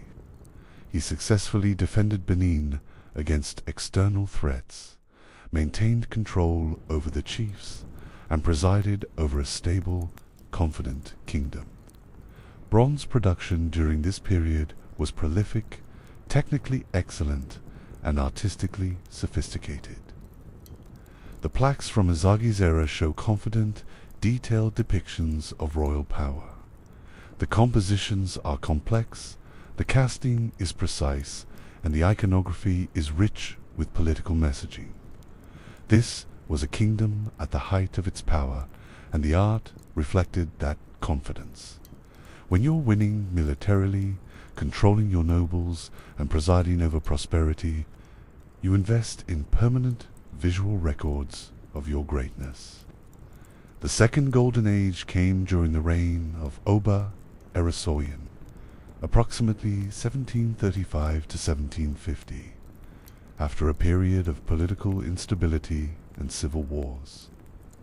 In the 17th and early 18th centuries, which we'll examine in detail in Chapter 10, Erasoyan managed to restore some measure of stability and centralized authority. His reign represented a renaissance after turmoil, a reassertion of royal power after a period when the chiefs had gained too much independence. Bronze production under Erasoyan reflected this restoration. The style was somewhat different from earlier work art. Historians can distinguish Erasoyan period pieces based on stylistic characteristics, but the quality and quantity indicated renewed royal patronage and artistic investment. This was a deliberate statement. The Oba was reasserting authority. and part of that assertion involved commissioning bronze documentation of restored royal power. Between and after these golden ages, bronze production continued but at reduced levels and sometimes with less technical precision. When the kingdom experienced succession crises, when civil wars diverted resources from artistic patronage, when economic problems limited material supply, bronze casting decreased. The art production tracked political and economic conditions closely. This correlation tells us something important about the relationship between art and state power in Benin. Bronze sculpture wasn't independent of political conditions, required political stability, economic surplus, and strong royal authority to flourish. The art was a product of state capacity. When the state functioned well, art production thrived. When the state struggled, art production declined. This makes sense when you remember that bronze casting required sustained royal patronage, organized guild systems, imported raw materials, and long-term institutional stability. You can't maintain that kind of complex artistic production through political chaos. The fact that Benin could sustain bronze production for centuries indicates long-term state capacity. But the fluctuations in production volume and quality reveal when that capacity was stronger or weaker. The Golden Ages weren't just good times for art. They were periods when the political system functioned effectively enough to support sophisticated cultural production. The bronze sculptures are evidence of state power, not just aesthetic achievement. One of the most fascinating aspects of the bronze plaques is how they depict Portuguese visitors, because Benin's artists didn't just document internal political events, they also recorded foreign contact. And the way they chose to represent Europeans tells us a lot about how Benin understood its relationship with European powers. Portuguese traders and missionaries began arriving in Benin in 1485, and they appear repeatedly in the bronze record, but they don't appear as conquerors, civilizers, or equals. They appear as exotic visitors, foreign traders, and subordinate figures paying respect to Benin's authority. In the plaques showing Portuguese soldiers, they're typically depicted in smaller scale than the OBA or important Benin figures. They wear their distinctive European clothing and carry European weapons. Crossbows and early firearms are clearly shunned, but they're positioned in the composition as visitors or tributaries, not as dominant figures. The visual hierarchy makes clear that these are foreigners in Benin's space, subject to Benin's authority, documented according to Benin's priorities. Some plaques show Portuguese figures in subordinate poses, hands positioned in gestures of respect, bodies oriented toward the Oba in positions of deference. They are recognizably European, distinctly foreign, but clearly subordinate within the visual power structure. The message is straightforward. These visitors acknowledge Benin's authority. They operate within Benin's political framework, and their presence here is documented according to our narrative, not theirs. This is visual sovereignty in action. The Portuguese could create their own records of contact with Benin. They did, writing extensive accounts of their visits and trade relationships. But within Benin, the official visual record was controlled by the OBA. The bronze plaques showed Portuguese presence from a Benin perspective, in Benin artistic style, serving Benin political purposes. The plaques also show Portuguese technology without suggesting Portuguese superiority. The crossbows and firearms are depicted accurately. Benin's artists clearly observed European weapons carefully, but showing them doesn't imply that Europeans were more advanced or powerful. They're just different, exotic, foreign. The Europeans have their tools, Benin has its own martial traditions, and the plaques document this difference without suggesting hierarchy. Compare this to how European art from the same period depicted encounters with African peoples. European artistic representations of Africans in the 15th through 17th centuries often showed them as primitive, subordinate, or exotic objects of curiosity. African people appeared in European art primarily to demonstrate European exploration, European power, or European civilizing influence. Benin's representation of Portuguese was different. The Portuguese appear as one element within a larger Benin-centered narrative. They're visitors in someone else's story, not the protagonists of their own exploration narrative. They're documented because their presence in Benin was noteworthy enough to record. But they're documented from Benin's perspective, according to Benin's artistic conventions, serving Benin's political purposes.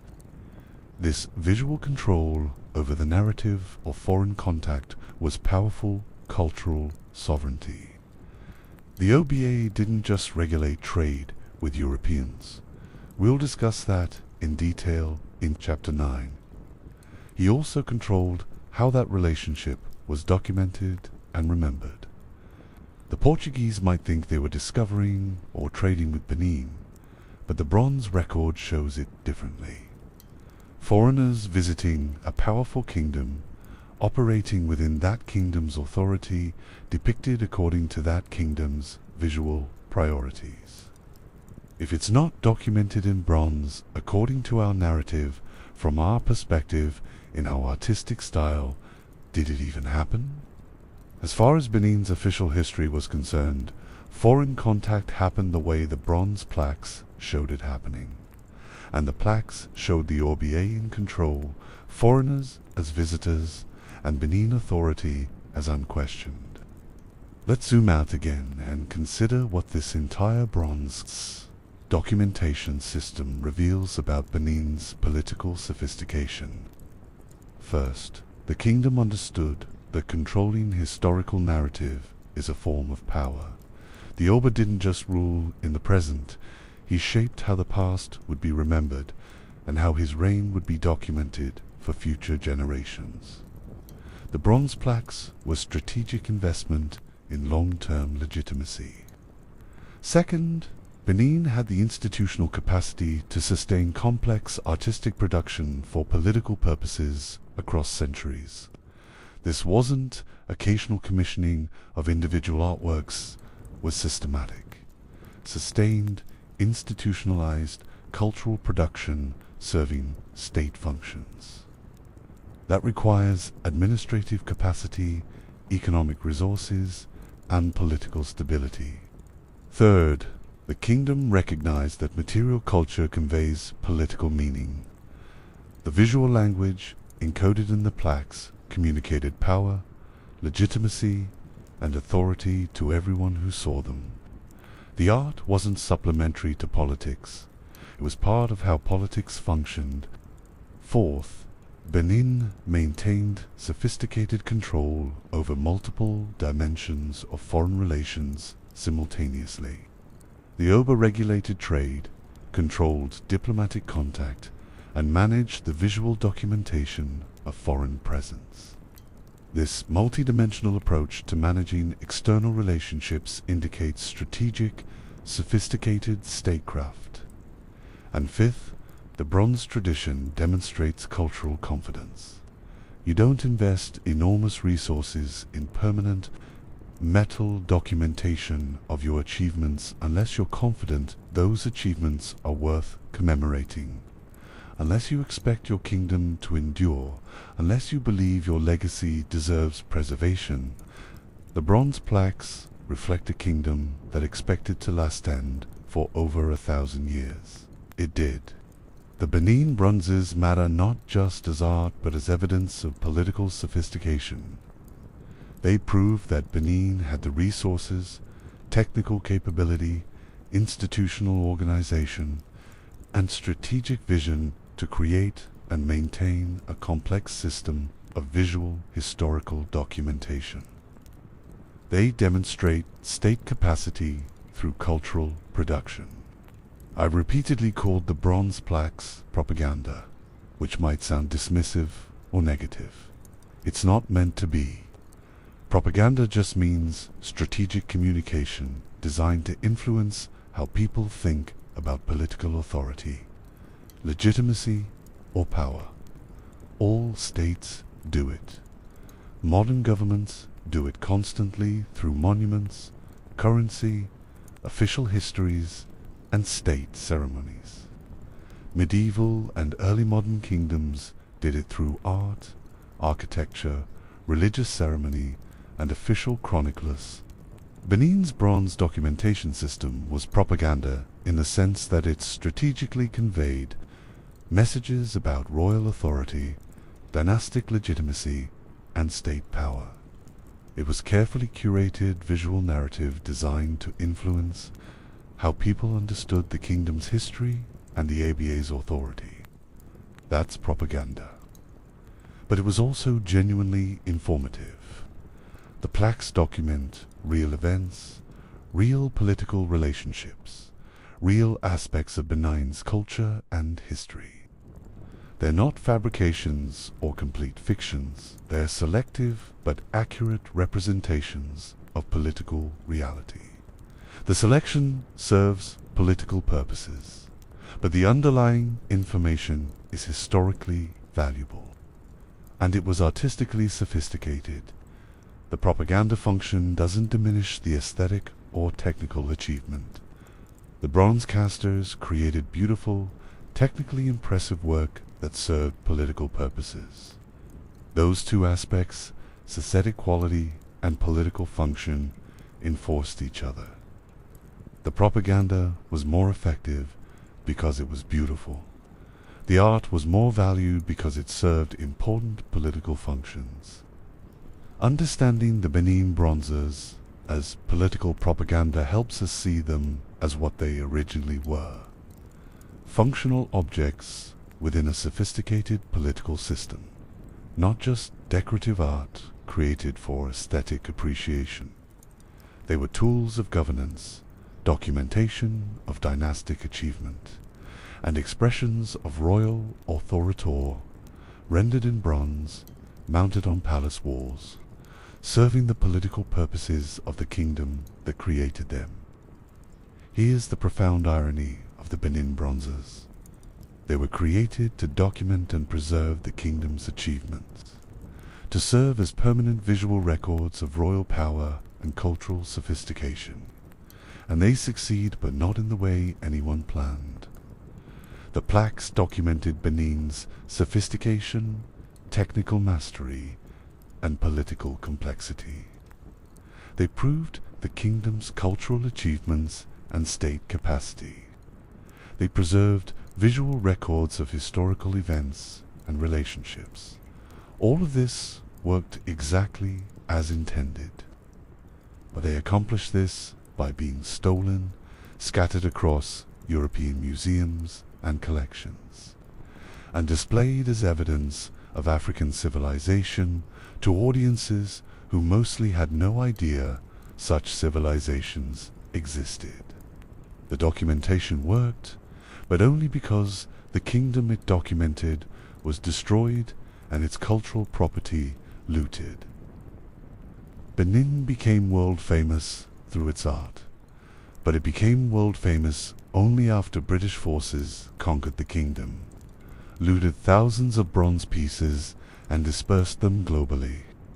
The very objects created to commemorate and preserve Benin's achievements ended, observing that purpose only after the kingdom itself had been destroyed. The bronze plaques told the story of a powerful, sophisticated African kingdom. European museums displayed them, and in doing so inadvertently contradicted the colonial narrative of African primitiveness. The art forced recognition of African state sophistication, technical excellence, and cultural achievement. But it did so from museum shelves in London, Berlin, Vienna, and New York, rather than from palace walls in Benin City. This is perhaps the cruelest irony. The Oba's strategic investment in permanent documentation of royal achievement actually worked. The Brunzas did preserve Benin's legacy, did document its sophistication, did demonstrate its cultural achievements to the world. But they could only do this after being stolen from the context where they originally functioned, from the palace they decorated, from the political system they served. The documentation succeeded. The kingdom didn't survive, and the objects created to ensure dynastic memory and cultural continuity ended up performing that function in foreign museums, far from home, serving as evidence of both African achieving and European cultural violence. We've discussed how the bronzes were made the technical process, guild organization, and institutional infrastructure. And we've examined what they depicted: the visual historical record, political propaganda, and cultural documentation rendered in metal. But there's one element in the bronze iconography we haven't fully explored: those Portuguese soldiers on the walls. We've discussed how Benin depicted them as exotic visitors within Benin-controlled narrative. Now we need to talk about why they were there at all, what brought them to Benin, and how the actual trade relationship worked. Because while Benin's artists were carefully documenting Portuguese presence according to their own narrative priorities, actual commercial relationships were developing between the kingdom and European traders. These relationships would provide the copper that made the bronze tradition possible. They would also, eventually, contribute to Benin's internal political problems and moral compromises. The OBA controlled trade relationships as monopolistically as he controlled bronze production. European traders didn't arrive in Benin and operate freely. They operated within strict royal regulations, traded what the OBA wanted to trade, and acknowledged his authority over all commercial activity. This was regulated state commerce, not free market interaction. In 1485, Portuguese traders arrived expecting to find ... Well, probably not a sophisticated kingdom with strict trade regulations. A powerful monarch who treated them like just another vendor, and clear ideas about what it wanted from European contact. They were about to learn that Benin had been managing complex trade relationships long before Europeans showed up, and that Portuguese commerce would operate according to Benin's rules, not Portuguese expectations. Next up, the Portuguese arrive, and the Oba says, "Cool, give me your copper." Royal monopoly on foreign trade, strictly regulated commercial relationships, and the early years when Benin's ethical restraints on the slave trade actually held. Before everything got worse, if you thought European traders showed up and took over, you're about to be disappointed. They showed up and followed Benin's rules, because this was still Benin's game, played on Benin's terms, for Benin's benefit, at least for a while. Coming in Chapter 9, early European trade, royal monopolies on everything, and the years before political instability broke down both centralized control and ethical restraints. When the Portuguese arrived, Benin was powerful, confident, and in control. That wouldn't last forever, but it lasted long enough to establish very clearly who was running the show. The copper came from Europe, the art was African, and the control was firmly in the Arba's hands. In 1485, Portuguese traders arrived in Benin expecting to find, well, honestly, we don't know exactly what they expected. Probably gold, definitely converts to Christianity, possibly a convenient new territory to exploit, and certainly not a sophisticated kingdom with strict trade regulations. A powerful monarch who treated them like just another vendor in a long line of commercial partners and very clear ideas about what it wanted from European contact. Surprise.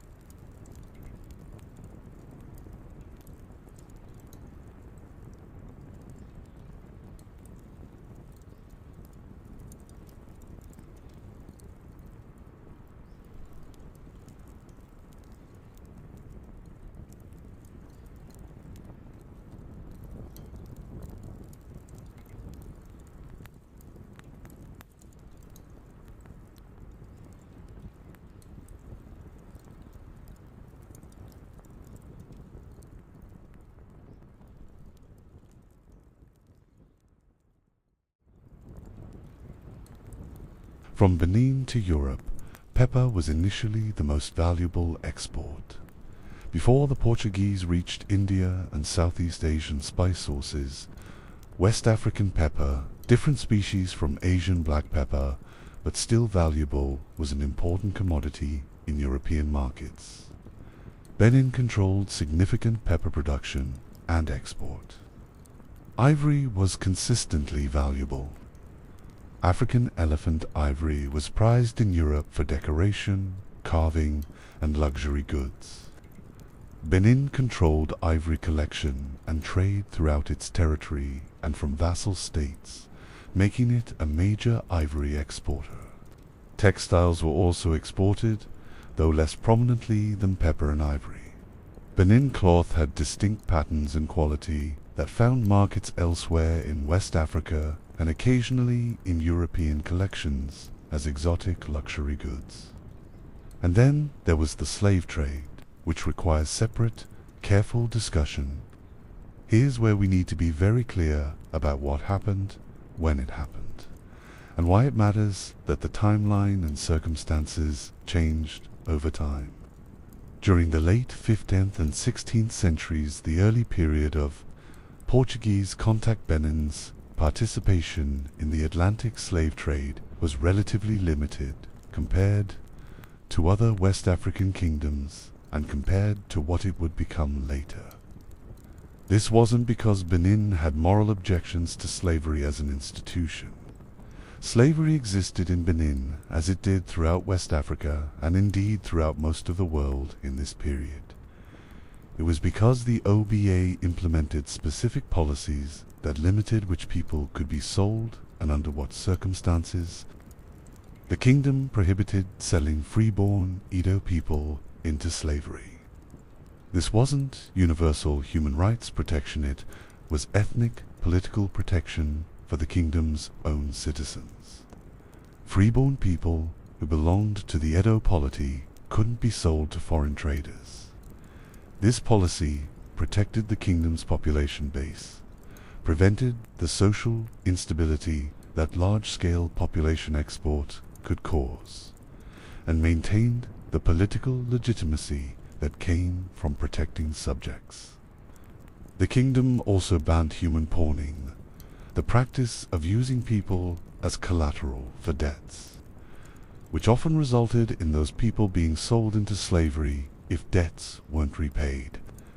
This prohibition prevented a common pathway by which freeborn people ended up enslaved. It was social policy protecting citizens from debt slavery. Who could be sold? War captives from conquered territories, enslaved people already held in bondage, and individuals from non-Edo ethnic groups. These were people defined as outside the political community that received protection. The ethical boundary was drawn around membership in the polity, not around slavery as an institution. This meant that during the early Portuguese contact period, Benin's slave exports were relatively modest. The kingdom sold some people into the Atlantic trade, but not in the massive volumes that would characterize the later peak of the trade. Portuguese merchants who wanted large quantities of enslaved people went elsewhere to kingdoms without such restrictions, or to different regions of West Africa where rulers were more willing to export their own populations. Why did these restrictions exist? Partly for the political economy reasons mentioned, maintaining population base and social stability, but also because the ABA's authority partly rested on protecting his people. A ruler who allowed massive population export, who let his own subjects be sold freely into foreign slavery, would undermine his own legitimacy. The restrictions on slave trading were partly about royal self-interest, maintaining the political foundation of royal power. These policies also reinforced the ABA's monopoly control by restricting who could be sold. The OBA maintained control over the slave trade just as he controlled other aspects of foreign commerce. Chiefs and private traders couldn't develop independent slave trading relationships with Europeans because they couldn't legally access the people Europeans wanted to buy. This is not a story of Benin was ethically opposed to slavery. It participated in the slave trade. It sold people to European traders. It benefited economically from that trade. But during this early period, it maintained restrictions that limited the scale and scope of that participation. Those restrictions would not hold as political circumstances changed. We'll discuss the breakdown in Chapter 10, but understanding that they existed initially and why they existed matters for understanding how trade relationships functioned during the 5th, 10th, and 16th centuries. The structure of European trade, monopolized by the Oba, conducted according to strict royal regulations. Channeling wealth to the royal treasury enforced the centralized authority we've discussed throughout previous chapters. First, economically, foreign trade was extremely lucrative. Controlling it meant controlling a major source of wealth. That wealth funded the royal household, the standing army, artistic patronage, and the administrative apparatus. European trade made the Oba richer, and that wealth translated into political power. Second, politically, the ability to grant or deny access to foreign trade became another tool of royal patronage. Chiefs who remained loyal might receive permission to participate in certain aspects of foreign commerce, earning fees or commissions. Chiefs who opposed royal policies found themselves excluded from these economic opportunities. The Oba could reward or punish through trade access. Third, symbolically, control over relationships with exotic foreigners enhanced royal prestige.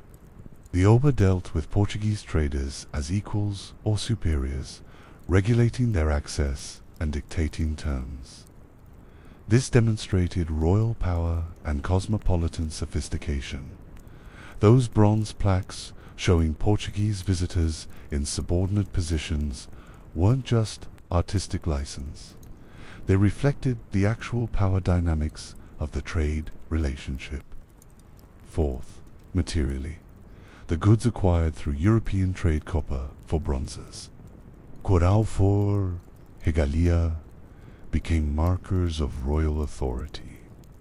The Oba monopolized these materials, used them for royal purposes, and distributed them as rewards. their association with royal power was maintained through economic control. Foreign trade could have undermined royal authority if it had developed differently. If European traders had been able to establish independent relationships with chiefs or private merchants, if they'd created economic opportunities outside royal control, if they'd used trade to accumulate independent power, all of this could have weakened the ABA's political position. But because trade was monopolized from the start, because the institutional controls prevented independent European economic activity, because the OBA maintained structural control over the exchange, European trade reinforced rather than undermined existing political arrangements. It made the centralized monarchy richer and more powerful. This is what sophisticated management of foreign economic relationships looks like. It's recognizing that trade can either reinforce or undermine political authority depending on how it's structured, and deliberately organizing it to support rather than challenge existing power structures. Trade wasn't the only thing Portuguese brought to Benin. They also brought Christianity, missionary ambitions, and hopes of converting the kingdom. They had some limited success, but less than they wanted, and not in ways that fundamentally changed Benin's political or cultural systems. Portuguese missionaries visited Benin City, preached Christianity, and attempted to convert the Uba and his court. Some royal children were baptized. Some individuals converted, at least nominally. There was sufficient Portuguese missionary presence to establish a church in the capital, though it seems to have functioned irregularly. But Christianity never displaced indigenous religious practices. As we discussed in Chapter 6, Benin's approach to foreign religions was syncretic, incorporate useful or interesting elements, while maintaining core indigenous practices. The Yoruba might attend Christian services when Portuguese missionaries were present, but he still performed Igu festival rituals that explicitly excluded foreigners.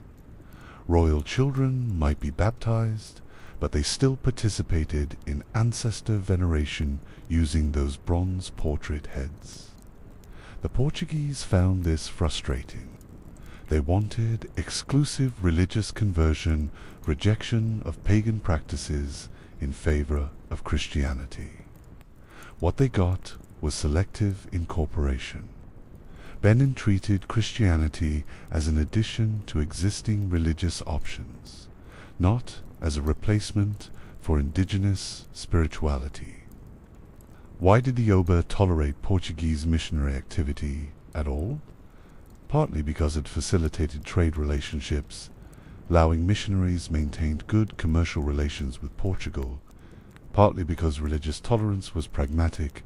Benin had already incorporated some Islamic influences through northern trade networks, so Christian presence wasn't unprecedented. And partly because selective incorporation of foreign religious elements could be politically useful without threatening the indigenous spiritual foundations of royal authority. But the missionaries never gained the kind of influence they achieved in some other African kingdoms during this period. In Congo, for instance, Portuguese missionaries successfully converted the royal family and established Christianity as a significant force in core politics. That didn't happen in Benin. Christianity remained marginal, foreign, and optional. This religious boundary setting was another aspect of maintaining cultural sovereignty during the period of European contact. Benin would trade with Europeans, would allow missionary presence, would even permit some conversion. But the core spiritual practices that validated royal authority, the indigenous rituals, the ancestor veneration, the cosmological understanding that made the Oba a spiritual mediator, those remained intact, protected, and central to political legitimacy. The Portuguese could preach, they couldn't replace? Let's reconstruct, with some historical imagination, how the OBA might have viewed this entire Portuguese relationship. These foreigners arrive with ships, which is impressive, and some interesting trade goods copper we can use for sculpture, coral beads that look good in royal regalia, exotic cloth that makes nice gifts. They want pepper, ivory, and textiles that we produce or control. They're willing to pay well. Fine, we'll trade. They also want to convert us to their religion, which is cute. We'll listen politely, we'll let them build a church, we might even attend services occasionally when diplomatic relations require it. But our ancestors required traditional rituals. Our political legitimacy derives from indigenous spiritual authority. And no foreign religion is going to replace that. They can believe what they want. We'll maintain what matters. They'd probably like to trade independently with our chiefs and merchants, establish their own posts in our territory, and generally operate with more freedom than we're allowing. That's not happening. All trade goes through royal channels. Foreigners operate according to our regulations, and their presence here is conditional on accepting our authority. If they don't like it, there are other kingdoms they can visit. They seem to think their arrival here is historically significant. They're discovering us, apparently. That's adorable. We've been here for centuries. We've been trading with people from all over West Africa and North Africa for generations. They're just the latest in a long line of foreign traders. Welcome, follow the rules, and don't overestimate your importance. This is probably not far from how the Oba and his court actually understood the Portuguese relationship. These were useful trading partners who needed managing, not transformative figures who changed everything. They provided valuable goods, operated within acceptable parameters, and enriched the royal treasury. Fine, that's what foreign traders are for. The Portuguese wrote extensive accounts describing their experiences in Benin, expressing frustration with royal trade restrictions and marveling at the kingdom's wealth and organization. The Oba, as far as we know, didn't write much about the Portuguese. They just weren't that historically significant from Benin's perspective, not yet, anyway. The 5th, 10th, and 16th centuries, roughly 1485 to 1600, roughly present the period when Benin's management of European trade relationships functioned as intended. Trade was monopolized, regulations were enforced, foreign commerce enriched royal coffers without undermining royal authority, and the kingdom maintained cultural sovereignty while engaging economically with European partners. This was possible because Benin was politically stable, militarily powerful, economically prosperous, and institutionally strong during this period. The governmental system we discussed in Chapter 5 was functioning effectively. The military monopoly established in Chapter 3 was still operational. The artistic production, examined in Chapters 7 and 8, was flourishing, thanks partly to copper from European trade. The kingdom had leveraged in trade relationships because it controlled goods Europeans wanted and because alternatives were limited. It had the institutional capacity to enforce trade monopolies through legal, physical, and economic mechanisms. It had the political stability to maintain consistent policies across decades, and it had the cultural confidence to engage with foreign influences selectively while maintaining indigenous core practices. But, and this is a significant but that dominates the next chapter, this effective management of foreign relations depended on centralized royal authority remaining strong. It required that the Oba maintain control over the chiefs, over the military, over economic monopolies. and over the institutional structures that regulated foreign contact. When that centralized control broke down, when internal political stability cracked, when the balance of power shifted from the Oba to the chiefs, everything changed. Trade monopolies weakened. Ethical restraints on slave trading collapsed. Economic benefits that had flowed to the royal treasury were diverted to powerful chiefs pursuing their own interests. Foreign trade went from reinforcing royal authority to undermining it. We'll examine that breakdown in detail next chapter, but it's important to understand what was lost when it happened. The period of effective royal control over European trade relationships demonstrated that African kingdoms could engage with European commercial expansion without being dominated by it. If they had the political strength and institutional capacity to maintain control, Benin maintained that control for over a century. That's not nothing. It's evidence of political sophistication, strategic economic management, and the ability to manage foreign relationships on favorable terms.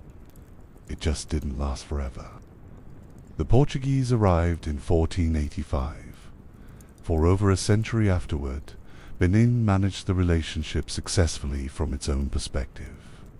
Trade was profitable, royal authority was reinforced, cultural sovereignty was maintained, and Europeans operated according to Benin's rules. But remember that political time bomb we discussed in Chapter 5, the structural tension between royal authority and the ambitions of the town chiefs, the checks and balances that could either maintain stability or, under the right circumstances, tear the kingdom apart. Around 1600, when Oba Ihenguda died, the balance shifted. Future Obas were prohibited from personally commanding the army. Royal military monopoly, the foundation Uwer had laid over 150 years earlier, was broken. Abas became dependent on chiefs for military force. And chiefs, recognizing their newfound leverage, began exploiting secession crises, fighting civil wars over rival candidates, and extracting concessions in exchange for military support. As royal authority weakened, as centralized control fractured, as the kingdom descended into recurring civil wars and succession disputes, everything that depended on that centralized control began falling apart. Trade monopolies broke down as powerful chiefs conducted independent commerce. Ethical restraints on slave trading collapsed as chiefs sold war captives and populations from conquered territories to fund their political conflicts. Economic benefits that had enriched the royal treasury were diverted to chiefs pursuing their own interests. The institutional mechanisms that had successfully managed European trade relationships for over a century stopped functioning, and the kingdom's participation in the slave trade, previously restrained by royal policy, expanded dramatically as political ethics gave way to economic desperation. This is the breakdown period, flee 1600 to 1750, when internal political instability destroyed the effective governance that had characterized earlier centuries. It's when checks and balances became political paralysis. It's when ambitious chiefs with their own armies turned succession into civil war. It's when the structural tensions inherent in the tripartite government system finally exploded. Next chapter, when the chiefs have armies and the Oba doesn't. Succession crises as medieval reality shows, civil wars, economic contraction, loss of vassal states, and the moral compromises that accompany political decay. How to destroy an empire from the inside, a step-by-step guide nobody wanted. Turned out giving ambitious people with armies reasons to fight was bad who knew. Coming up, the century when everything that could go wrong did go wrong, and the slave trade expanded dramatically to fill the economic and political void left by collapsed central authority. The Portuguese arrived, and the Oba said, "Follow my rules." A century later, the chief said, "What rules?" And it all fell apart. Remember that political time bomb from Chapter 5? The one where we discussed how Benin's tripartite government system created structural tensions between the ABA's centralized authority and the ambitious town chiefs who commanded military forces and wanted more power. The one where checks and balances could either maintain stability or, under the wrong circumstances, tear the kingdom apart.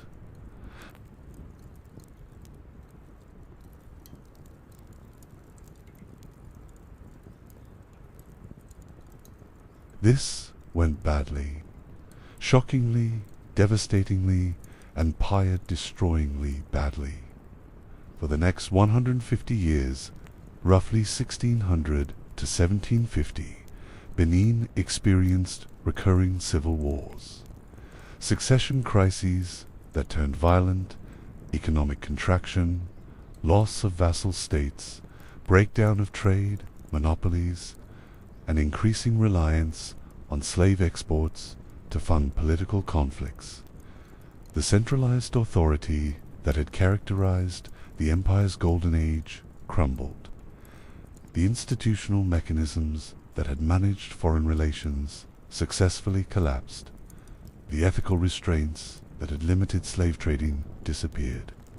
This is the decline period.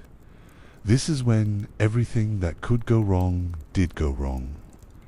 This is how you destroy an empire from the inside without external conquest. You let ambitious elites with military power fight civil wars over succession. You allow checks and balances to become political paralysis. And you watch as institutional decay leads to economic decline and moral compromise. Welcome to the 17th century in Benin, where succession meant civil war, where political stability became a distant memory, and where the slave trade expanded dramatically to fill the economic void left by collapsed central authority. Let's talk about how empires fall apart, not with a bang, but with a century and a half of internal political dysfunction. After Oba Ihanguda's death, around 1600, something changed in Benin's political system. Future Obas were prohibited from personally commanding military forces. This wasn't a temporary restriction during one particular succession crisis. It became permanent policy that lasted 4 generations. Why? The historical sources aren't entirely clear about the specific circumstances that led to this prohibition, but the political logic is traceable. The town chiefs, those ambitious, merit-based military commanders we discussed in Chapter 5, had accumulated significant power through military success. They commanded armies, controlled military appointments, and enjoyed the prestige that came from military victory. The Aba's ability to personally lead armies was a check on that power. When the Aba was also the supreme military commander, he could build personal loyalty among troops, make independent military decisions, and use military success to reinforce his authority over the chiefs. This direct command was part of what made Uer so effective in Chapter 3. He personally led the military, which meant the military answered to him directly. Take that away, and the Oba becomes dependent on chiefs for military force. He needs their cooperation to wage war, defend territory, or suppress internal rebellions. That dependency shifts the power balance dramatically. Chiefs who control the only military forces in the kingdom can extract concessions, demand privileges, influence succession, and generally leverage that military power for political advantage. The prohibition on royal military command was probably framed as a check on royal power, preventing Abas from becoming too militarily dominant, protecting the institutional balance between monarch and nobility. But in practice, it shifted power from the center to the periphery, from the monarch to the military commanders, from centralized authority to competitive elites. And it created a structural incentive for political violence. Because now, succession wasn't just a matter of who had the best hereditary claim or the most political support. It was a matter of which town chiefs backed which candidate, and those chiefs had armies. Succession disputes became civil wars almost automatically, because the people deciding succession were military commanders whose power derived from military force. This is sophisticated political failure. The system was designed with checks and balances to prevent royal absolutism. But by preventing the Oba from commanding military forces while allowing chiefs to maintain their own armies, the system created conditions where political competition inevitably turned violent. The checks and balances that were supposed to prevent tyranny instead enabled chronic instability. Here's how succession worked, or, more accurately, didn't work during this period. An Oba dies. Multiple potential successors have legitimate claims based on hereditary principles. These candidates are typically sons of previous Obas, princes with royal blood and political ambitions.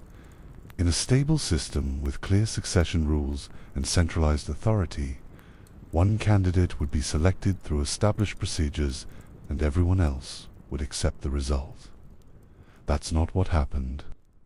Instead, different town chiefs backed different candidates. Why? Sometimes because they genuinely thought their candidate would be a better ruler. More often because they calculated which candidate would reward them most generously once in power, or which candidate they could most easily control, or which candidate's policies would benefit their own factional interests. These chiefs had armies. Their candidates needed military support to actually take power. So succession disputes became military competitions which candidate could assemble the larger coalition of chiefs. Which side could win the inevitable civil war that followed contested succession? Which faction could physically control the capital and install their preferred Oba on the throne? The result was recurring civil wars. Different factions of chiefs fought each other, backing rival candidates in conflicts that devastated the kingdom's economy, killed thousands, disrupted trade, and prevented any stable governance. These weren't brief skirmishes, they were extended military campaigns that could last for years. And even when one candidate finally won and became Oba, his authority was compromised from the start. He owed his throne to the chiefs who'd fought for him. Those chiefs expected rewards, titles, land grants, economic privileges, political influence. The new ABA was immediately indebted to the military commanders who'd installed him, limiting his ability to assert independent authority or resist their demands. This is political dysfunction, a structural feature. The system guaranteed that secession would be violent, that Obas would be weak and dependent, that chiefs would accumulate more power with each succession crisis, and that stability would be impossible. Each civil war made the next one more likely by further weakening central authority and further empowering the military chiefs. The Game of Thrones comparison isn't perfect. This was real. It killed real people, and it had devastating real consequences for the kingdom's population. But the political dynamics are similar. Multiple factions competing for control, succession as existential conflict, military power as the determining factor, and everyone's interests served except the kingdom's as a whole. Imagine living through this as a regular person in Benin. You're trying to farm, conduct trade, raise a family, and live your life. But every decade or so, the Oba dies, and different armies of rival chiefs fight civil wars through your territory. Your crops get destroyed, your village might be raided, you might be forced to provide supplies for one army or another. Trade routes become unsafe, economic activity contracts, and none of this has anything to do with external threats or foreign invasion. It's just your own elite, tearing the kingdom apart, fighting over who gets to rule the wreckage. This is why political stability matters. Not because stability is always good. Sometimes existing systems are unjust and need disrupting. But because chronic instability makes everything worse.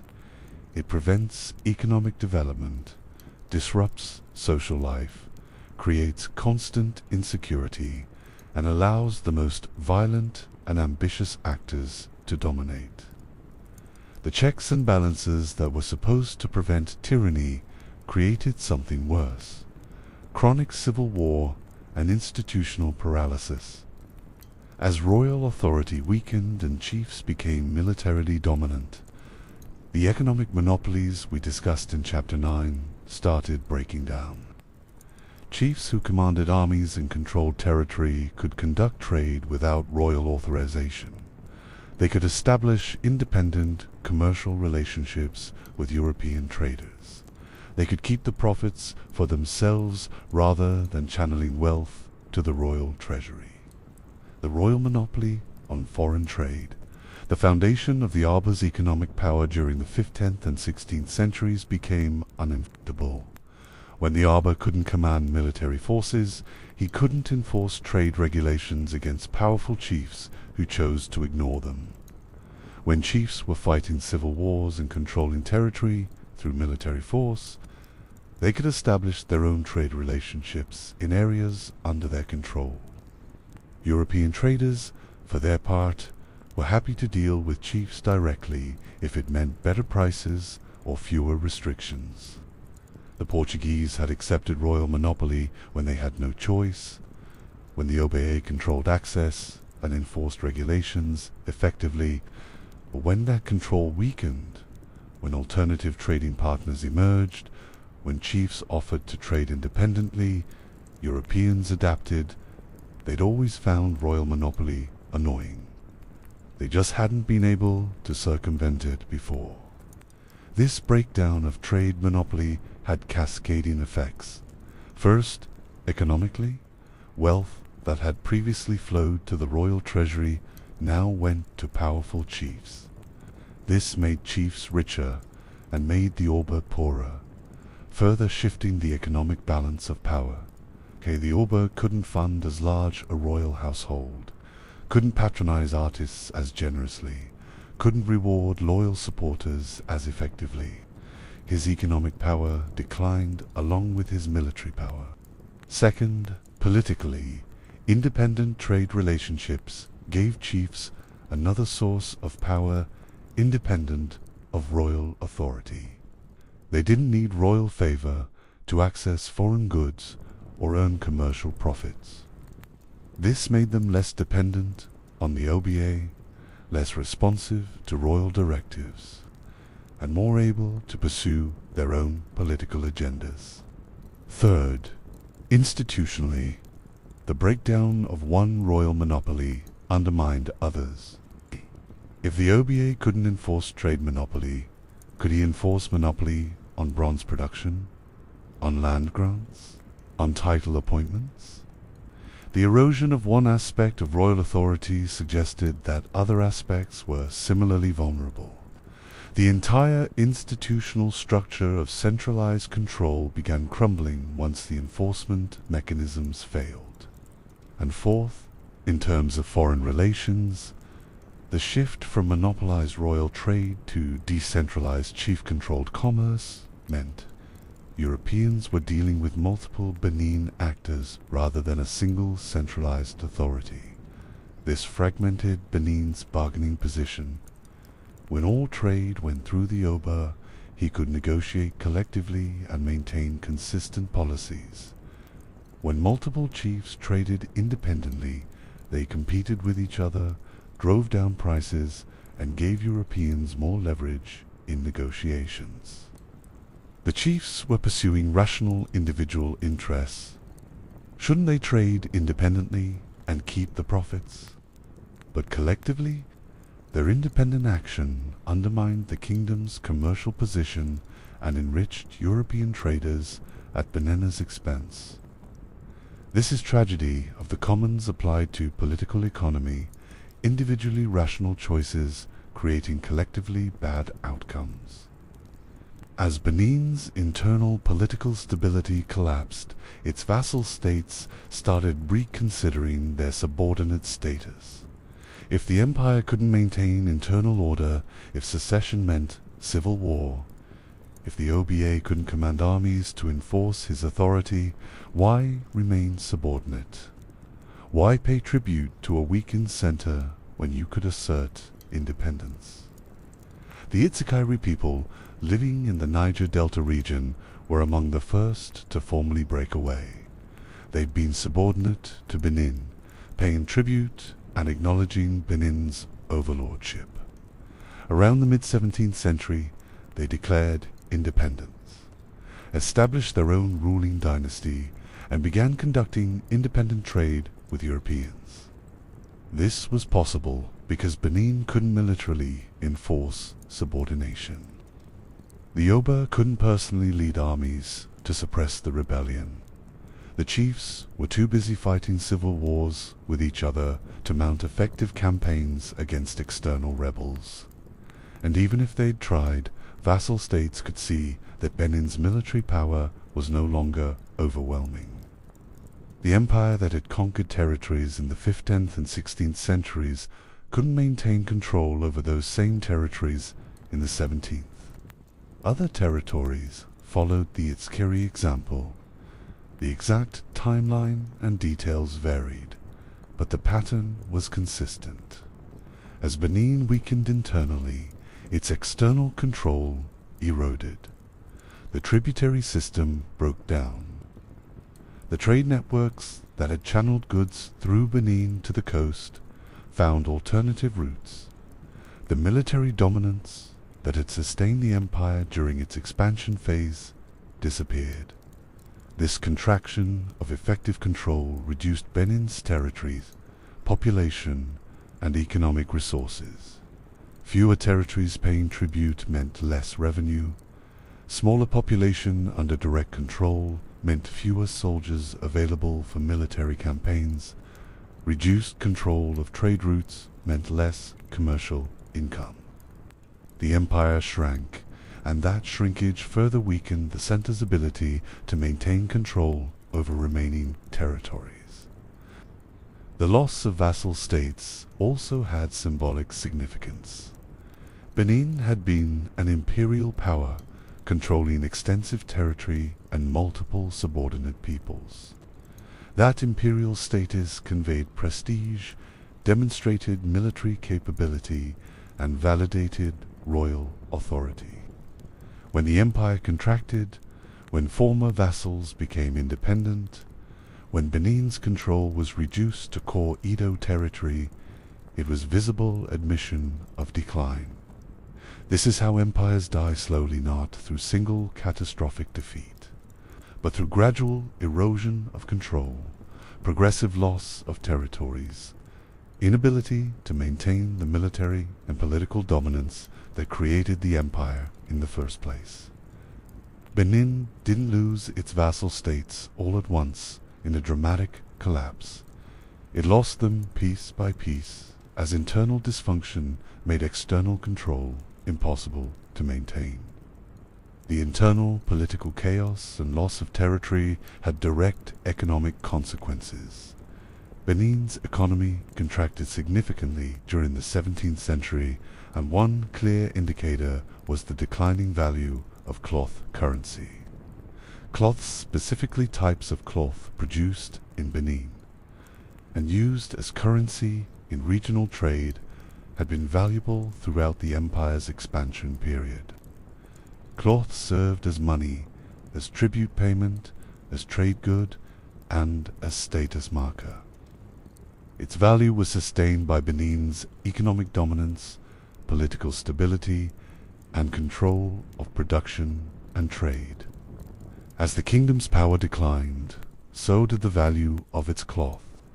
Historical sources document that cloth that had previously commanded high prices in regional trade networks became worth significantly less. This wasn't just inflation, it was loss of economic confidence. Traders, merchants, and vassal states that had previously accepted Benin cloth as valuable payment now demanded more cloth for the same goods, or preferred alternative currencies altogether. This currency devaluation reflected and reinforced Benin's decline. It reflected decline because it showed that Benin's economic power was eroding. The kingdom couldn't maintain the value of its own currency. It reinforced decline because currency devaluation made trade more difficult, reduced Benin's purchasing power, and made it harder to acquire goods from other regions. The economic contraction also affected domestic production. When the kingdom was stable and trade was flourishing, artisans, farmers, and manufacturers could focus on their work with reasonable confidence that markets would remain accessible and payments would hold value. When stability collapsed, when civil wars disrupted trade routes, when currency lost value, economic activity contracted.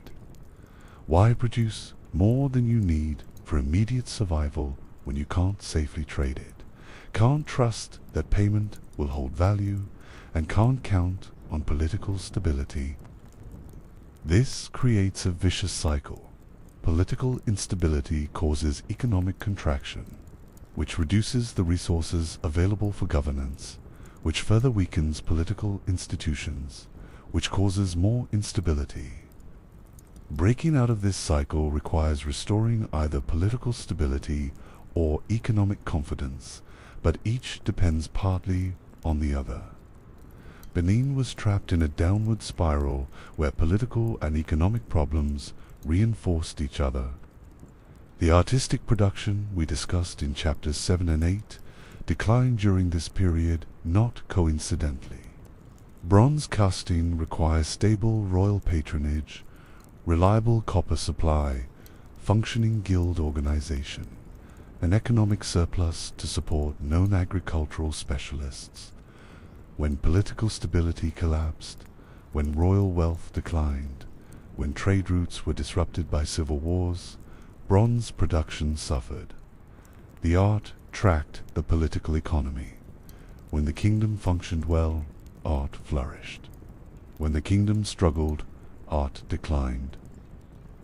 That second golden age of bronze production under Oba Erisoyan, around 1735 to 1750, mentioned in chapter 8, represented a temporary recovery, a brief period when one Oba managed to restore some stability and reassert some royal authority. But it was an exception in a longer period of general decline, a momentary recovery that didn't fundamentally reverse the structural problems. Here's where we need to talk about how Benin's participation in the Atlantic slave trade changed during this period of internal decline. And this part is ugly, so let's be clear about what happened and why it matters. In chapter 9, we discussed how earlier Obas had maintained some ethical restraints on slave trading, prohibiting the sale of freeborn Edo people, banning human pawning, limiting who could be sold and under what circumstances. These restrictions meant that Benin's slave exports during the 5th, 10th, and 16th centuries were relatively modest compared to other West African kingdoms. After 1730 or so, those restrictions largely collapsed. Benin's participation in the slave trade increased significantly. The kingdom sold more people into Atlantic slavery, and the protections that had previously limited this trade weakened or disappeared entirely. Why? Because political decay led to moral compromise. The civil wars required funding. Chiefs fighting for their preferred succession candidates needed money to pay soldiers, buy weapons, maintain armies, and sustain extended military campaigns. Selling war captives into slavery provided that funding. As civil wars became endemic, as military conflicts consumed increasing resources, the economic incentive to sell captives intensified. The breakdown of royal authority also meant the breakdown of the policies that had restrained the trade. When the Oba was powerful and could enforce policies protecting freeborn Edo people, those policies held. When royal authority weakened, when chiefs operated independently, when centralized enforcement disappeared, the restraints disappeared too. Chiefs pursuing their own interests in civil war conditions weren't bound by royal policies that the Oba couldn't enforce. The economic contraction we just discussed also created pressure to expand slave trading. When cloth currency lost value, when traditional trade goods weren't generating sufficient income, when the economy was contracting, selling people became an increasingly important source of revenue. European traders consistently wanted enslaved people. That demand never disappeared. When other economic opportunities declined, the slave trade expanded to fill the economic void. This is not an excuse, this is an explanation. Benin's increased participation in the slave trade during the 17th and 18th centuries was a choice made by people with agency, and it was a morally catastrophic choice that destroyed lives and families. The explanation: political instability, economic pressure, breakdown of restraints, doesn't make it less terrible. It just helps us understand the historical circumstances that made this horror more likely. It also matters that this expansion of slave trading happened during Benin's decline, not during its golden age. When the kingdom was politically stable, economically prosperous, and governed by strong royal authority, the slave trade was more restrained. When that stability collapsed, when economic desperation set in, when political ethics gave way to factional warfare, the trade expanded. This patterned political dysfunction leading to moral compromise. State weakness correlating with increased human trafficking appears across African history during the Atlantic slave trade period. Strong states with effective governance tended to maintain some limits on who could be sold and under what circumstances. Weak states experiencing internal conflict tended to expand the trade as political actors sought funding for warfare and as institutional restraints broke down. Understanding this pattern doesn't diminish anyone's culpability. European demand drove the trade. European ships transported the enslaved. European and American plantation systems consumed the labor. African participants, including Benin's chiefs and rulers, made choices to sell people and bear moral responsibility for those choices. The political circumstances explain how those choices became more likely. They don't excuse them. But understanding the political context is necessary for understanding how and why Benin's participation in this horror changed over time. It's the difference between a kingdom that maintained some ethical limits during its strong period and a kingdom that abandoned those limits during political collapse. Both involve participation in an evil system, but the degree and the circumstances change significantly. Not every Oba during this period was ineffective or willing to accept decline. Several rulers attempted reforms, tried to reassert royal authority or worked to reverse the political dysfunction. These attempts occasionally succeeded temporarily, that brief golden age under Eresoyan being one example, but they couldn't fundamentally solve the structural problems, because the core issue wasn't individual Oba quality, it was systemic. As long as the Oba couldn't command military forces, as long as ambitious chiefs had armies and could fight civil wars over succession, as long as the institutional incentives encouraged political violence and factional conflict, individual leadership couldn't fix the system. A capable Oba might restore stability during his own reign through political skill and coalition building, but his death would trigger another succession crisis, another civil war, another cycle of dysfunction.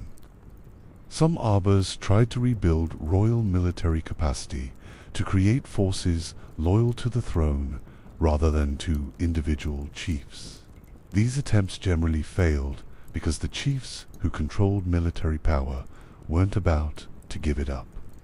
They'd seen what happened when Alba's commanded army's royal power increased at their expense. They preferred the current system where they held military force and the Alba depended on them. Some Abbas tried to exploit rivalries between chiefs, playing factions against each other to prevent any one chief or coalition from becoming dominant. This sometimes worked short-term but created new problems. Chiefs who felt threatened by royal manipulation might ally with each other against the Oba. Factional conflict that the Oba encouraged might spiral into civil war that he couldn't control. Playing politics with armed factions is dangerous when you're not armed yourself. Some Abbas tried to restore economic monopolies, to reassert control over trade and rebuild royal wealth. These attempts ran into the same enforcement problem. How do you stop powerful chiefs from trading independently when you can't use military force to punish them? Royal decrees without enforcement mechanisms are just suggestions, and chiefs pursuing profitable independent trade weren't persuaded by suggestions. The fundamental problem was that the institutional reforms needed to restore royal authority required cooperation from the very chiefs whose power would be reduced by those reforms.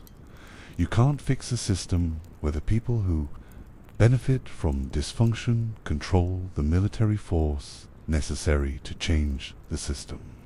The chiefs weren't going to voluntarily surrender the armies that made them powerful.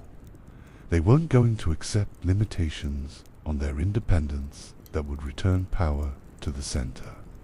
And the OBA couldn't force them to accept these changes because forcing them would require military power the OBA didn't have.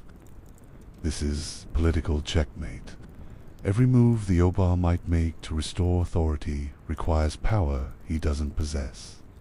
Every reform that might solve the problem requires the consent of people who benefit from the problem. The system is stuck in dysfunction because the only actors with power to change it benefit from maintaining it as it is. Let's step back and appreciate the bitter irony here. The tripartite governmental system we discussed in Chapter 5 was designed with checks and balances to prevent royal absolutism. It divided power between the Oba, the hereditary Uzama chiefs, and the merit-based town chiefs. It created institutional mechanisms limiting any single actor's power, and it worked. It prevented royal tyranny. No Oba after Ihangada could accumulate enough power to become an absolute monarch. The system successfully checked royal authority. It just destroyed the kingdom in the process. This is the danger of checks and balances without other stabilizing mechanisms. Yes, you prevent tyranny, but you might also create paralysis, gridlock, or chronic instability. If no actor can accumulate enough power to govern effectively, if institutional competition prevents coordinated action, if checks and balances make decisive leadership impossible, the system might prevent tyranny while enabling dysfunction. Modern democracies deal with this tension constantly. You want checks and balances to prevent authoritarian rule, but you also need government to function, decisions to be made, policies to be implemented. Finding the balance between preventing tyranny and enabling effective governance is genuinely difficult. Benin's system failed to find that balance. The checks on royal power worked too well, preventing not just tyranny but also effective governance. The result was worse than the tyranny the system was designed to prevent, not because tyranny is good, but because chronic civil war and institutional collapse is catastrophic in different ways. If you'd asked people in 1450 whether they wanted a system that prevented royal tyranny, they'd probably say yes. If you'd explained that the cost would be 150 years of recurring civil wars, loss of half the empire, economic collapse, and moral compromises leading to expanded slave trading, they might reconsider. The checks and balances that protected against one form of political evil created conditions for other forms that turned out to be equally or more destructive. This doesn't mean checks and balances are bad. It means they need to be designed carefully, implemented with attention to unintended consequences, and combined with other mechanisms that enable effective governance while preventing abuse. Benin's system had the checking part down. It failed at the enabling effective governance part. We've covered a lot of dysfunction, violence, and decline in this chapter. Let's synthesize what we've learned about how empires fall apart from internal causes. Political systems can contain structural flaws that don't manifest until circumstances change. Benin's tripartite system worked reasonably well when royal military monopoly was maintained. It became catastrophically dysfunctional when that monopoly was broken. The flaw was always there. The potential for factional conflict was built into the system, but it didn't destroy the kingdom until the military balance shifted. Power vacuums get filled by armed factions pursuing their own interests. When the Oba lost military power, chiefs with armies filled that vacuum. They didn't do so because they were uniquely evil or ambitious. They were rational actors pursuing their interests in a system that rewarded military strength. The problem was structural, not just individual. Succession becomes existential conflict when multiple actors have military power and unclear rules. If succession procedures are clear and enforced, transition happens smoothly. If they're contested and the contestants have armies, you get civil war. Benin's succession system plus armed chiefs equaled chronic violence. Economic and political dysfunction reinforce each other in destructive cycles. Political instability disrupted trade, which reduced royal revenue, which weakened the Oba's ability to restore stability, which caused more instability. Breaking out of these cycles requires simultaneously addressing political and economic problems, which is nearly impossible when the political system is paralyzed. Moral restraints depend partly on functional political institutions. When institutions that enforced ethical policies broke down, those policies disappeared. This doesn't excuse the resulting moral failures, but it explains how institutional decay enables them.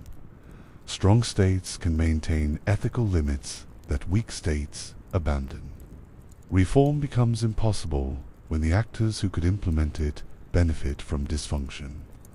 Chiefs with armies weren't going to voluntarily surrender that power. The OBA couldn't force them to.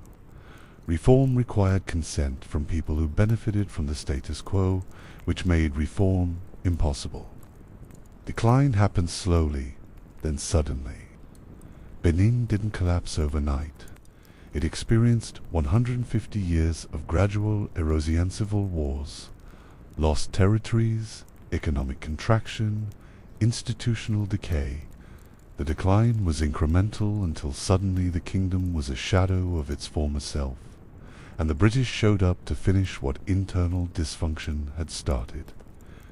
This is how empires die from within, not through single catastrophic failures, but through accumulated dysfunction that becomes self-reinforcing until the system can't recover, even when capable leaders try to fix it.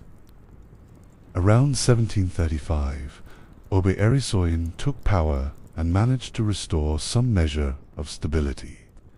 His reign, approximately 1735 to 1750, represents a temporary recovery, a brief period when royal authority was partially reasserted and the kingdom functioned somewhat better than it had during the worst years of civil war. We mentioned this in Chapter 8 as the second golden age of bronze production. Art production increased, suggesting royal patronage was restored and economic conditions had improved.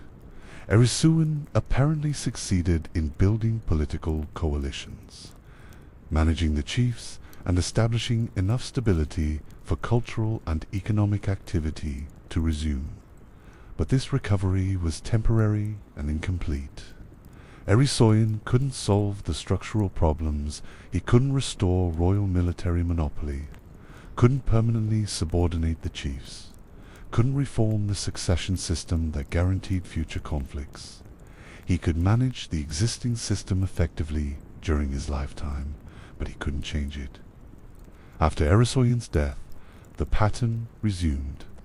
Succession disputes, chief conflicts, and political instability returned. The brief Renaissance proved that effective individual leadership could improve conditions temporarily.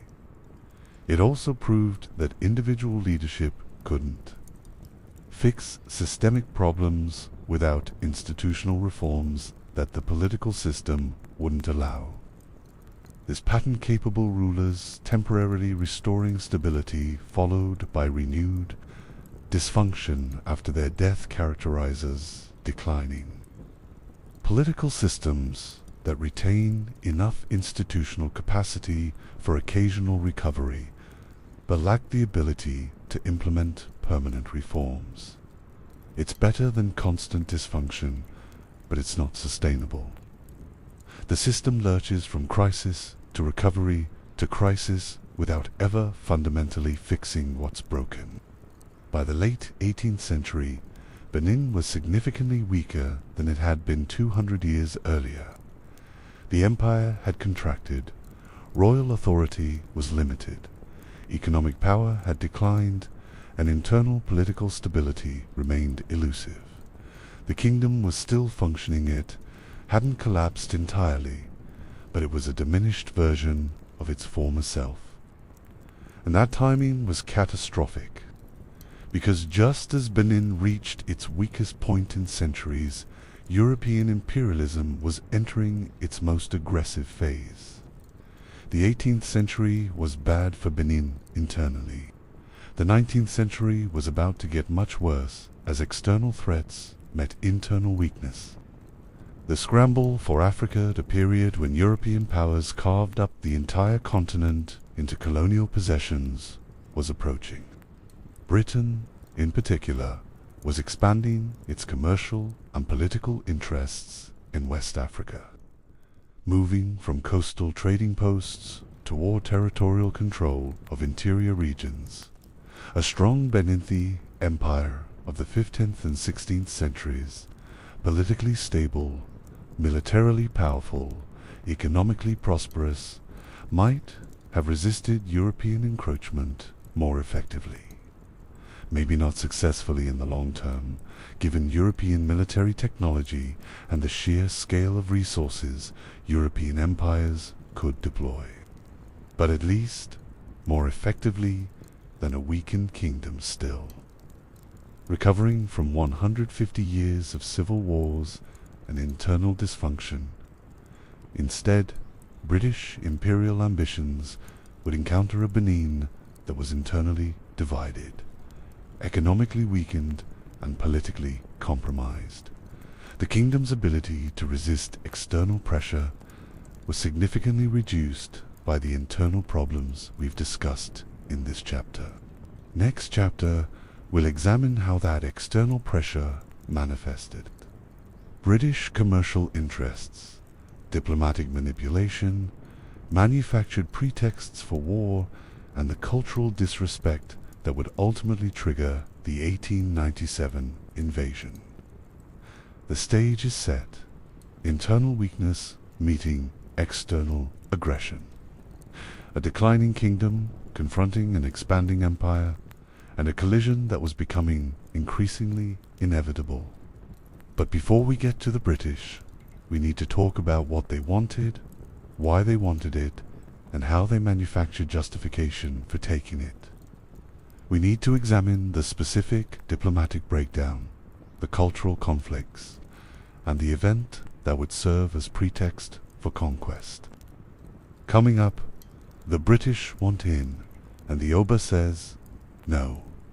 Forced treaties, ignored sovereignty, deliberate cultural disrespect, and the incident that would give Britain its excuse to invade. The scramble for Africa reaches Benin, and a weakened kingdom is about to face an empire that's perfected the art of manufacturing justification for conquest. The internal time bomb went off. The kingdom survived, but barely. And just as Benin was trying to recover from 150 years of internal warfare, someone else showed up with plans for the outside. Turned out that timing was really, really bad. By the 1890s, Britain had perfected the imperial playbook so completely it could be printed as an instruction manual. Step 1. Demand a treaty giving you trade, monopoly, and political influence. Step 2. When the target refuses, ignore the refusal and keep pushing. Step 3. Find or manufacture an excuse for military intervention. Step 4. Invade, loot, incorporate into empire, call it civilization. Step 5. Profit. Benin was about to become a textbook case study in how this works in practice. The irony is grim. Benin had successfully managed European traders for over 400 years without being conquered. The Portuguese arrived in 1485. The kingdom negotiated with them, extracted resources and trade goods, maintained sovereignty, and kept foreigners operating according to Benin's rules. That entire dynamic African kingdom in control. Europeans playing by African rules would have seemed normal at that point. By 1897, it would seem quaint. The 19th century witnessed the transformation of European commercial presence in Africa into European political control. The scramble for Africa was real, formal, and systematic. European powers met at conferences to divide the continent into spheres of influence.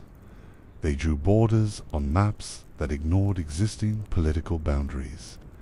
They established colonial administrations to govern territories they'd previously just traded with. And they developed sophisticated diplomatic and military strategies for converting informal commercial relationships into formal political domination.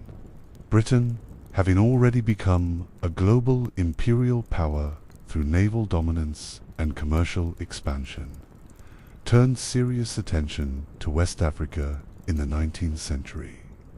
The British didn't invent colonialism. The Portuguese and others had been doing it for centuries, but they systematized it, expanded it, and perfected the justifications for it. By the 1890s, British imperial strategy had been refined through repetition across India, Africa, Asia, and the Caribbean. Benin was going to encounter an empire that had conquered, managed, and systematized colonial control across vast territories. And Benin was going to do so while internally weakened, politically divided, and led by an Oba whose authority had been curtailed by 150 years of chief power struggles. The timing was terrible. The kingdom's weakness had just been exposed in Chapter 10. Now we're going to watch what happens when that weakness meets an aggressive imperial power that's had decades to practice exactly this situation. British involvement in the Bight of Benin region predated the 1890s conquest by centuries. British traders had been operating on the coast since the 17th century, engaging in the same commercial exchange the Portuguese had established. Fish, palm oil, ivory, and slave trading had all been part of the British commercial presence in the region. By the 19th century, slave trading had been officially abolished by Britain, though the trade continued illegally. Commercial focus shifted to palm oil, which had become economically valuable in industrial Europe for soap and machine lubrication. The palm oil trade could be conducted without the legal complications of slavery, and it was profitable. But commercial relationships weren't enough. As European imperial competition intensified, as the scramble for Africa formalized, Britain recognized that maintaining commercial dominance required political control. If another European power claimed the territory, if the kingdom itself attempted to enforce its own trade monopoly again, if political instability disrupted commerce, Britain's economic interests were vulnerable. Control required sovereignty, and sovereignty required conquest. British strategy in West Africa during the 1880s and 1890s involved several elements. First, coastal posts would be formalized as colonies or protectorates under British administrative authority. Britain would establish actual political control over territories, where it had previously maintained only commercial relationships. Second, interior territories would be claimed through treaties. British representatives would travel inland, negotiate treaties with local rulers, and claim that these treaties established British sovereignty over these territories. The treaties often used vague language, were sometimes conducted through misunderstandings, and frequently claimed more authority over the signatory than the signatory ever intended to grant. Third, any resistance to these expansions would be framed as threatening British interests, threatening peaceful commerce, or threatening civilization itself. These framings would be used to justify military intervention. Fourth, military intervention would be conducted rapidly, brutally, and thoroughly enough to eliminate organized resistance and establish British control. Indigenous armies might be formidable locally, but they faced industrial European military technology, modern rifles, artillery, professional officer corps, and military doctrine developed through decades of imperial warfare. This wasn't random aggression. This was strategic conquest according to a well-developed imperial playbook. Britain had refined this approach through similar ventures in India, Egypt, and elsewhere. By the time Britain turned serious attention to Benin, they had a practiced system. In 1892, Britain forced a treaty on Oba Ovanramwen. The details of this treaty are worth examining because they reveal both British strategy and how Oba Ovanramwen understood or didn't understand what was being demanded of him. The treaty granted Britain monopoly rights over Benin's external trade. It established British political authority to make decisions about external affairs on Benin's behalf. It essentially converted Benin from an independent, sovereign state into a protectorate territory. ostensibly governed by its own ruler but actually under British political control.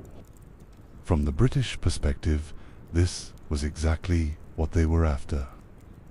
The treaty language established British sovereignty just enough to claim the territory in any international discussion of spheres of influence. It gave Britain legal justification from Britain's own imperial legal framework for eventual political control and administrative presence. From Oba Obanramwen's perspective, and this is crucial for understanding what followed, the treaty was either misunderstood or rejected. Obanramwen apparently believed he was negotiating a commercial treaty similar to those Benin had negotiated with European traders for centuries. Trade agreements, exchange of goods, commercial regulation, these were things Benin had experience with. What he was actually signing, whether he fully realized it or not, was an instrument of political subordination. Britain was claiming sovereignty. Britain was asserting the right to make decisions about Benin's external affairs without Benin's consent. Britain was converting an independent kingdom into a colonial possession. The confusion wasn't accidental. British negotiators deliberately used ambiguous language, took advantage of translation difficulties, and extracted agreements that went well beyond what local rulers thought they were signing. This was a standard tactic. Get indigenous rulers to sign documents whose implications they didn't fully understand, then later claimed that those signatures established British sovereignty. Oba Obanramwen rejected the treaty, or rather, he refused to honor it. The treaty existed on paper with his alleged signature, but Benin didn't actually allow British administration of its affairs. Benin didn't stop conducting trade with non-British merchants. Benin continued operating according to its own political and economic systems as much as 150 years of internal chaos allowed. From Britain's perspective, this was intolerable. A treaty had been signed, and Oba had agreed to British terms. That agreement needed to be enforced. Whether the Oba actually understood what he'd agreed to, or whether he was now trying to renege on his commitments, actually, the treaty probably seemed to Obanramwen like one more set of foreigners trying to impose demands that he should reject. The Oba was operating in the context of a kingdom that had successfully resisted European political control for 4 centuries. The idea that a piece of paper gave Britain sovereignty over Benin probably seemed absurd. Benin was its own kingdom. Britain was a foreign power. Where did Britain get the authority to claim sovereignty? This is the fundamental clash. Benin understood sovereignty in terms of actual political control, military power, and territorial authority. Britain understood sovereignty in terms of legal documents, international agreements, and claims recognized by other European powers. Benin didn't recognize the validity of treaties as establishing political control.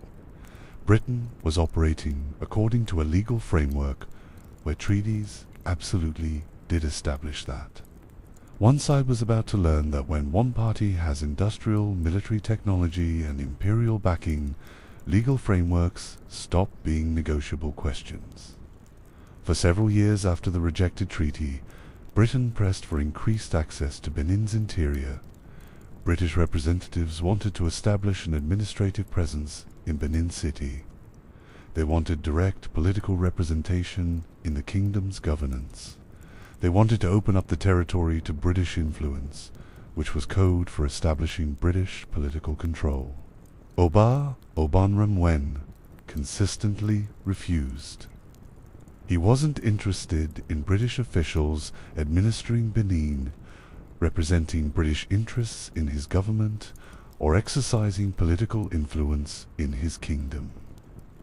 The Abbas authority was already constrained by the chiefs.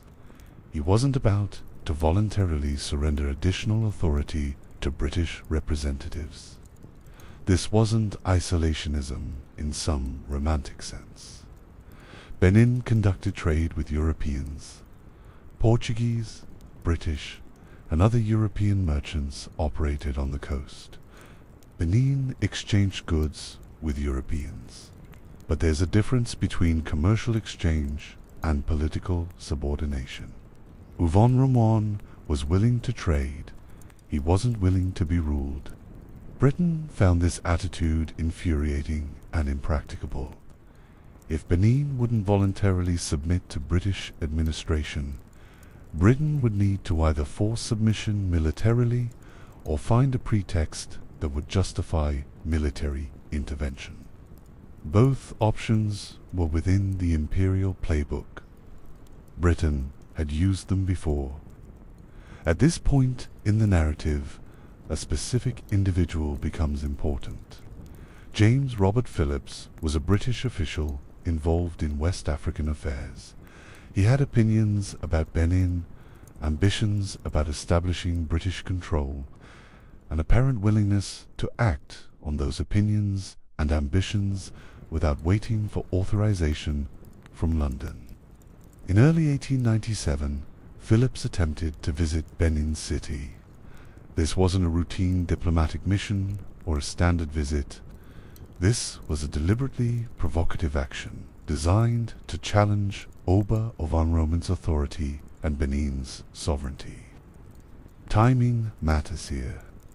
The Igu festival was approaching that 7-day ritual we discussed in Chapter 6. The ABA's most important religious ceremony. The ritual that connected him to his ancestors and validated his spiritual authority. The ceremony that explicitly excluded foreigners from participating or even being present in the capital. The Oba communicated this to British representatives. The Igu festival was imminent. He couldn't meet with foreigners during the ritual period, and he requested that any diplomatic visits be postponed until after the ceremony concluded. This was entirely consistent with Benin's long-established religious practices and the diplomatic courtesy you'd expect from rulers of different cultures, respecting each other's sacred observances. Phillips decided to proceed anyway. Let's be very clear about what this represents. A British official deliberately choosing to visit the capital of a sovereign state during its ruler's most sacred religious ceremony. Despite explicit requests for postponement, despite clear communication that he wouldn't be received and was violating sacred protocol, this was an accident or misunderstanding. Phillips knew the festival was sacred. He knew the Oba had requested postponement. He proceeded anyway. Was this provocative on purpose? Almost certainly.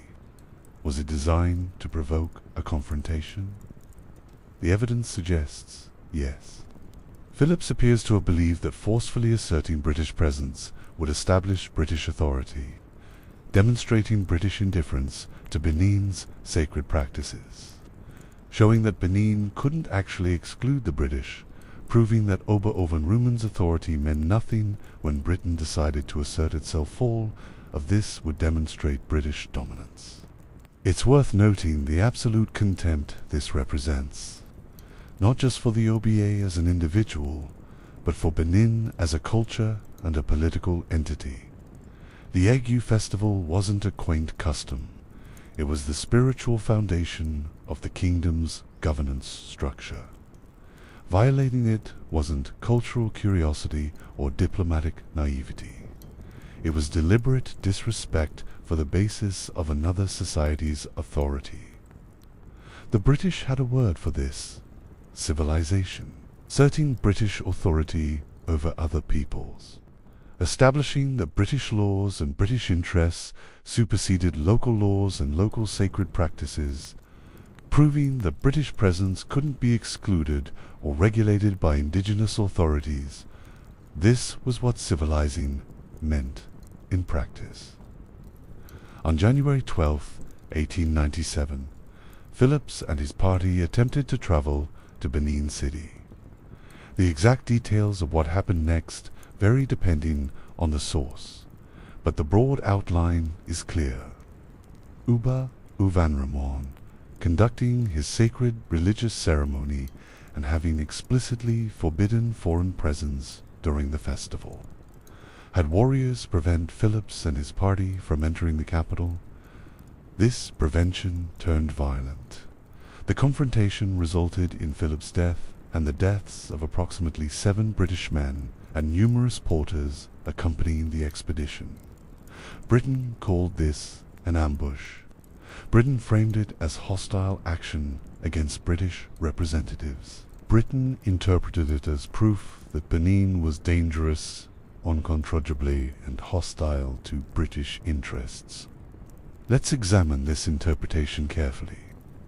From the Abius perspective, a British official was deliberately violating sacred religious protocol. The Abia had explicitly forbidden foreign presence during the Ague festival. The Abia's warriors prevented this violation through force. The British official died in that confrontation. This wasn't an ambush. This was enforcement of the Abius' explicit orders in his own kingdom during his own most sacred religious ceremony. But ambush is a useful word for imperial narratives. Ambush implies the Yoba was waiting in hiding to attack innocent travelers. Ambush implies unprovoked aggression against British representatives. Ambush implies that Benin was the aggressor and Britain the wronged party. What actually happened was, a foreign official deliberately violated another sovereign's explicit religious prohibitions, was stopped from doing so, and died in the resulting confrontation. Okay? The difference matters.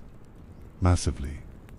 Britain interpreted this death as justification for military intervention. Britain had been looking for a pretext to invade Benin. The death of a British official under circumstances that could be framed as hostile aggression was exactly the justification Britain needed. Here's the really important part. Britain wanted to invade Benin anyway. The plan for military intervention predated Philip's death. Britain was already preparing for conquest, already mobilizing forces, already planning the invasion that would happen just a few weeks later. Philip's death didn't change Britain's intentions. It just provided justification. This is how the imperial playbook actually works. You decide you want a territory. You try diplomacy and economic pressure. If that doesn't work, you manufacture a pretext for military intervention. You find or create an incident that you can frame as justification for war. Then you use that incident to rally domestic support, justify military expenditure, and morally frame what's actually naked conquest as righteous response to hostile action. Phillips was either deliberately provoking a confrontation he thought would justify invasion, or his death provided cover for invasion that Britain was planning regardless. Either way, the result was the same. A dead British official and Britain claiming justification for military conquest. The rhetoric that followed was entirely predictable. British accounts described native hostility, primitive barbarism, the need to punish aggression against British representatives, and the necessity of establishing order and civilization in Benin. These framings converted what was actually British invasion into justified response to Benin's supposed aggression. Contemporary and modern historians have pointed out that these narratives were constructed. The Oba wasn't being hostile. He was enforcing his own religious prohibitions in his own kingdom. He had explicitly communicated this to British representatives. Phillips chose to violate these communications and died as a result. But narrative matters more than nuance in imperial justification. Britain had a dead official, a story about native ambush, and a plan to invade. The actual circumstances were secondary to the rhetorical use that could be made of them. Oba Obenramwen made a catastrophic strategic error. He believed, reasonably, based on centuries of history, that he could exclude foreigners from Benin and enforce that exclusion. He believed reasonably that his sovereignty was real and that he could protect it through asserting his authority. What he didn't fully account for was that the entire international context had changed. In the 15th century, when Portugal arrived, the balance of power favored indigenous African states. Benin could exclude Portuguese traders, regulate their behavior, and maintain sovereignty. Africans had military capabilities comparable to Europeans. They had demographic advantages, knowledge of local terrain, and their own military technology that, while different from European technology, wasn't clearly inferior. By 1897, the military balance had shifted fundamentally. European industrialized warfare-filled artillery, machine guns, trained professional soldiers, steamships, industrial production capacity had created a capabilities gap that was nearly impossible to overcome. A kingdom could resist invasion militarily, but victory was increasingly unlikely. The Oba of Benin in 1897 was operating according to an understanding of power, relationships that had been true in 1485 but wasn't true anymore. He could exclude British officials from his capital.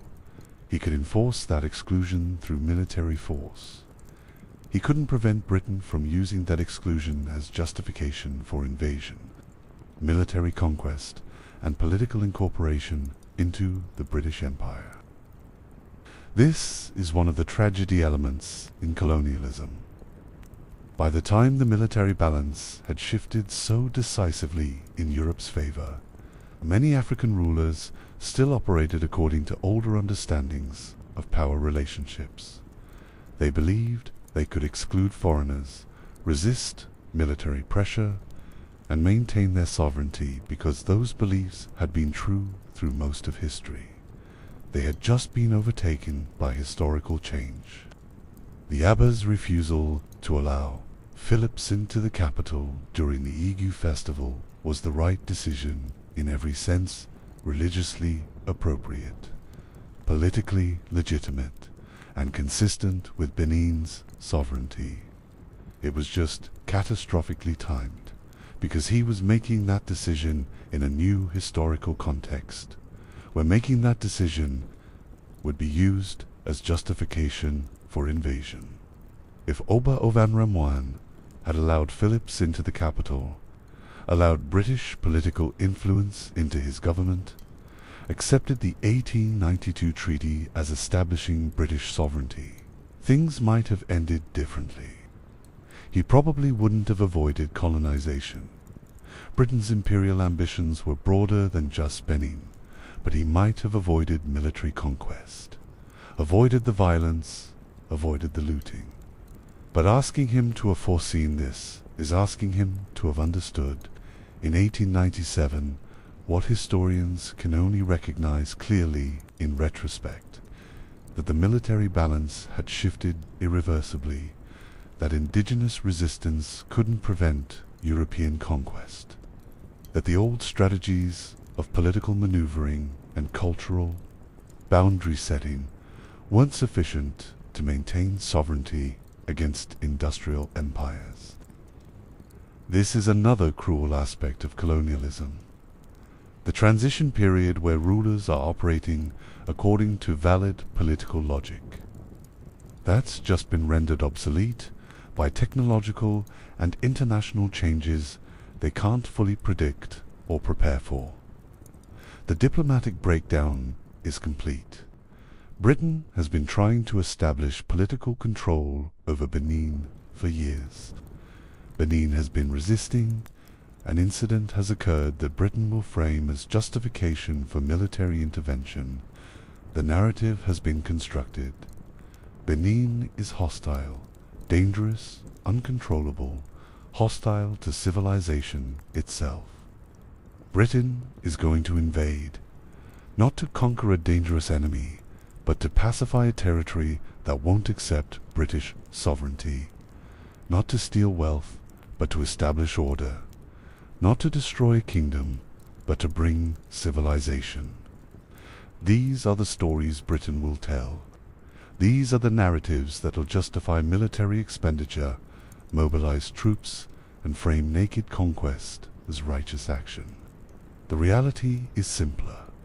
Britain wants Benin's territory, wants Benin's resources, wants Benin's wealth. Britain is going to use military force to take it. Britain will loot artworks, exile the Oba, incorporate Benin into its colonial empire, and eventually sell the stolen treasures to finance the invasion that conquered the kingdom. The diplomatic breakdown of 1880 to 1897 is the period when Britain moved from trying to dominate Benin through economic and political pressure to deciding that military conquest was necessary. The death of James Robert Phillips is the incident Britain will use to justify that conquest. The invasion is coming. But before we get to the invasion, we need to understand how thoroughly Britain will execute it. We need to talk about 1,200 troops landing in February 1897. We need to discuss systematic looting. We need to examine how military conquest was immediately followed by cultural theft. We need to understand what happens when an empire decides to take everything, not just political control, but the physical manifestations of a kingdom's cultural and historical achievements. Next chapter: the punitive expedition, the conquest, the looting, the dispersal of thousands of artworks across European museums, the sale of stolen cultural heritage to finance the military expedition that accomplished the theft, the ironic global fame that came through violent destruction. But that's the outside assault. This chapter was about the diplomatic collapse, foreign pressure meeting cultural boundary setting, technological change rendering traditional strategies obsolete, and a sacred refusal to allow violation of religious ceremony, providing the justification for military conquest. The empire that built walls rivaling the Great Wall of China, that produced bronze sculpture so perfect Europeans refused to believe Africans made it, that successfully managed European contact for over 400 years while maintaining sovereignty, that empire is about to discover that none of that history, none of that achievement, none of that cultural and political sophistication matters when an industrial empire decides it wants what you have and is willing to use military force to take it. The Oba said no. Britain had already decided the answer wasn't actually his to give. Sleep well. The invasion is coming. In February 1897, Britain invaded Benin, sitting with approximately 1,200 troops under the command of Admiral Harry Rawson. The invasion wasn't called an invasion, it was called a punitive expedition, which is what empires call it when they conquer your territory and steal your stuff in response to you not doing what they wanted you to do. The expedition was swift, brutal, and thoroughly effective at accomplishing its goals. British forces defeated Benin's military, captured the city, exiled the Obo, and then systematically looted thousands of cultural artifact sculptures, plaques, regalia, human remains that had accumulated in the royal palace over centuries. The looting wasn't incidental to the conquest. It was part of the strategy. Because here's where it gets really special. The British auctioned off the stolen artifacts to pay for the invasion that had stolen them. They literally crowdfunded imperial conquest through the sale of cultural treasures they'd taken by military force. This is what imperialism looks like when you examine the actual mechanisms, not the mythology. Not noble civilizing missions or righteous punishment of barbarism. Just straightforward. We want your stuff, we're stronger than you, we're taking it, and we're going to sell it to finance the taking. Let's walk through exactly how this worked. Benin's military was formidable locally. The kingdom maintained a standing army, had centuries of military tradition, and had successfully defended itself and expanded through military campaigns. Warriors trained in Benin's military techniques could be very effective in local combat. They couldn't compete with British industrial military technology.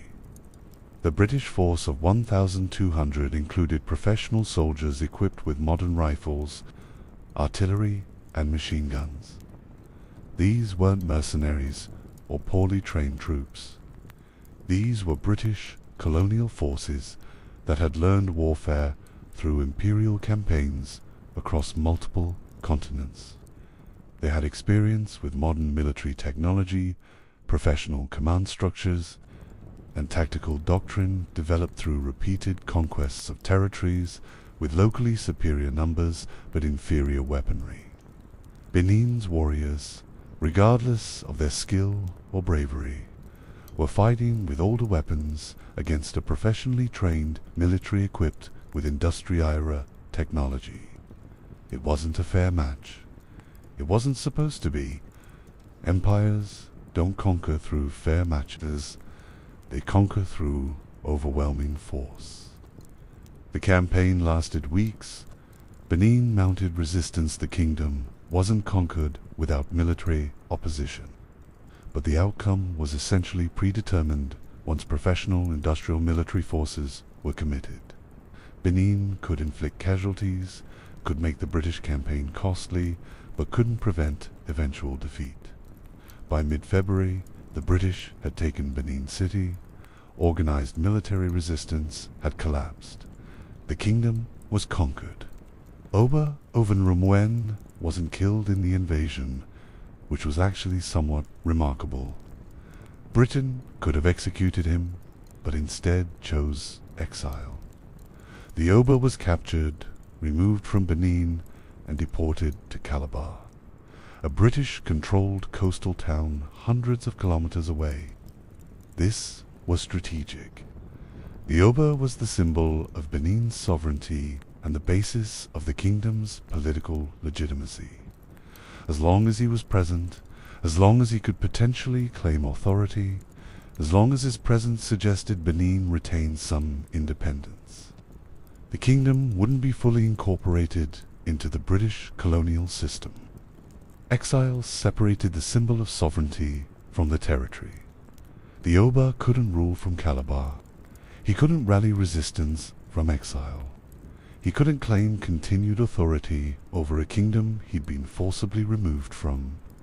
His physical removal from Benin undermined the legitimacy of any claim that Benin retained independence.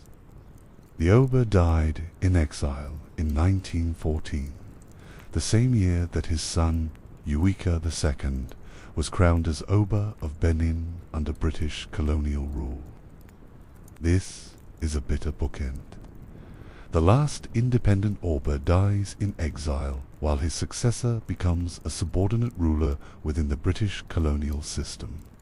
The kingdom survived, but as a colonial possession, not as an independent state.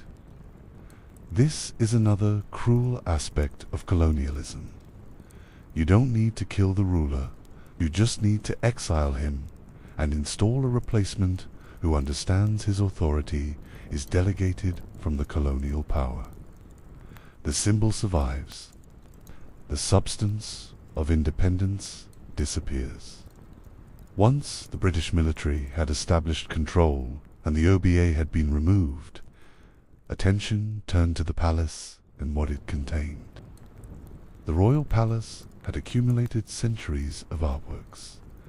Bronze plaques covering the walls, we discussed these in Chapter 8. Historical records in metal form, depicting Benin's rulers, battles, and important events. Portrait heads of abbas and royal ancestors used in ancestral rituals, ivory carvings, regalia and royal ornaments, benches and ceremonial furniture, human remains of important figures preserved as part of ancestral veneration practices. British forces systematically removed these objects from the palace. They catalogued them, they packed them, they prepared them for transport. The exact number is unclear. Estimates range from 3,000 to 10,000 objects. Depending on how you count items, the range reflects historical uncertainty, but the scale is unambiguous. Thousands of cultural artifacts were removed from Benin. This wasn't random looting, though it was looting. This was systematic removal of the material culture that constituted Benin's historical record, religious practice, and cultural achievement. The plaques that documented the kingdom's history were taken. The heads used in ancestor veneration were taken. The sculptures that represented centuries of artistic achievement were taken. Britain called this preservation. Britain claimed these objects were valuable and that removing them to European museums would preserve them for posterity. There's an irony worth noting. The objects had survived for centuries in Benin through multiple internal conflicts, political upheaval, and environmental challenges. They were being preserved by removing them from their cultural contexts and their original owners. Britain could have left the objects in Benin, could have allowed Benin to manage its own cultural heritage, could have recognized that removing them was cultural theft regardless of intentions about preservation. Instead, Britain removed them, categorized them as British property acquired through military conquest, and treated them as spoils of war. This is what cultural genocide looks like operationally: systematic removal of material culture, separation of objects from their cultural context, incorporation into foreign institutional systems. The culture isn't physically destroyed, unlike actual genocide that targets people, but it's uprooted, scattered, placed in foreign institutions where it serves British purposes rather than continuing to serve Benin's cultural and spiritual functions. Here's where the special irony really kicks in. The British Admiralty auctioned off the stolen objects to pay for the invasion. Military campaigns cost money. Britain had mobilized 1,200 troops, transported them across the Atlantic, supplied them in the field, covered casualties and losses. The punitive expedition wasn't cheap. Someone had to pay for it, rather than having the British government cover the costs. The Admiralty, which administered the naval forces that conducted the conquest, decided to sell the stolen artifacts. The objects taken from the royal palace during the invasion were auctioned off in London. The proceeds went to offset the costs of the military campaign. Think about this strategically. Britain invades Benin. Britain's military forces steal thousands of cultural artifacts. Britain sells those artifacts for profit. Britain uses the profits to pay for the invasion that accomplished the theft. The entire operation is self-financing through cultural theft. It's economically elegant and morally obscene. Britain doesn't have to justify the military expense domestically, because the military expense pays for itself through artifact sales. Wealthy Europeans and American collectors get to purchase stolen cultural treasures, Benin loses its entire cultural and historical heritage, and the operation is profitable. The artifacts sold for significant sums. Some sources suggest the sale raised substantial revenue, enough to materially offset the expedition costs. The most valuable pieces, bronze plaques with exceptional artistry, ivory carvings. Pieces that represented centuries of accumulated cultural achievement commanded high prices because European collectors recognized their aesthetic value. European collectors, it should be noted, were buying stolen property. They knew these objects came from a conquered territory. They understood, or should have understood, that these were items removed through military force by an occupying power. They bought them anyway, either because they didn't care about the ethical implications, or because in the 1890s, wealthy Europeans generally didn't consider the provenance of 9 European artifacts ethically relevant. The museums that later acquired these pieces often acquired them second-hand, through collectors or dealers who'd purchased them in the original auctions. Those museums then displayed the objects as examples of African art, often without noting that they were military loot, often without acknowledging the circumstances under which they'd been removed from their original context. Here's one final irony. Benin became world famous for its art through the destruction of the kingdom and the theft of its artworks. Before 1897, the Benin bronzes were known to specialists and collectors who engaged with West African trade goods. They weren't globally famous. They weren't displayed in major European museums. They weren't recognized as representing a particularly significant artistic tradition. After 1897, when thousands of pieces entered the European art market, when specimens appeared in major museums, when art historians and critics could examine representative collections, the artistic achievement of Benin became internationally recognized. The technical perfection of the low wax casting, the sophistication of the iconography, the complexity of the compositions, the bronze plaques as historical documentation, the portrait heads as extraordinary sculpture. Benin's art became world-renowned through military conquest and cultural theft. The kingdom's artistic heritage became globally appreciated because that heritage was systematically removed and dispersed across European and American institutions. This is a sick irony. Benin achieved international cultural recognition not through its own achievement or through choice to share its culture globally, but through having that culture stolen by force. The world learned about Benin's artistic brilliance by examining stolen objects in museums and auction catalogues. The cultural achievement that had taken centuries to develop became an international phenomenon through the violent destruction of the kingdom that created it. After military conquest and cultural looting, Benin was incorporated into the British colonial system.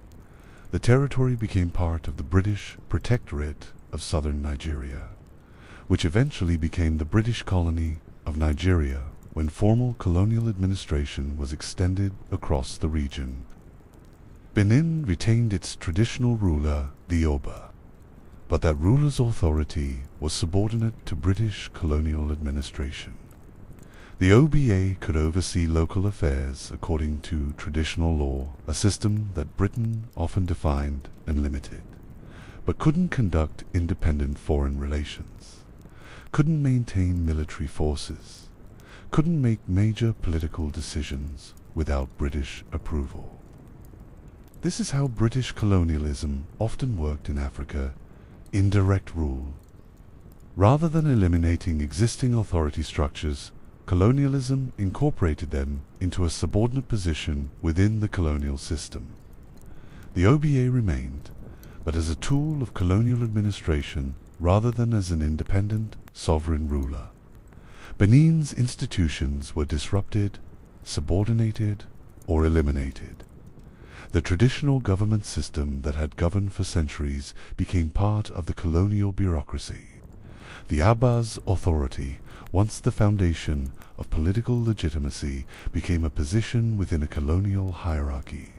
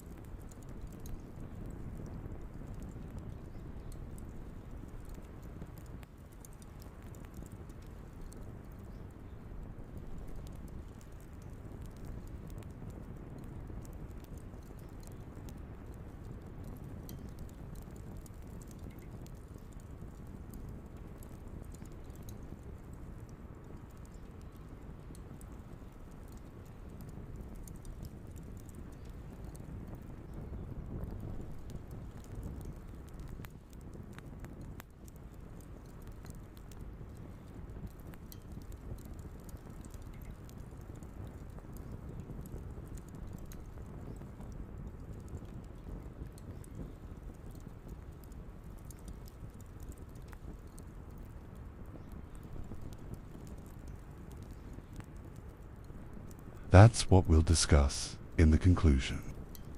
But first, let's acknowledge what happened in 1897, the end of an independent kingdom, the theft of a cultural heritage, the subordination of a sovereign state to imperial rule.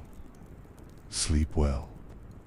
The empire is fallen, but the artifacts are starting to come home.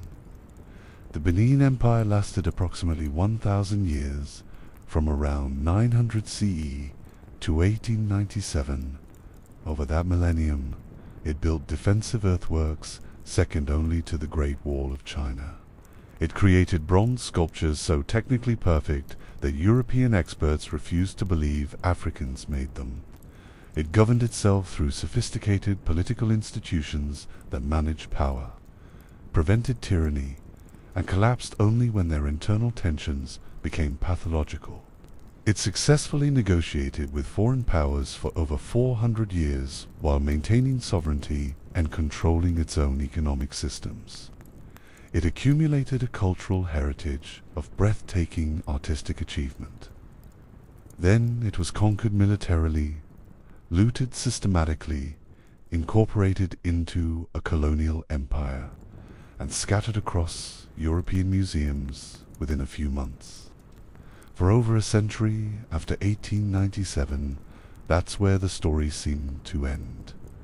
The conquered kingdom became a historical footnote. Benin's art was displayed in European museums without proper context or attribution.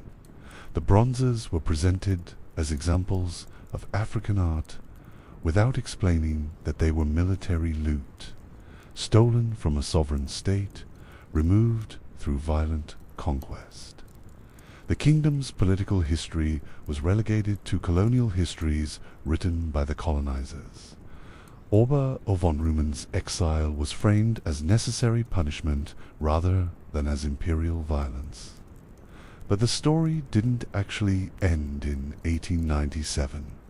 It just entered a new chapter, and that chapter is still being written.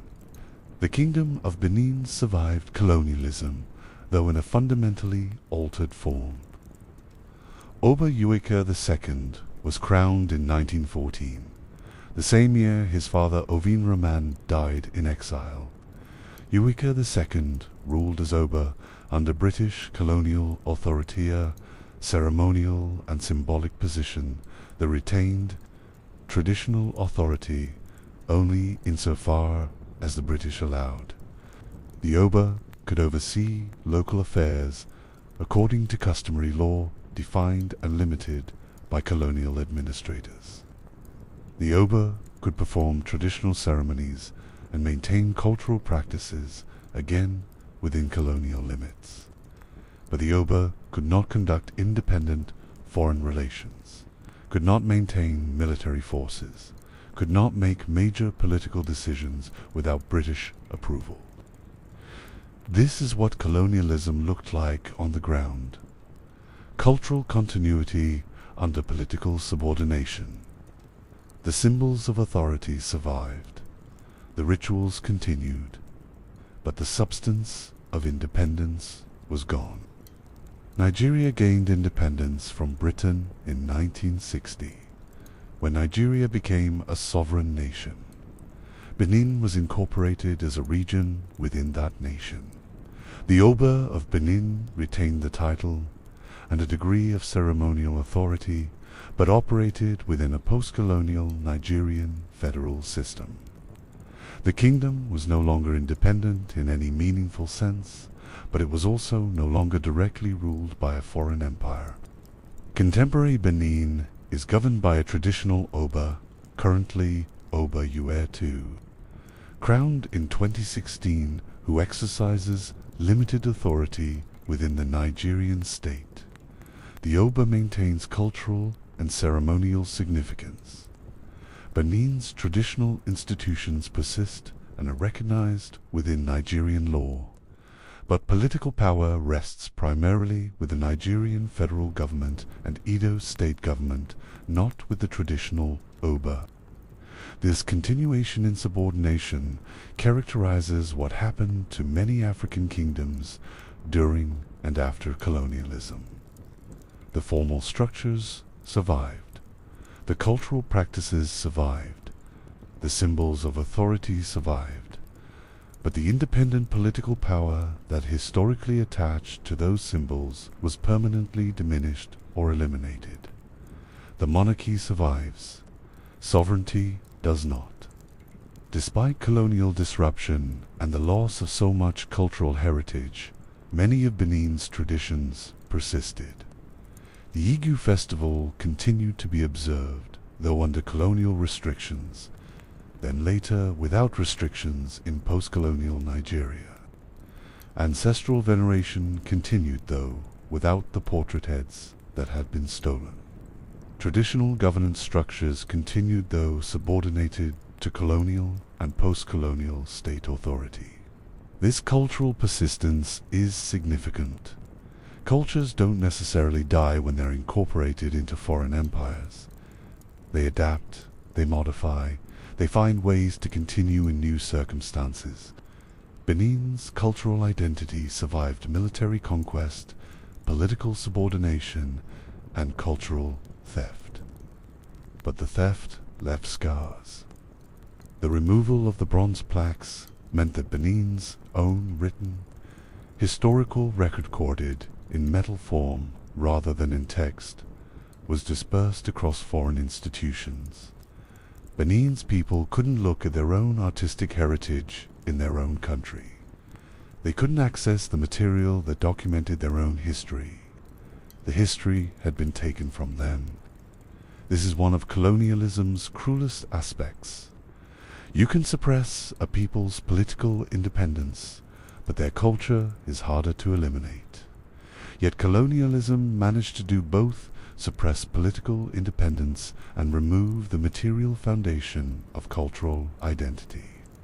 Benin's culture survived, but cut off from its most important artistic and historical documentation. Starting in the late 20th century, the conversation about Benin's looted artifacts began to shift.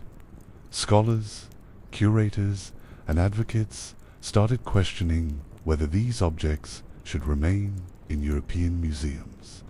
Nigeria and Benin began demanding the return of their cultural heritage. The question that had seemed settled for a century, that these were European property, acquired through military conquest and rightfully housed in European institutions, began to be contested. The movement for repatriation, returning artifacts to their original location and original culture, gained momentum through the late 1900s and into the 21st century. Germany was among the first major institutions to seriously engage with this demand. German museums that held Benin bronzes began conversations with Nigerian authorities about repatriation. In 2021, German institutions began planning to return significant collections of Benin artifacts to Nigeria. Britain, where the largest collection of Benin bronzes resides, was slower to respond. The British Museum, which holds approximately 900 Benin bronzes, depending on exact cataloguing, long maintained that it couldn't repatriate objects because of legal restrictions and the principle that museums should be universal repositories of world cultural heritage. This principle that objects are safer and more accessible in major Western museums is now widely recognized as a justification for keeping colonially acquired objects in the hands of former colonizers. The British Museum's resistance to repatriation has been challenged repeatedly. Nigerian officials, cultural advocates, and international scholars have argued that these objects belong in Nigeria, that keeping them is a form of ongoing colonialism, that the arguments about preservation and universal access are cover for institutional reluctance to acknowledge how these objects were acquired. Other museums began returning pieces. American institutions, French institutions, and European collectors began acknowledging the problematic nature of holding looted cultural property and began discussions about repatriation. The conversation shifted from, should these artifacts be returned, to when and how will they be returned. The repatriation of Beninese cultural heritage is now happening slowly, unevenly contested, but happening. The artifacts that were stolen as spoils of war in 1897 are beginning to come home 125 years later. In the 21st century, a more structured process for repatriation developed. The Benin Dialogue Group, a consortium of museums, cultural institutions, and Nigerian representatives, was established to facilitate discussions about the return of Benin's artifacts. The dialogue group represents a shift in how repatriation is being approached. Rather than individual lawsuits or demands for immediate return, the group works collaboratively to address questions of how artifacts should be returned, where they should go in Nigeria, how to acknowledge their colonial acquisition, and how to facilitate long-term cultural cooperation between institutions in Europe and Nigeria. This collaborative approach has advantages and disadvantages. It's more diplomatically feasible. It doesn't require Western institutions to immediately acknowledge wrongdoing or force unwilling returns. But it's also slower, and it risks becoming a process that privileges institutional interests over cultural restitution. Nevertheless, returns have happened. Germany transferred significant collections to Nigeria. Other institutions have followed. The flow is reversing. Artifacts are beginning to leave European museums and return to Nigeria. One complication in repatriation has been the question of where these artifacts should go. Should they return to the Oba of Benin as the kingdom's historical ruler? Should they go to the National Museum of Nigeria? Should they go to a new Benin Royal Museum to be established in Benin City? Should they be distributed across multiple institutions? Nigeria has been developing the Royal Museum of Benin in Benin City specifically to receive returned artifacts. The museum represents an institutional commitment to housing Benin's cultural heritage in Benin itself, where Benin's people can access their own artistic and historical record. But complications persist. How do you decide which pieces go where? How do you coordinate repatriation from hundreds of institutions across multiple countries?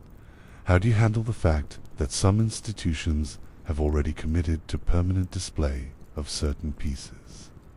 How do you acknowledge that some artifacts have been so thoroughly integrated into Western museum collections that removing them might disrupt curatorial narratives European audiences have been taught? These are genuinely difficult questions.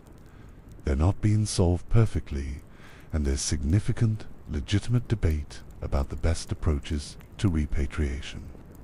But the underlying principle has shifted. There's now general acceptance that artifacts stolen through military conquests and colonial looting should be returned to their original cultural sources. This represents a fundamental change in the conversation about colonialism and its legacies. The return of Benin's artifacts has become more than a repatriation issue. It's become a tool of cultural sovereignty and a symbol of reclaiming what was taken. When Nigeria receives the bronze plaques that document its own history, when Benin's people can view their own artistic heritage in their own country, when these objects stop being African art in European museums and become the historical record of Benin's kingdom in Nigeria, that's not just repatriation. It's reclamation of cultural identity. The artifacts that were stolen as spoils of war, that were sold to finance the invasion that conquered the kingdom, that were dispersed across Europe to ensure no single collection could be reassembled, are now returning to their original context. The historical narrative is shifting from these are European acquisitions to these are Nigerian cultural property held in trust for their original owners. This represents a form of cultural reckoning. It's not full restitution. The Benin Empire is still gone. Colonialism still happened. The damage to the kingdom's political and cultural systems is permanent, but its acknowledgement that something profound was stolen, and that stolen thing should be returned. There's still an irony worth noting. Benin became world famous for its artistic achievement through the destruction of the kingdom and the theft of its artworks.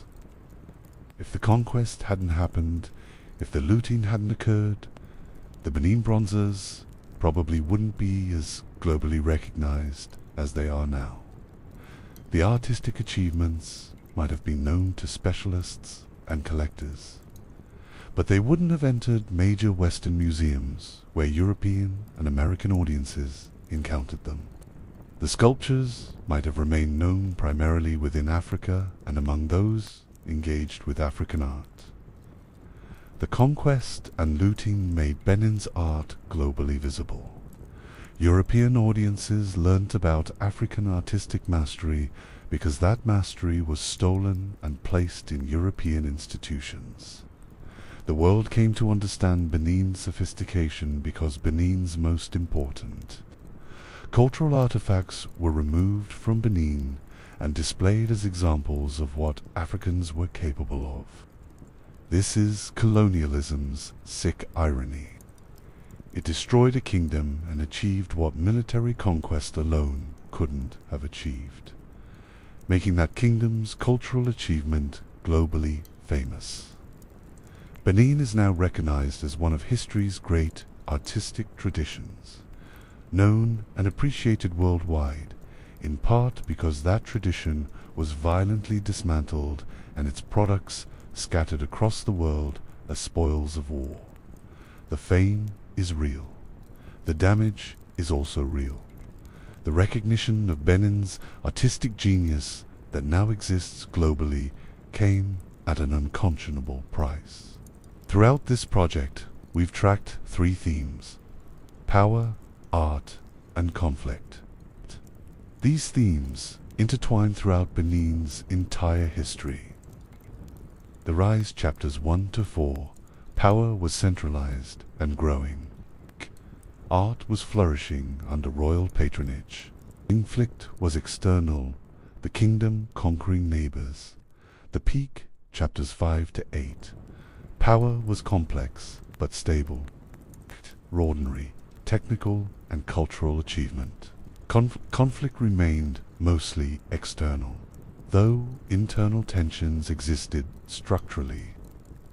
The Decline, chapters 9 to 10. Power was fragmenting. Art was declining as patronage weakened.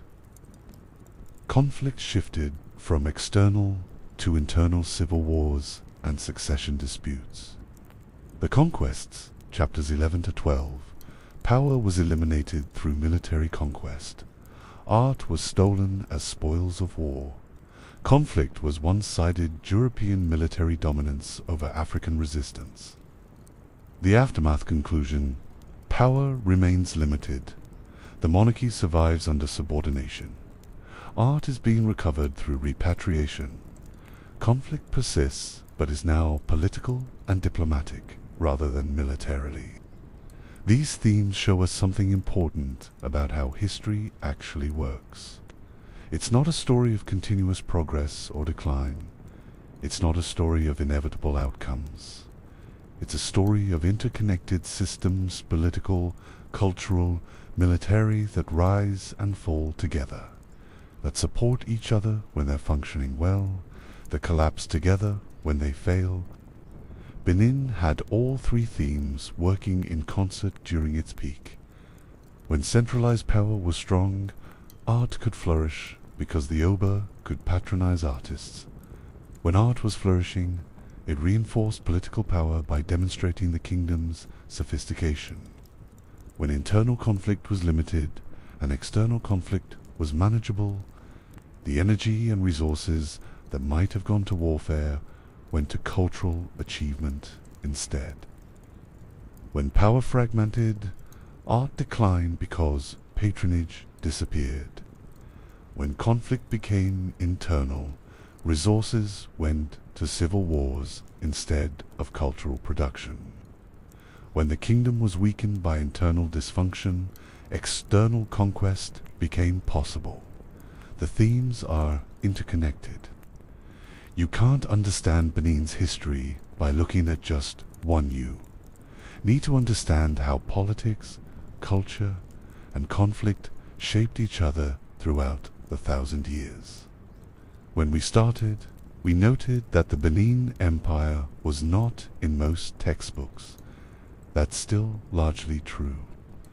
Most world history surveys, most school curricula, most general histories of Africa don't give Benin the detailed, nuanced coverage its significance warrants.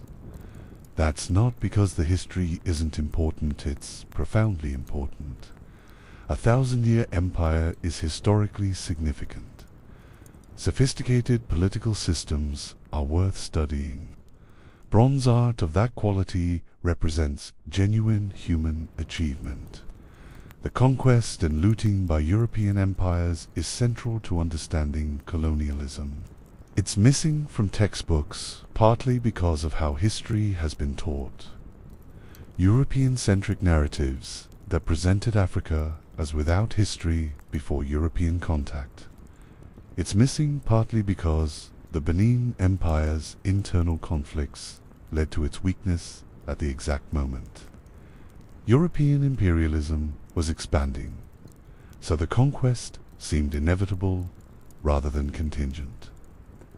It's missing partly because the looting successfully scattered Benin's most important cultural artifacts across European institutions, making them appear to belong to European cultural heritage rather than African history. The repatriation movement, the scholarly work recovering Benin's history, the growing recognition of the kingdom's achievements, these are working to change that. Benin is increasingly recognized as a crucial part of African history, a significant pre-colonial state and an important example of how colonialism operated. But there's still work to be done. The standard world's history textbook still probably doesn't devote adequate space to Benin. The empire is still not as well known as empires of comparable size and significance in other regions. The full complexity of Benin's political system is still not widely understood. The earthworks are still standing. The art is gradually coming home. The story is slowly being integrated into broader historical narratives. But Benin is still, in many ways, the empire you've never heard of. Before we finish, let's return to Oba Ovonramwen, the ruler who was exiled, whose kingdom was conquered, whose death in exile in 1914 closed one historical chapter. Ovonramwen was operating according to political logic that had been valid for his entire life and for centuries before his birth. He believed he could exclude foreigners from sacred ceremonies. He believed his sovereignty was real. He believed Benin's independence could be maintained through asserting his authority. He was wrong, but not because his logic was bad. He was wrong because the international context had changed in ways he couldn't fully predict or prepare for. Military technology had evolved. Imperial competition had intensified. The balance of power had shifted irreversibly. This is the tragedy of historical change. Sometimes acting rightly according to the logic of your historical moment is catastrophic, because the moment is changing. Ovonramwen made the correct decision to exclude Phillips from the Igu festival. The decision violated no one's rights. It asserted legitimate cultural and religious authority. It was entirely appropriate, given the circumstances as he understood them. It just happened to be made at a historical moment when making that decision would be used as justification for military conquest. There's no way for Ovonramwen to have avoided this. He couldn't have foreseen the military capabilities gap that would prevent effective resistance. He couldn't have known that his refusal of British demands would be framed as aggression rather than assertion of sovereignty. He couldn't have predicted that the British would use his sacred festival timing as justification for invasion. But he also couldn't have prevented it. Even if he'd accepted the 1892 treaty, even if he'd welcomed British officials into his capital, even if he'd voluntarily surrendered sovereignty, Britain might still have invaded eventually. The empire's goal was territorial control of the region, not Ovonramwen's specific cooperation. Ovonramwen is a figure of historical tragedy, a competent ruler making reasonable decisions in extraordinarily difficult circumstances. Operating according to valid political logic that's just been rendered obsolete by historical change, Ogiso and death in 1914 represent the permanent loss of one version of African history, the version where Benin maintained independence, developed its institutions further, evolved according to its own internal logic, without external imperial domination. That history didn't happen, but it could have. That's what makes Ovonramwen tragic, not that his decisions were wrong, but that he was positioned at the precise moment when the right decisions couldn't prevent catastrophe. Let's do this properly, with callbacks to the running themes we've maintained throughout. The earthworks are still standing. The defensive walls that rivaled the Great Wall of China are still visible in modern Edo State. They're not maintained as they once were, but they persist as evidence of the kingdom's organizational capacity. Over 1,000 years of history, physically embodied in earth, the art is gradually coming home.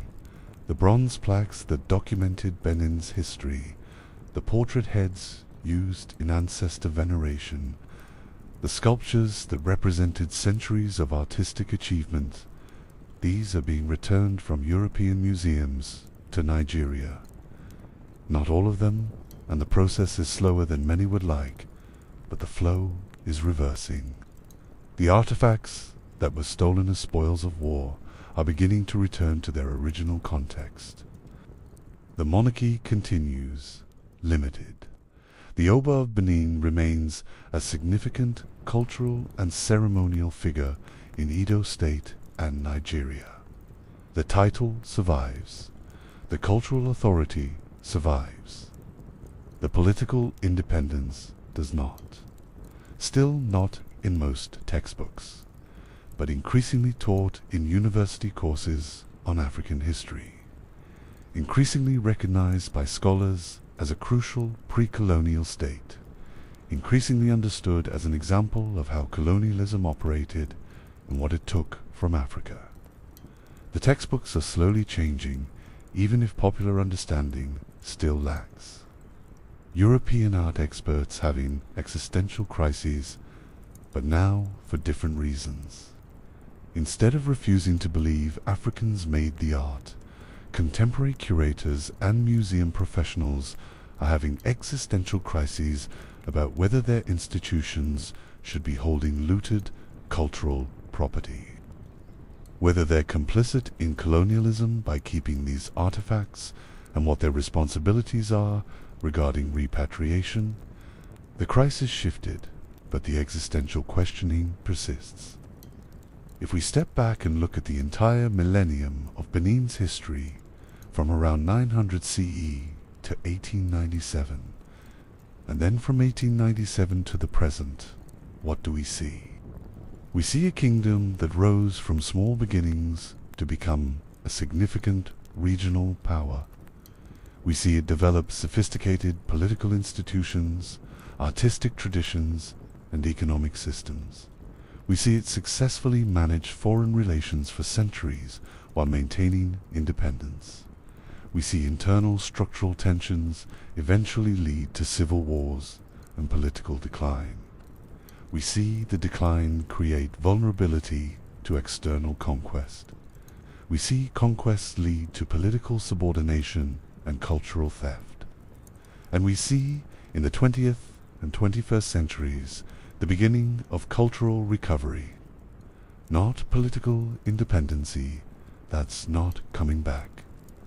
Not the restoration of the pre-1897 kingdom history, doesn't work that way. But cultural reclamation. The return of stolen artifacts. The growing recognition of what was achieved and what was taken. The Benin Empire is gone as an independent political entity, but Benin as a cultural and historical reality persists. The kingdom that was conquered remains real in the artifacts that are being recovered, in the traditions that continue, in the memory of what was accomplished, in the scholarly work that keeps that history alive. This is what survives colonialism, not the political independence, but the cultural identity and historical memory. Not the sovereignty, but the story.